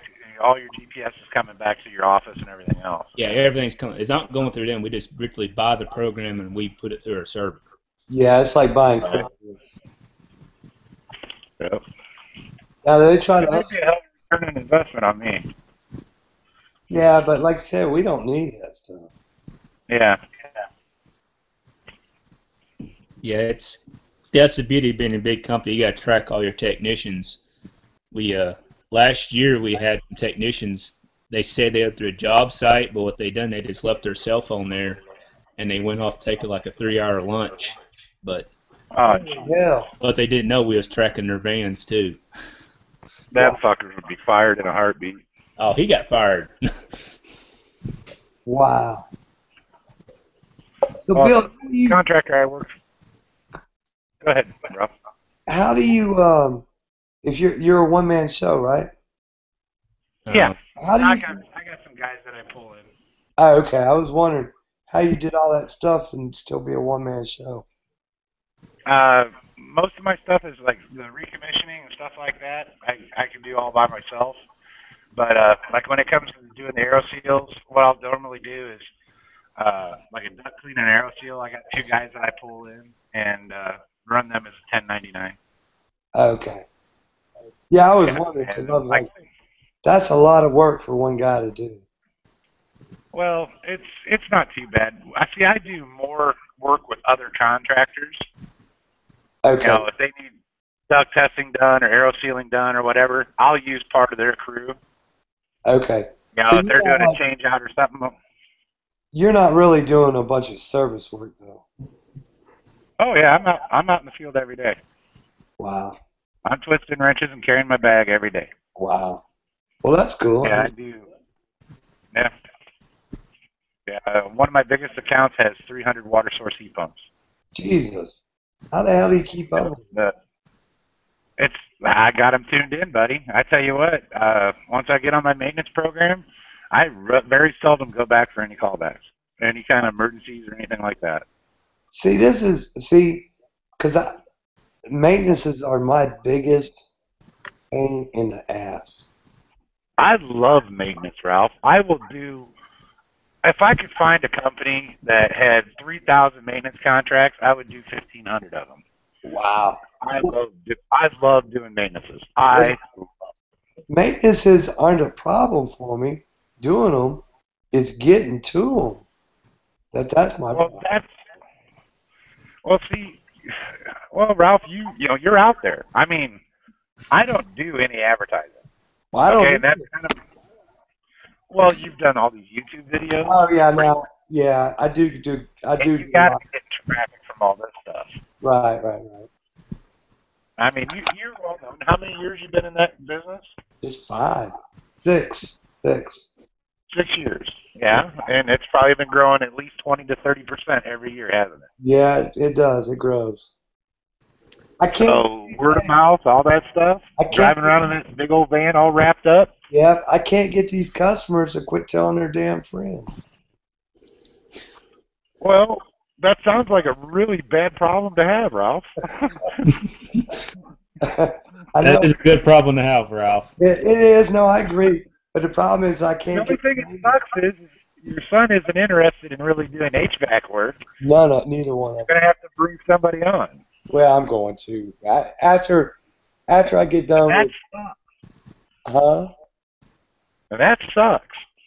It does. It does because Because workman's comp just went up, general liability, all your overhead, Yep. vehicle expenses, all that shit. Oh, it's a double I'm edged. avoiding that shit like the plague. But that's what I'm trying to do. Well, trying to avoid it. Well, then I hate to say this, but you're gonna have to start saying no. Well, yeah. Hey, I have started saying no, actually. And I've started actually sending calls to friends of mine. Yeah. So, I mean, it's just, it's a double-edged sword. But that's all right. You got it. It's a double-edged sword. You want to grow bigger, make more money, stay more at the shop, then you got to bring on employees.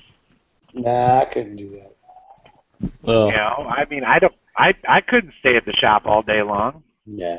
But, I mean, you know how the wheel works. Oh, I know exactly how it works. Yeah. It gets crazy. You having to keep up with everything, keep on sure all the techs have a job is a pretty difficult job. But once you get so big, you have to worry about marketing. And Yep. See, yeah. See, the little small guys like me, I hear of these guys come on and they're just starting out and they have all these big plans about getting billboards and I'm like, dude, you're wasting your money. You're wasting your money unless you have guerrilla marketing, meaning TV, radio, where as soon as the commercial comes on, people recognize who you are. One billboard is not going to get you any. yeah, billboards and yellow book is no longer good anymore. And No. social media is a way to advertise. And Yeah. Social media, Yelp, all those pages, all that kind of crap. Yep. Facebook, Instagram, all that crap. I mean, that's where the millennials are shopping at, and that's where the kids are going to help find stuff for their mom and dad. So. No, hey, look, YouTube has really. I get these calls from these marketers telling me they can get me on the first page, and it would cost me, $500 a month, and I'm like, well, I'm on the first page, and I pay a dime. Free. Now, if I could give you any kind of advice, I would tell you to go to SEOMOZ.com. Check all your listings on all the web search engines for free. Get all those straightened out, and that'll do dramatic. I saw probably about 30 new hits a month within the first month that I did all that. Well, and all it took me was about 10 hours. The problem is I'm not looking for that. You know what I mean? I stay right. I mean, you're saturated right now for a one-man shop. Right. And I can't. I'm like, I get these people. Well, we can fix your website or whatever, and I tell them, I say, you know what? Believe it or not, I'm not interested in fixing my website. What? They can't believe it. And I'm like, yeah. I mean, I don't really depend on my website for work. I'm just there to have a presence. Yep. Hey, what was that website again, Bill? SEOMOZ.com.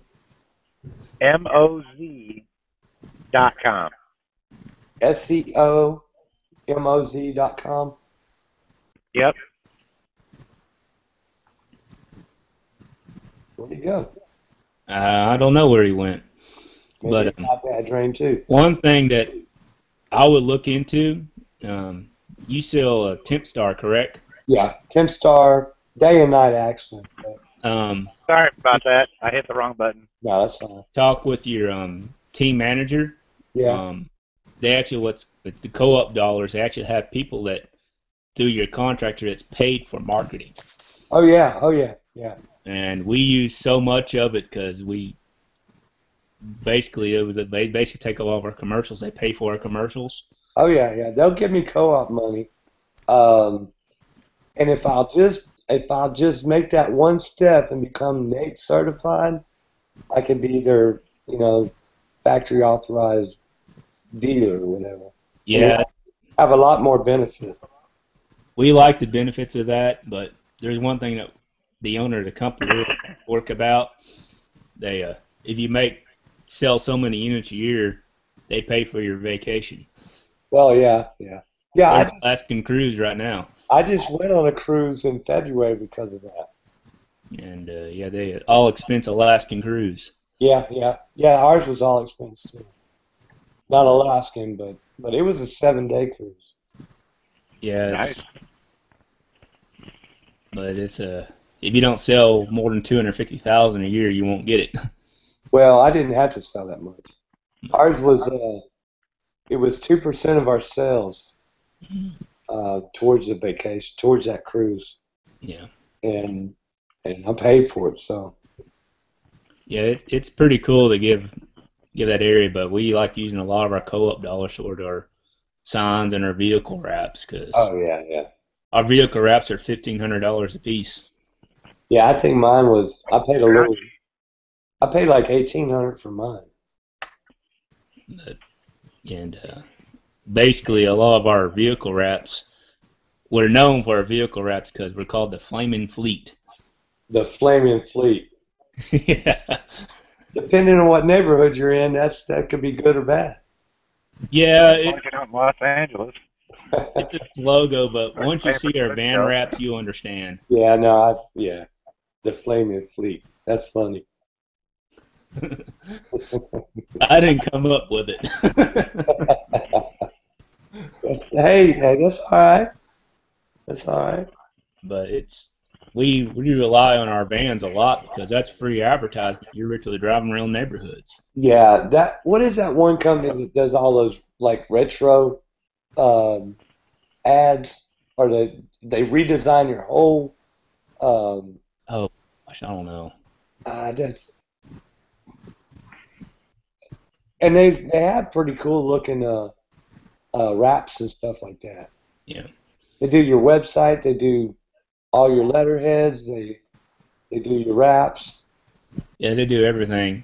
But one thing what we do in big subdivisions and stuff is what we call a drive-by.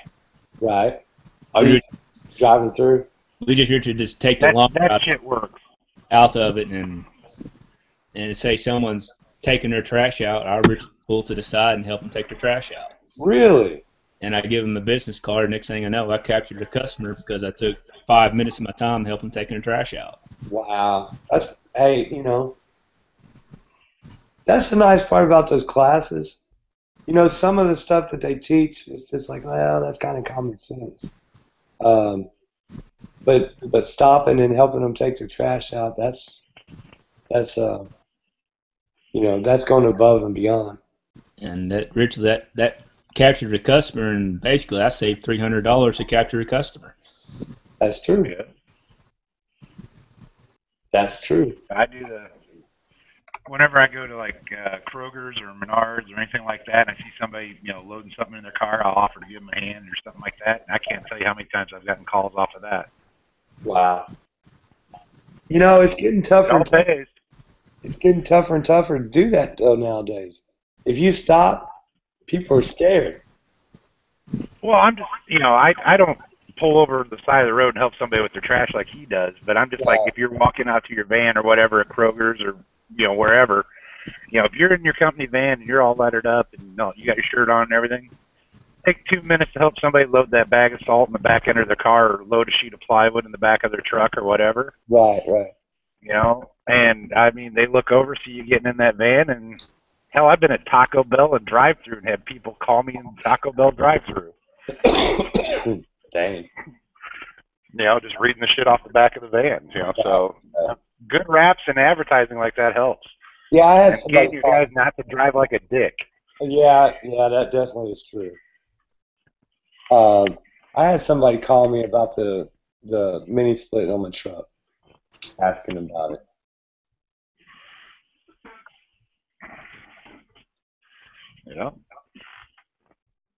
My Didn't you biggest have an problem is a employee lot one of time, people. Ralph? Do what? Didn't you have an employee at one time on your early videos? Yeah, I had. Well, I've always had somebody in the family working with me.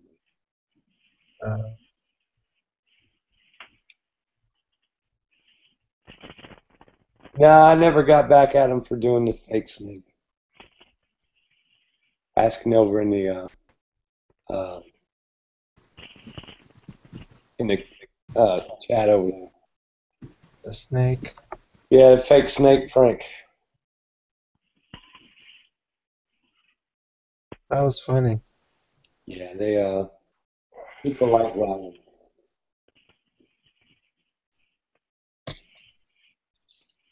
I wish he I don't know where he came up with that, but I asked that guy about it. He forgot all about that stupid snake.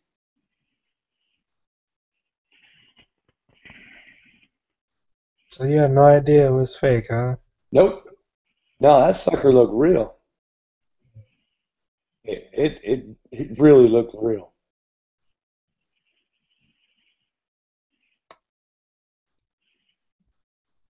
Man, it's 2 o'clock. I know. I know. Yeah, it's 1 o'clock here in Illinois. Yeah, well, lucky you. What part of Illinois are you at? Peoria. Peoria? Yeah, it's pretty much dead center. Mm-hmm. Yeah, How far from Chicago is that? 175-ish miles or so. Ah, okay. So it's not like real close. No, it's probably 2.5 hours. Yeah. Wow. Yeah, and St. Louis is about 2.5, 3 hours south. So you're a St. Louis fan? Actually, Ralph, I don't follow a lot of sports.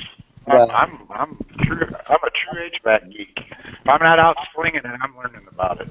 Yeah. Your iPad? I'd much rather. Huh? I'd much rather be doing this shit, shooting the shit with guys that do HVAC every day than watching a ball game. Yeah, me too. Me too, really. You know, It's amazing. Now, these Hangouts, is this the first one you've ever come to? No, I've been in the chat room before. It's the first time I've ever actually gotten on and talked to anybody. Well, this one's been pretty cool because it's not been the same people that come in time and time again. New. Yeah, I'm usually in the chat room throwing a couple lines out there every now and then. Right. I'm just sit there to listen, watch you guys' videos, stuff like that. It's the first time I've ever been on, so I plan to get on a whole lot more. Yeah, we do them every Fridays and Saturdays. Mike Pallas from Pallas Enterprises does them on Friday nights, and either I'll do them or Greg Fox does them on Saturdays. Yeah, well, I was planning to get on Friday, but I had to work. Yeah, we I don't know what really got us started. Well, the first one was when I gave that Sporland tool away. That was the first one, and then nobody really did them, and then for whatever reason, Mike started doing them. And it's cool. I was trying to get the Hangout app to work on my iPad, and I couldn't get it to work on my iPad worth of crap. Yeah, it's that Google, Apple kind of deal. I put it on my PC and it works fine. Yeah. Mine works on my iPad and iPhone pretty good. But they'll die. Like I'm on my computer now. My laptop. And I'm sitting here watching the chat on my iPad and on the Hangout on my PC. I can't chat on the PC anymore. You know you can do them on both your PC. You can watch the chat on your PC as well as the Hangout. Where's the chat at on the PC? Okay, what you got to do is the video where you got the link from. Right. On the right-hand side, there's a text box there. And then what you do is there's three little right next to the smiley face, there's three little bars or three little dots, and you click it and it'll say pop-up chat. And so you do the pop-up chat, and then you can get rid of the you can actually X the video out then. And then you shrink your Hangout and shrink your chat so you can split screen. Oh, that works quite well. Yeah, and you don't have to. You can look at the same screen. That works. Yeah, but now on your YouTube, if you're on YouTube, you gotta mute it. Right, so you don't. Yeah, because it'll get the echo. Oh, There's a hell of a delay between YouTube and Hangout. There is, and it echoes. It'll echo for 5 minutes if nobody. Oh, wow. Yeah. So usually the guy that's actually doing the Hangout, like me, if that happens, I'll figure out which one's doing it, and I'll go mute you. Like I've kicked 2 people out of here tonight. Yeah, that the Beast guy or whatever, man, I can't believe how he's going after Israel. Well, he actually, this guy's been doing that to different people. If you go to his Google Plus page, you can see where he leaves comments for truck drivers. He left a comment for a girl that worked at McDonald's. I mean, you read some of his stuff and he's like, man, where does this guy come from? Well, there's no reason for any of that. And, I mean, everybody I've pretty much met on, in the chat rooms on your Hangouts and other Hangouts, I mean, we're all here for one thing. Yeah. What we know and to learn something else. But, there's always going to be somebody fussing and fighting with, because we're all human. Yeah. And actually, as our channels get bigger, the bigger channels kind of fuss and fight with each other sometimes. Right. Like I get along really well with John Israel, Steve Lav, Zach, which is Talon 875, and a few others. We actually talk every day. Yeah. And then there's some other guys that we don't talk as much. But we're all, like you said, we're all here to do the same thing. So, John, where are you guys out of? John's out of Louisiana. Louisiana? All right. Yeah. Now, are y'all part of Facebook? Yeah, I'm on Facebook. I'm not on any of I'm on Steve Reardon's page. Right. And on the iConnect page, that's about it. Well, the YouTube community on Facebook is a pretty good one. I'll have to check it out. What about you, John? Are you on Facebook? Yeah, we're on Facebook. Our company has a full Facebook page, and we offer our customers, if they comment on Facebook, like a discount on their next job or something like that. Oh, that's cool. What about personally? Are you on there personally? Yeah, I'm on there personally. Are you in the YouTube community? No, not really. I hadn't figured that out yet. Just search YouTube for the YouTube HVAC community. Okay. And then just ask to join. I think there's 500 and something people in there. Yeah, I try to join everything I can in HVAC, but it just sometimes it's hard. Especially the busy season's starting. So. Yeah. Well, some of the groups you gotta watch out for. There's some pretty arrogant guys in HVAC. Yeah, I have them. No. Believe it or not, it's true. You're lying to me. Oh man, I wouldn't do that. Some of these groups, those guys can get ruthless. It's like, Yeah, I know there was over the iConnect shit was getting kind of stupid. it was, but you know that's something new, and I don't know. Some of these calls you just don't need it. I mean, you just don't need it. Not on some of them. Especially, you know what? Especially if you've been there and you've used it and you've set that machine up properly, you should never have to really use it again. You put your gauges on it and you see a problem, then yeah, maybe you want to do it. But if you've been to his house, right. It's like setting all your dip switches, setting this system up properly. Why would you ever have to reset them? Well, that's true. I mean, over this last holiday weekend, I was playing around with the iConnect and stuff like that, and I've never had it on my system on my house. Right. I installed that system 11 years ago. Right. And never added an ounce of Freon to it. Cleaned the condenser, replaced one contactor and a capacitor in 11 years. Right. Nothing. So I went ahead and hooked it all up. Superheat, subcooling, pressures, everything was fine. Airflow was good. But what I did find out was, even though I'm an AeroSeal guy, I did have a return air problem. Right. I was pulling cold air out of my basement versus all my returns, my wall returns, and it was actually, a low situation. Right. So did you? Did you aerosol your own ductwork? Not yet.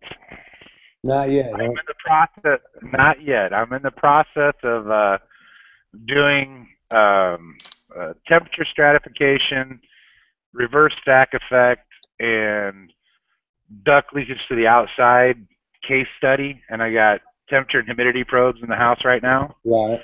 And I'm monitoring, the stratifications and the temperature differentials and the effect of the reverse stack effect with humidity and temperature affecting the performance. Right. So I'm in the process of doing all that. Plus, it's like the mechanic's car is always the worst one that runs the worst. Oh, yeah. Yeah. That's always the case. But honestly, I never thought I had any kind of real issues in my house.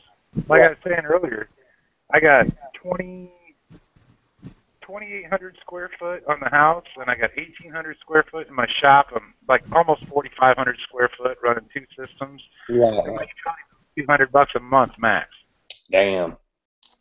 I heat and cool my shop. I heat and cool my house. My shop right now is at 50% humidity. It's 74 degrees. Right. And I mean, I never thought I had a problem. Right. Then all of a sudden I get this stupid friggin' iConnect and I start playing around with the air probes and some of that other shit and threw the blower door on the house and did a air infiltration on the house, and I found a whole lot of improvements. So I honestly think I could get my max utility bill down to 125. Wow. Yeah. Well, that's the one thing about the iConnect. It will now. You said it a while ago. The iConnect is not for everybody. That's true. You got to learn how to decipher all that information. All that information. It will have. It's a lot of shit coming at you at once. That's right. And if you don't know how to determine how to fix this to make this one better, you're going to be out there for hours. You will chase your tail if you don't know what the hell you're doing with all that information. Yeah, exactly. Yeah. Yeah, you can really. It's so much information to decipher.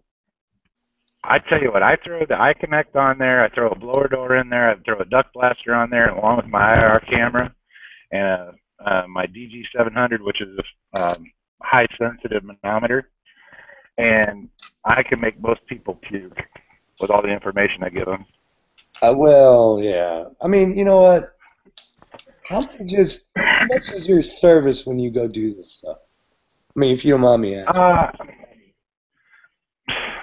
On just to go in and reset the like a recommission of a system. Yeah. Just go in, do all my measurements, do a coil clean, check out the operation, measure all their duct leakage and all that other stuff. Right. Without doing any repairs and just tweaking stuff in. It's usually between $500 and $600. Oh, okay. So how long are you normally out there?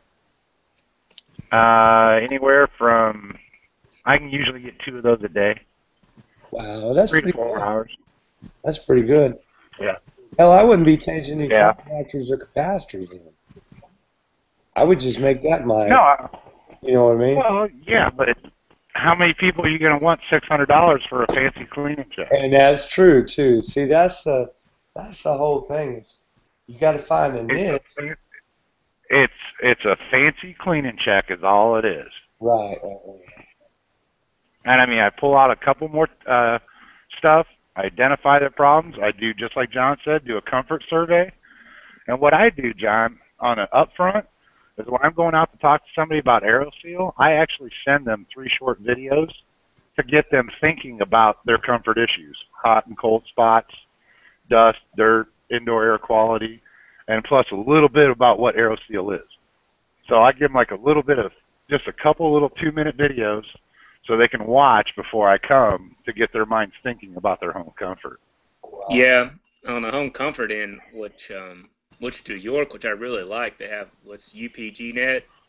We can log on there, and they said, well, what's this? And I could literally pull that video up, and it's completely self-explanatory. And right. It literally plays what they're getting and what they're getting and this and that and diverses, and that answers 1,000 questions with this one video. Right, but what's nice is if you send that out before you go, before your actual sales call, it gets them thinking on the same page before you give them that comfort survey. Yeah, that's true. Yeah, But it opens their eyes just a little bit. which they Yeah, what about on the old house? Is it worth it to have AeroSeal?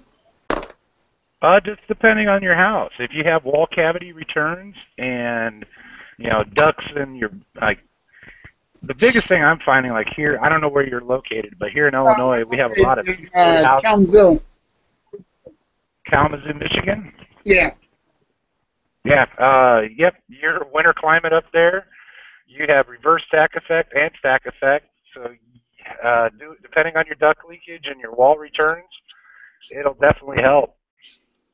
Because I went through talk to Bel Air, and they do Linux and stuff like that. And I'm not a customer. I'm not a tech, but they were talking. The guy that's a salesman said, well, you really don't need to seal your ducts because most of that stuff is going to leak in the house. Well, that's the problem with the newer systems out there. You're running such a lower delta T, your temperature differential between, like on your older furnaces, you used to have, 140, 150 degree air, 130. Now you only have like 110, 120. So you want all those BTUs going to the spaces that you want them. During the winter, duct leakage in the basement's not that bad because it does rise a little bit, but air conditioning falls, so that actually causes more reverse stack effect, which actually pulls in more warm and moist air from your attic and through your second floor and down into your basement. So it actually increases your load.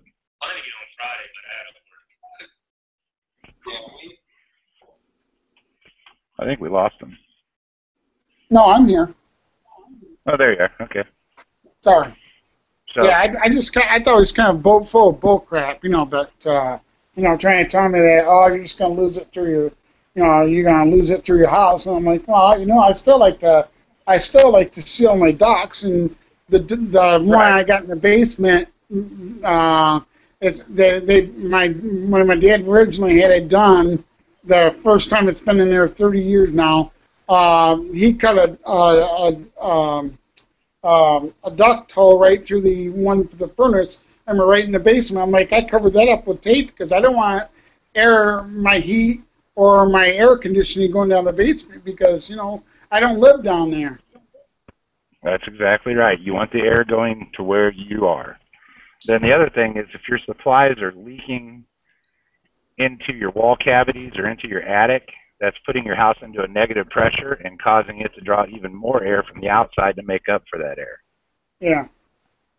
And if your house is dusty and stuff like that, it's a good indication that you have leaky supplies, then possibly leaky returns also. When dirt and dust in out of your wall cavities in your attic. Well, I love to just replace all the ductwork, just because of the fact that it's just uninsulated. It's, there's no way to keep the cold air cool especially when it's running through the ducts if they're not insulated. Well, look, is most of your duct in the basement? Say what? You're on a two-story home. Where's most of your duct located at? It's most of it's in the basement. As far as most of it's in the basement. I think I got one up in the attic that brings air up to the attic, but I'm never up there. So as long as it's sized properly, there's probably no real reason to replace it. Just seal it up. You can insulate it, and you'll be fine. Okay. Yeah, it's a two-story home, but like I said, most of I'm in an insulated attic. I'm never up there. Right. As long as seal it up, make sure it's properly insulated, you'll be fine. Okay. But I've seen the Aero Seal at work, how they seal the ducts with that, and it's like, wow, that's pretty cool. I can get ducts down to about single-digit leakage. I mean, I've taken brand new systems that were leaking 300 and 400 CFM that were brand new installs and gotten them down to 5, 6, and 7 CFMs when I'm done. Were they not using mastic on those, Bill? Actually, most of the systems that I do, I just tell the guys don't even worry about it. Oh, because it's going to be aerosol installed. Yeah, I just tell them don't even waste your time. I can go in and aero seal it myself and another guy on new construction, be in, out, do their field survey cheaper than they can tape and mastic on the install. What about time-wise? Time-wise, I can be in and out of the house in 4 hours on new construction, 6 to 8 hours on existing. Wow. Done. I'm just done. Wow. And once I'm working with a contractor and we have an understanding of how things are done, right? If they have the unit out, and the unit's not set yet, I can be the fastest I've ever been out. I did a duplex one time without the units installed, just all the ducts runs there, went in, hooked up. I did both sides of the duplex in 2.5 hours. Wow. And I took those from 300-400 CFM of leakage down to 10 total on the supply and the return. Wow. Was that coming from the seams though of the coil, you think? Most of your air leakage I'm finding on new ductwork is coming from the long seams on the snap together ductwork. Oh, okay, wow. But the aerosol. I didn't hear you, Ralph. You broke up a little bit. The AeroSeal should take care of that, though, right? Oh yeah, the AeroSeal will make it tighter than a duck's ass. I mean, it's tight. The leakage that you are finding after the fact, after you do the AeroSeal, is it coming from around like the coil? Actually, I would say most of the leakage I'm getting after the fact is more or less just air in the calculations. Oh, okay. Because I can't get the foam boots tight enough into the grills. Right. Because when I pressurize that thing up, I'm at 2 inches of static. Wow.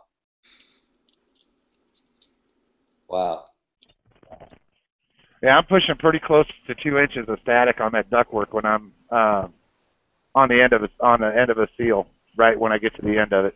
Wow. So I'm trying to push it through there. Right. Because it doesn't coat the ducts. Right. What I do is I put an aerosol sealant into the airstream. It suspends in the airstream and goes to the leak, then builds up around the leak. Oh, okay. Hey, stop leaking the damn air conditioner. Yeah, it's not the same. I know. Yeah, I tell you what, that stuff they sell to put inside a Freon, I know. Yeah. I refuse to use that stop leak. Oh, I won't use it either. But they it's funny because I've been in some supply houses where they have the display there, and next to it they'll have a sign from the compressor, for the manufacturer that says, if the system is if the compressor's found with a stop leak in it, we won't warranty it. Well, I've seen them where they've refused compressors from Aon with dye in them. With dye, wow. Yeah, with dye. Wow. Yeah, we had a couple of big digital scrolls that they Hey, I'd wouldn't hate take to have a to buy warranty because it had. So I don't know. Yeah, I don't really want to put nothing in the system that don't belong there. No, I will put some. Huh? The manufacturers aren't approving any of these drop-ins. I mean, they don't approve on the R22 dry ships. From what I've been told, if it has anything in it other than, Yeah. I don't even think they're accepting that. Are they? No, Well, now, see, I think they're pretty lenient on the 407C, because like York has that 407C unit, and it's actually a dry shipped unit, and you put 407C in it. Right. So I think they're pretty lenient on 407C. Okay. Now, as far as any other additive, I know Acid Away is approved. Okay. And now, the AC Renew, of course, is approved too. Well, that was to cover Copeland's ass on that stupid corrosion stuff that they did. I've been known to put some Subco 88 in it. Okay. Because it works just like the AC Renew. That's cheaper too, isn't it? Cheaper. Yeah, it's like $8 a bottle or something like that, versus $50. Really? Yeah. Oh yeah. Yeah, I knew guys that were using that on carrier package units on the new installs, and they never had a problem with that rusting. And then I know guys that swear by it and put it in every new install, and they never had no problems. Well, you just got to be careful out there. There's a lot of additives and stuff that people are selling nowadays that you just don't know about. Yeah, but that Subco 88's been around for so long, and guys swear by it. So I've started using it actually. I've never tried it. I've heard about it. I just never tried it. Well, I've only used the Renew 2 or 3 times. Huh? I've only used that AC Renew a couple of times, 2 or 3 times. And it didn't work. It didn't clear up the TXV problem that we were having. I ended up changing out the TXV anyway. But the best part about it, it's now in the system, so you shouldn't have a problem with another TXV. Right. Because I know some guys that was replacing. I've actually had to replace more than one TXV on it. Because that's on one system. Yeah. Yeah, because that was before the filter dryer and everything. Yes, but that was before the AC Renew came out. Oh, okay. That was in the early stages of that stuff. I tell you what, I got stuck with. I think our company, when I was working for the other company, it was like we did 15, 20 of them that we had bad TXVs on. Yeah. Hey, and I mean, I got one that I just found, and the lady said, well, it wasn't really cooling good last year. And yeah, and if you don't get back onto them on a maintenance contract, you might not find it for a year or two. Oh, I know. So I got to go replace that TXV. Yeah. But I put Subco 88 in her the other day, so hopefully by the time I go back, that stuff will clear up. Now, when you go back, you're going to put a new line dryer in it and change the TXV, right? Yeah. Okay. Yeah. Bill, how much does it cost to do that aerial seal? On an existing house, 2-story, you got what? One system in the basement, yada yada yada. Yeah. About $2,300 to $2,500. Oh wow, that much? Yeah, but if you're putting that 300 CFM back in the house or 400, It's about a 7-year payback, but I don't sell it on payback. I sell it on comfort. But that's my price. But I also readjust your airflow. I make sure your returns are the right size. If there's a filter issue, 9 times out of 10, I'll bump you up to a 4 or 5 inch media filter. If I have to add a return drop, make sure you got enough return. Then if it's depending on what season it is, I go ahead and clean the secondary heat exchanger and pull the blower wheel and make sure the A coil is clean. and that's part of the 2300. That's part of the. It just depends on how bad it is, Ralph. If I have to whip out the duct cleaner and clean the ducts because the ducts are really bad, also, Right. it'll be pushing towards $3,000. Right. Of course. Right. But I usually try to do a little bit of a clean and check and all that because I want to make sure that system's performing when I leave. So you do duct cleaning too? I have a roto brush. I don't. How do I put this? I'm not a duct cleaner. Right. But instead of tearing up the customer or having the customer inconvenienced twice, I will clean the ducts before I aero seal. Well, yeah, of course. Because that way I don't have. Go ahead. I was gonna say wouldn't that make the aero seal a lot better and a lot more effective? I can push through about a 1/4 inch. Wow. Yeah, I can push through about a 1/4 inch of light dust. Wow. Now, if it's that wet dust, it's like hard and flaky. Yeah, you ain't doing Then we gotta get that out of there. But the more dust you get out, the more effective that seal gets, right? Actually, no, because the dust usually isn't sitting in the leaks. Oh, okay. The dust is usually, honest to God, when I clean most of the ductwork, everything's within the first 3 feet of the boots.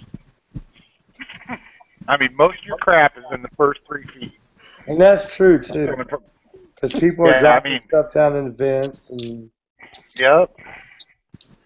Then the only other time that it's really bad is like wall returns. Yeah. Oh yeah. Where the filter's down at the furnace, and they got all these friggin' wall returns. Yep. I mean, and with AeroSeal on wall returns, yeah, it's nothing guaranteed because you don't know what size drill bit the plumber used. Right. Most plumbers run through a house with a 2-inch hole saw. Right. To run a 3/4 inch water line. Right. I can't seal that up. Now I can seal it up if you let me tear into the drywall. But the idea behind the AeroSeal is non-destructive. Right. So, I mean, every house is a little bit different, and AeroSeal is not a magic bullet, but it's a hell of a tool to have in the toolkit. No, it's true. I mean, it's just like everything else. Yeah. Yeah, it's just like everything else. So, I mean,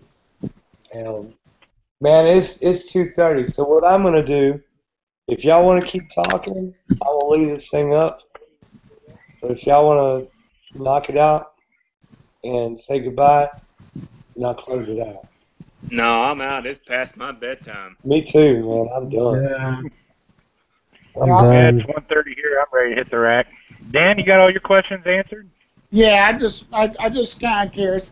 I was gonna Ralph. I was talking to Ralph real quick just to say this. I was talking to Ralph, and the guy that was trying to sell me on a system was trying to sell me on a MERV system. He said to go to the media filter instead of the MERV. Well, because the MERV is like $180 or whatever, $160 for the filter. Yeah, see they're all MERV rated. The filter rating. Yeah, it's a rating on the filter. Well, I'm sorry. Let me look at that real quick. So He was saying a MERV 16 is where I'm at. A healthy climate from Linux. That's all. Yeah, I don't do that shit. Just get you a regular. That's really restrictive. It is. It is. And it's $160 a year.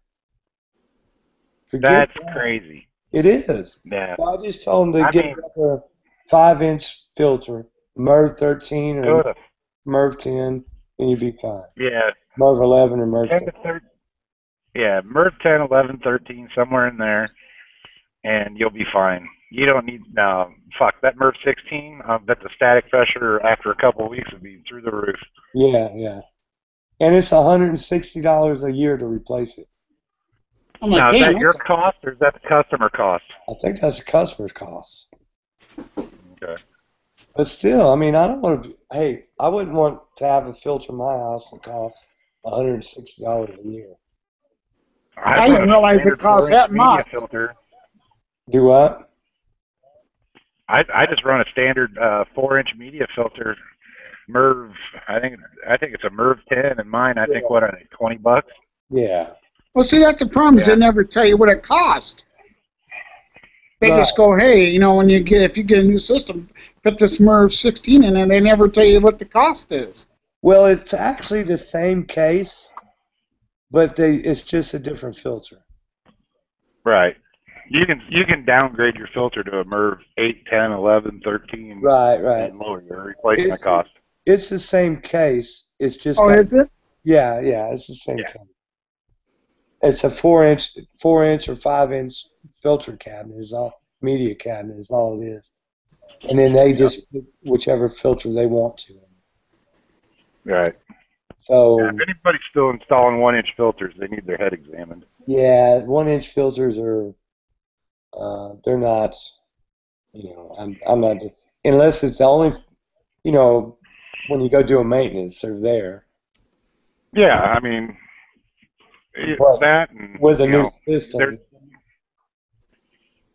Yeah.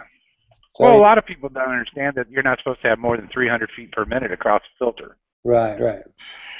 And people don't understand that.